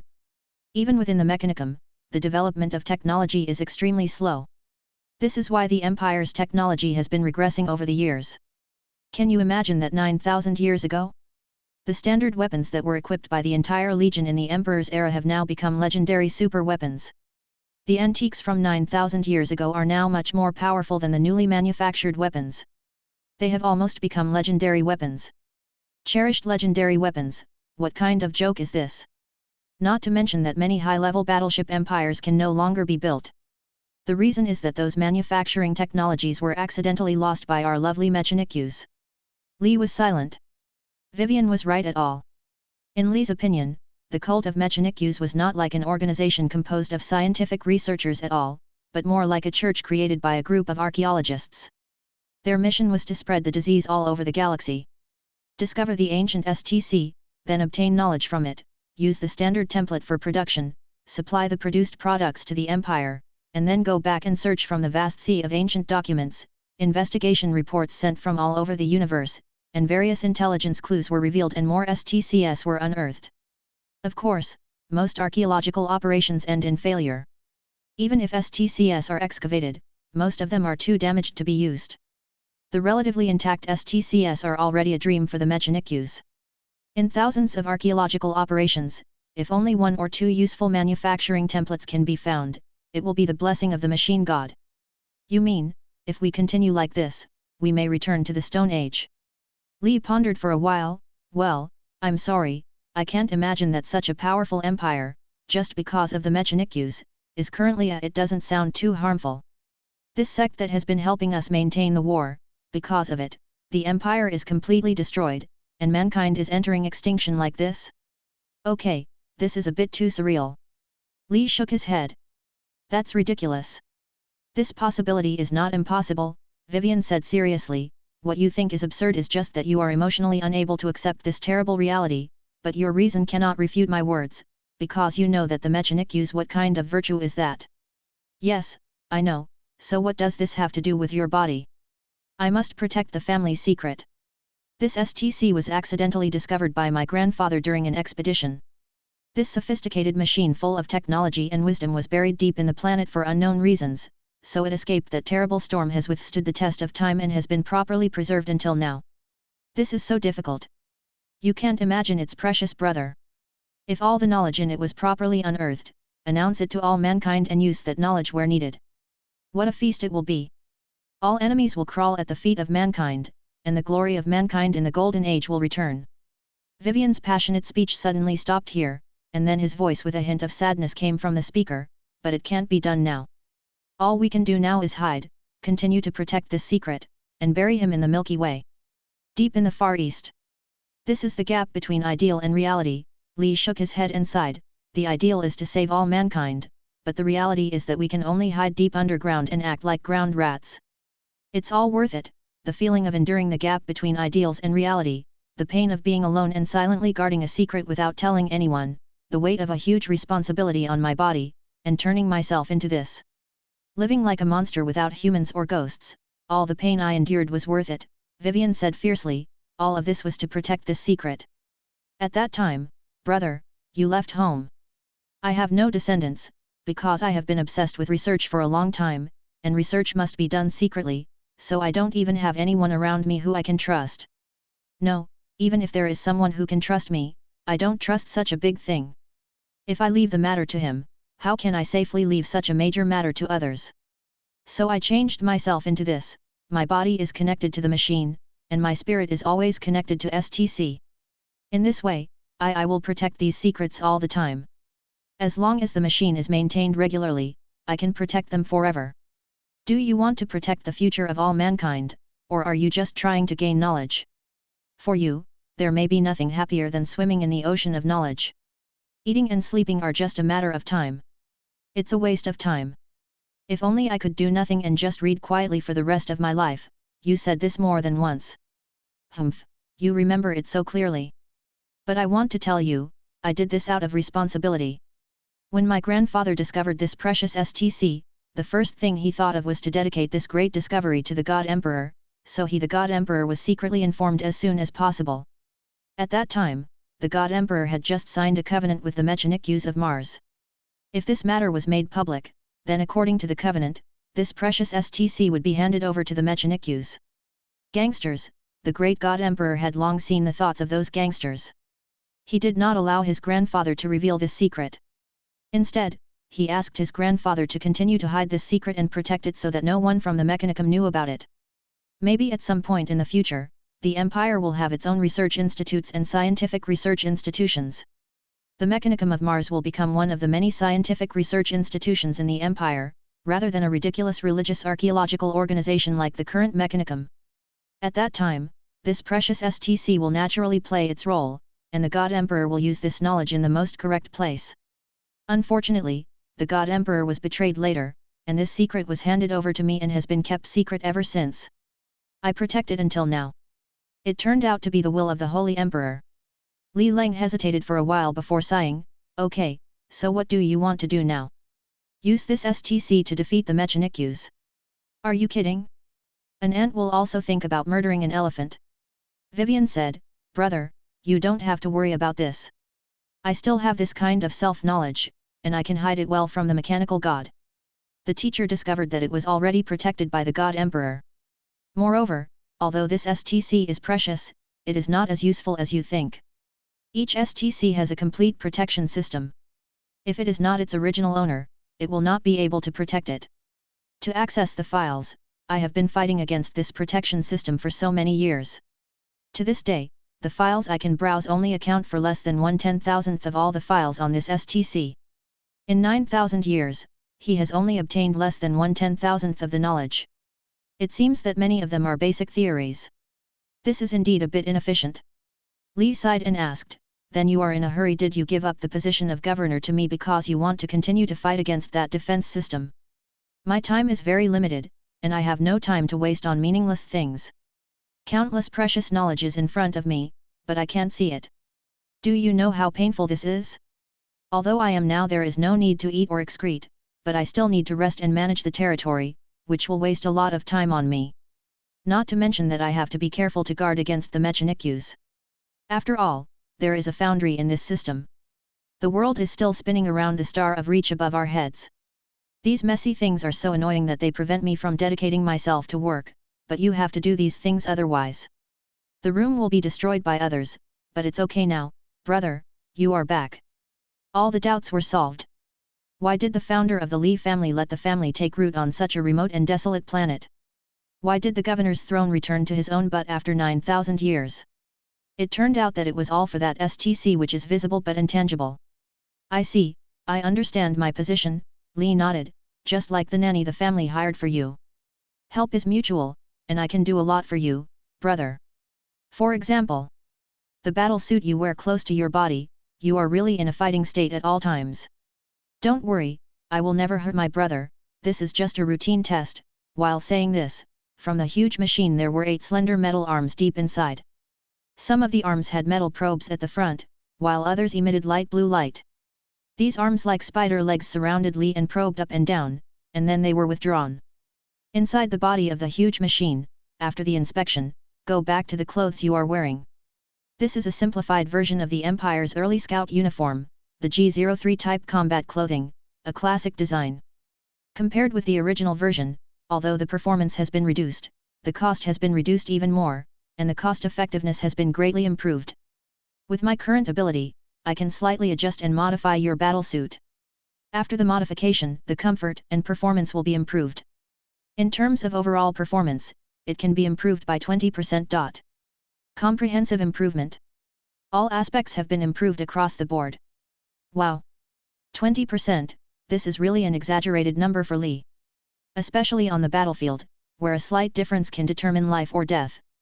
Moreover, the combat suit not only has an excellent protective effect, but its exoskeleton design can also improve a person's strength, endurance, and even sensitivity by an overall increase of 20%.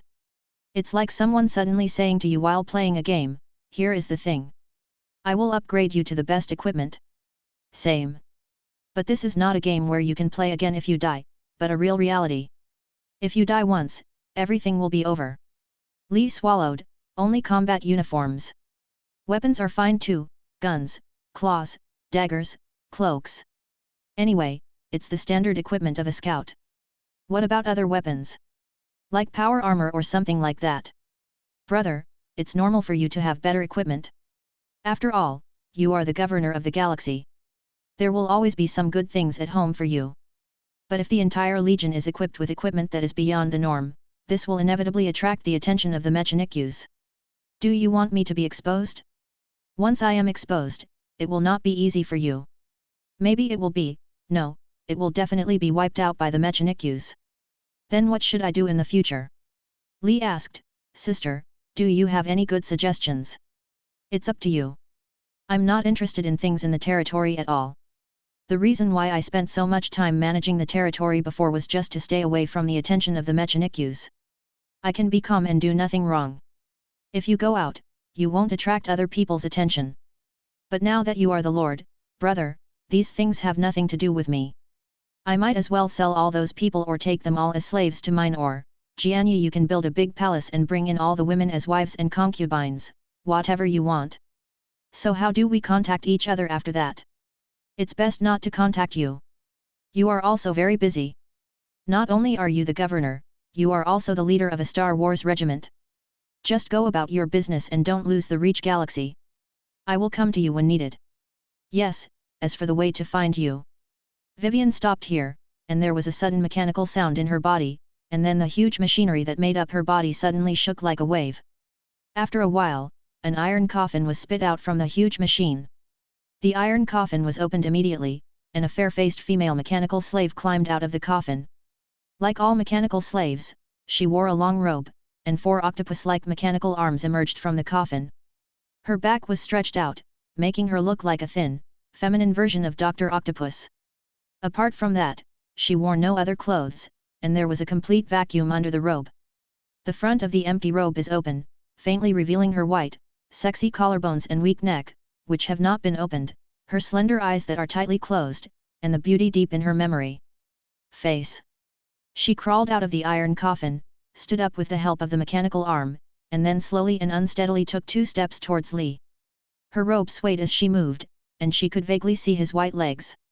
Are you really not wearing anything? Li thought this with some surprise, but suddenly he became alert again. When did he start paying attention to these things? For a normal man, it would be normal to notice this kind of thing, but for a former space marine, this is a bit strange. It is difficult for space marines who have undergone mental restraint surgery to have sexual desire for women, and the so-called mental restraint surgery is ultimately a kind of mental castration. The body is changed by the curse. Is the spirit also affected by the curse? This is a dangerous sign. More and more of the characteristics that once belonged to Astartes are being lost from Lee's body. The body is the most obvious, and there is also the fear of returning to the body. But no matter what, it shouldn't be in a place like this, and the target shouldn't be the woman in front of him. The face of the young woman who walked up to Lee was too special. Lee looked at the face of the girl in front of him carefully. It was not because she was ugly, but because the woman's face looked too much like the same person. Isn't this you when you were young? What do you think? Are you surprised? It's nothing big, it just looks the same. This is not me, just a clone made from my DNA, with only skin but no soul. Vivian introduced nonchalantly, this is Vivian 74 type mechanical slave made from my DNA and electronics, which can repair and maintain equipment. She can do everything that mechanical slaves can do, and she can also do things that stupid mechanical slaves can't do. And there is an electronic optical computer installed in her brain. As long as I am in the Reach Galaxy, I can come to her body at any time through the internet. As he said this, the metal head closed his eyes, and the huge machine behind the head trembled, and then stopped silently. Chapter 50. When the metal head closed its eyes, the girl in front of him trembled. First, a tuft of hair on her forehead stood up. Then she opened her eyes, revealing her red pupils. Then her cold face became lively in an instant. She first moved her hands and feet, then trotted in front of Lee, and then said happily, "Brother, how is it? My body is not bad, right?" Lee looked at the silent huge machine, the metal head with closed eyes and motionless, and then looked at the lively girl in front of him. For a moment, he couldn't accept it. What's going on? You ran from the big machine into this body. Brother, don't panic, although it looks a bit like the legendary evil spirit possession or something, but the one possessed now is not some evil demon, but your most lovely sister.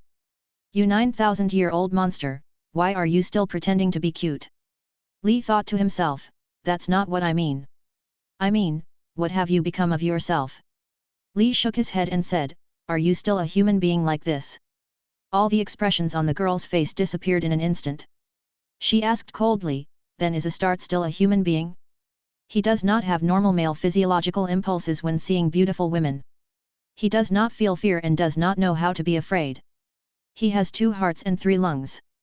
His height is much higher than that of a normal person, and he needs to be adjusted with chemicals every once in a while, otherwise his deformed body will collapse. He has been fighting on the battlefield all his life, using himself as a weapon. Brother, this is Astarte still a human being. Be careful with your words, my sister. Astarte is the guardian of glory and the pride of the Emperor. We gave up all ordinary lives belonging to humans just to protect humans. Isn't the essence the same? For the sake of a lofty goal, you turn yourself into a monster in a sense. Am I not the same? Of course, I will not deny that there is a little bit of selfishness in my behavior, maybe more than a little bit, a lot of selfishness in it. But so what? I have a lofty goal and am on a great road, but I am very happy on the way. I have expectations and aspirations, and I believe that one day, the dream will come true. There is nothing to hide, the endless ocean of knowledge is like heaven to me. But do you really want to condemn me for my happiness? Do you want me to be sad and make sacrifices to satisfy you? Vivian said angrily, besides, I didn't hurt anyone. This body was made with my own DNA. The electronic brain in the body allows it to work autonomously even when I'm not there. But at that time, she was just a machine, a puppet, not a real human being, just like a mechanical slave. But I'm much better than those scumbags of the Mechanikus. Only when I log into the body, she has a soul. Just like using a certain program remotely, connect to the right port, the right user, enter the right password, and you can log in. How perfect!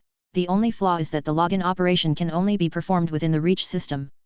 What's wrong with me doing this? I did what you should have done, brother. I guarded the secret, I protected the family, I was loyal to the will of the Emperor, I enjoyed it, and I didn't hurt anyone. Lee was speechless. Vivian was doing what she thought was right and didn't hurt anyone.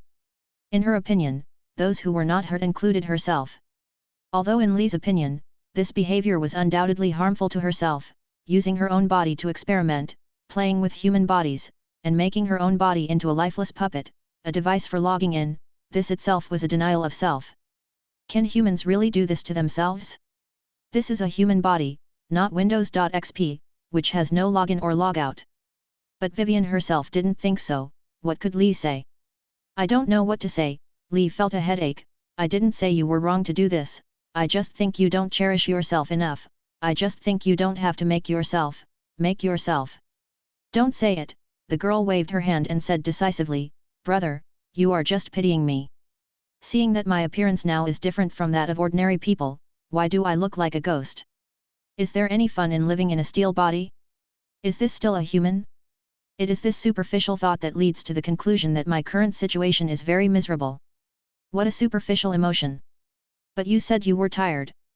So it was because of this sentence, the girl suddenly realized, brother, I think you misunderstood, I am not tired of living, long-term survival is not a burden to me, because as long as I am alive, I can continue to explore, the pursuit of truth is endless, and the exploration of knowledge has no end.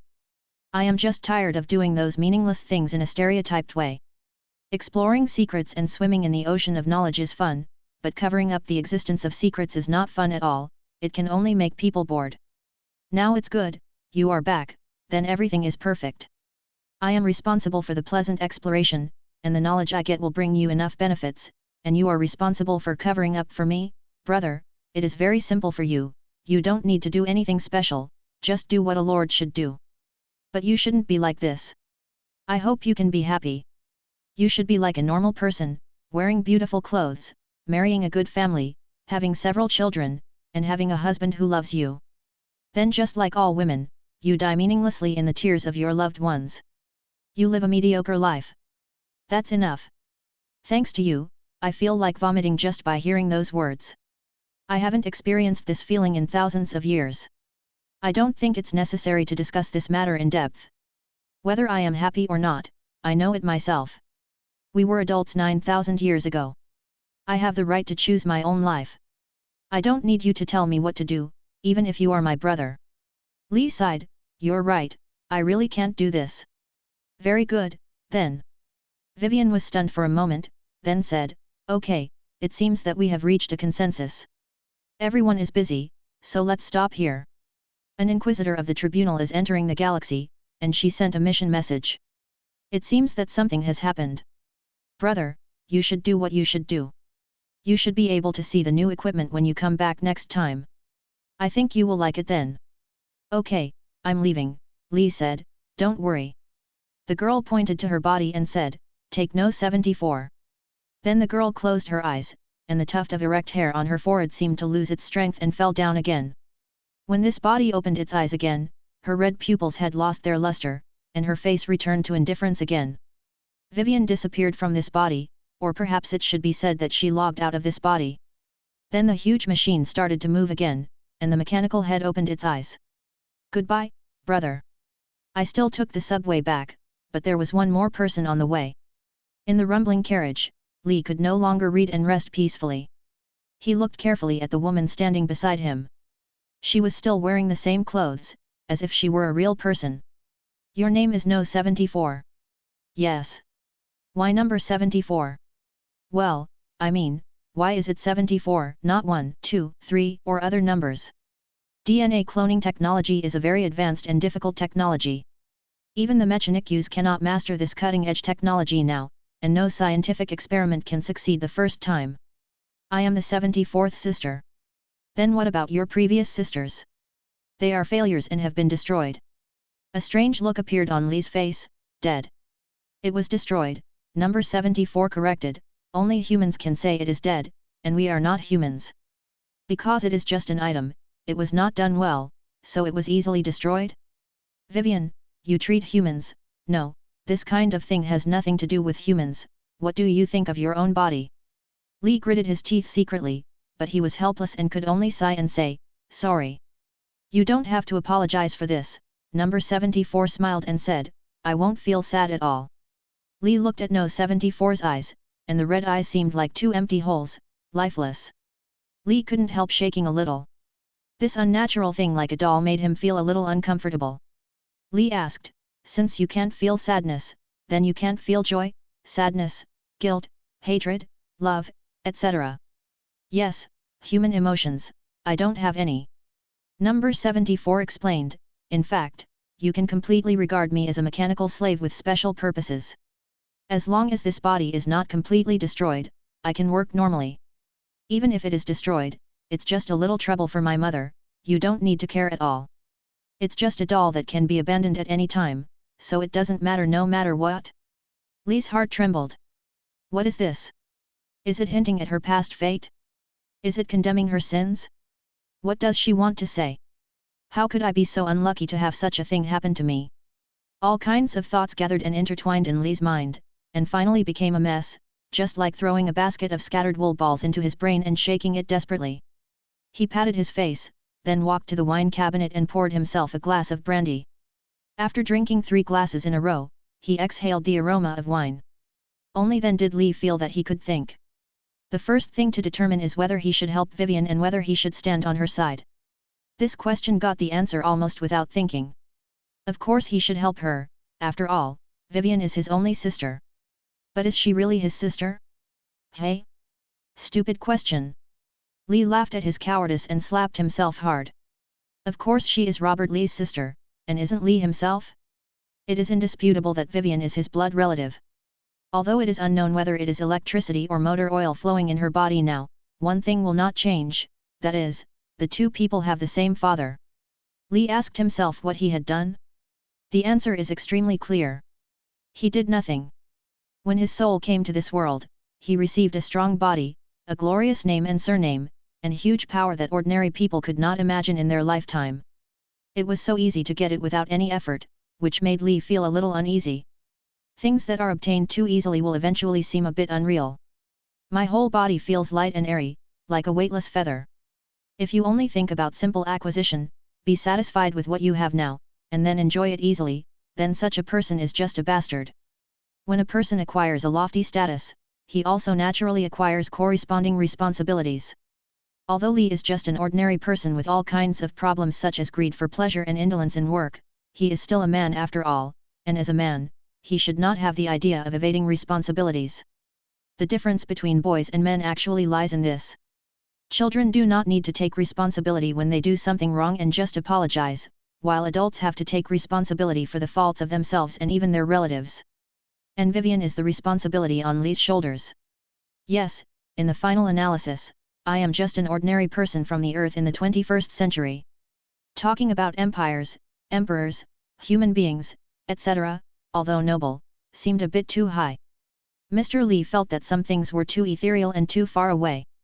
Only his only relative, this troubled and sad sister, made him feel the true weight. His feet seemed to be firmly planted on the ground again, and his whole body was full of strength. You have decided to help Vivian, so how should you help her? Now there is something wrong with her thoughts. Lee can understand that no matter who puts himself in a metal body and lives for 9,000 years, he will become a little abnormal. If you can communicate about ideological issues slowly and work hard, she will always change. The most important issue now is concealment, and then keeping the danger away. The first was concealment, which made Lee feel a little uneasy. Lee looked at number 74 standing in the corner. This was the source of his uneasiness, a young and beautiful girl, a mechanical slave. The two are so incongruous, just like an extremely beautiful girl working as a manure digger. This is so rare and a little too noticeable. As long as you are a normal person, you will not associate the two together. Do you have any disguise? Lee said, you can't just go out like this, it's too conspicuous. Number 74 nodded, then took out a standard gas hood mask from her cloak and put it on herself, put on a pair of old big leather boots, and then zipped up the open robe with a standard mechanical zipper. The slave worker appeared in front of Lee. Just like no one cares what the dirty beggar looks like on the street, whether the beggar is healthy, dead, or alive. People passing by the beggar just cover their noses in disgust and walk away quickly. In this world, no one cares about the life or death of a mechanical slave, and from a certain perspective, a mechanical slave is a more despicable existence than a beggar. Ha, it's really an excellent disguise. Lee no longer worried about number 74, then after I leave, I'll blow up this tunnel. Yes, master. After that, just pretend that nothing happened, do your own thing, and let this secret be buried deep underground. Then find opportunities to keep danger away. After walking out of the secret passage, Li, who had just returned to the study, received news that two important people were waiting for him on the Silver Wing. There was an old acquaintance, the beautiful but cold Inquisitor Elizabeth. She was wearing a white power armor in the style of a battle nun. The armor was covered with complex decorations in the style of a nun. There were strips of metal documents hanging on the shoulder pads. There is also a guy who has not been seen yet, but has been marked as a dangerous person by Li. This person is wearing a dark green robe, with 8 mechanical arms behind his back, and a pair of delicate gold rims on his fair face. He wears glasses and has a hint of anxiety in his light blue eyes. If you don't look at the flamboyant mechanical arm behind him, then he looks like a quiet scholar. There is no doubt that this person is the planet Xiwen 3. Manufacturing Director, Gustav. When Li saw the two people in the conference room of the Silver Wing, the look on their faces already indicated the urgency of the situation. Li put aside the prepared greetings and asked directly, "What happened that made you two come to me together?" Elizabeth made an inviting gesture to Gustav, who was sitting on the other side, and introduced, "This is Gustav, the Planetary Director and Manufacturing Director of the Xiwen 3 Foundry World under your leadership. Gustav, this is the Galaxy Governor, Mr. Li." "Hello, Mr. Li." Gustav stood up and bowed and said, "I should have gone to congratulate you on your first day in office, but I couldn't get away from it because of some things, because the situation was too urgent. So now I can only come and ask for your help." "Oh?" Li asked in shock, "What do you need my help for?" "It's about STC." Li's heart, liver, and lungs almost burst out of his chest. He had just met his sister and learned about the big secret about STC. Then he decided to help his only sister. The first thing he had to do was to hide the mechanical god. Teach. As a result, before I could even keep the secret warm inside, it was revealed here.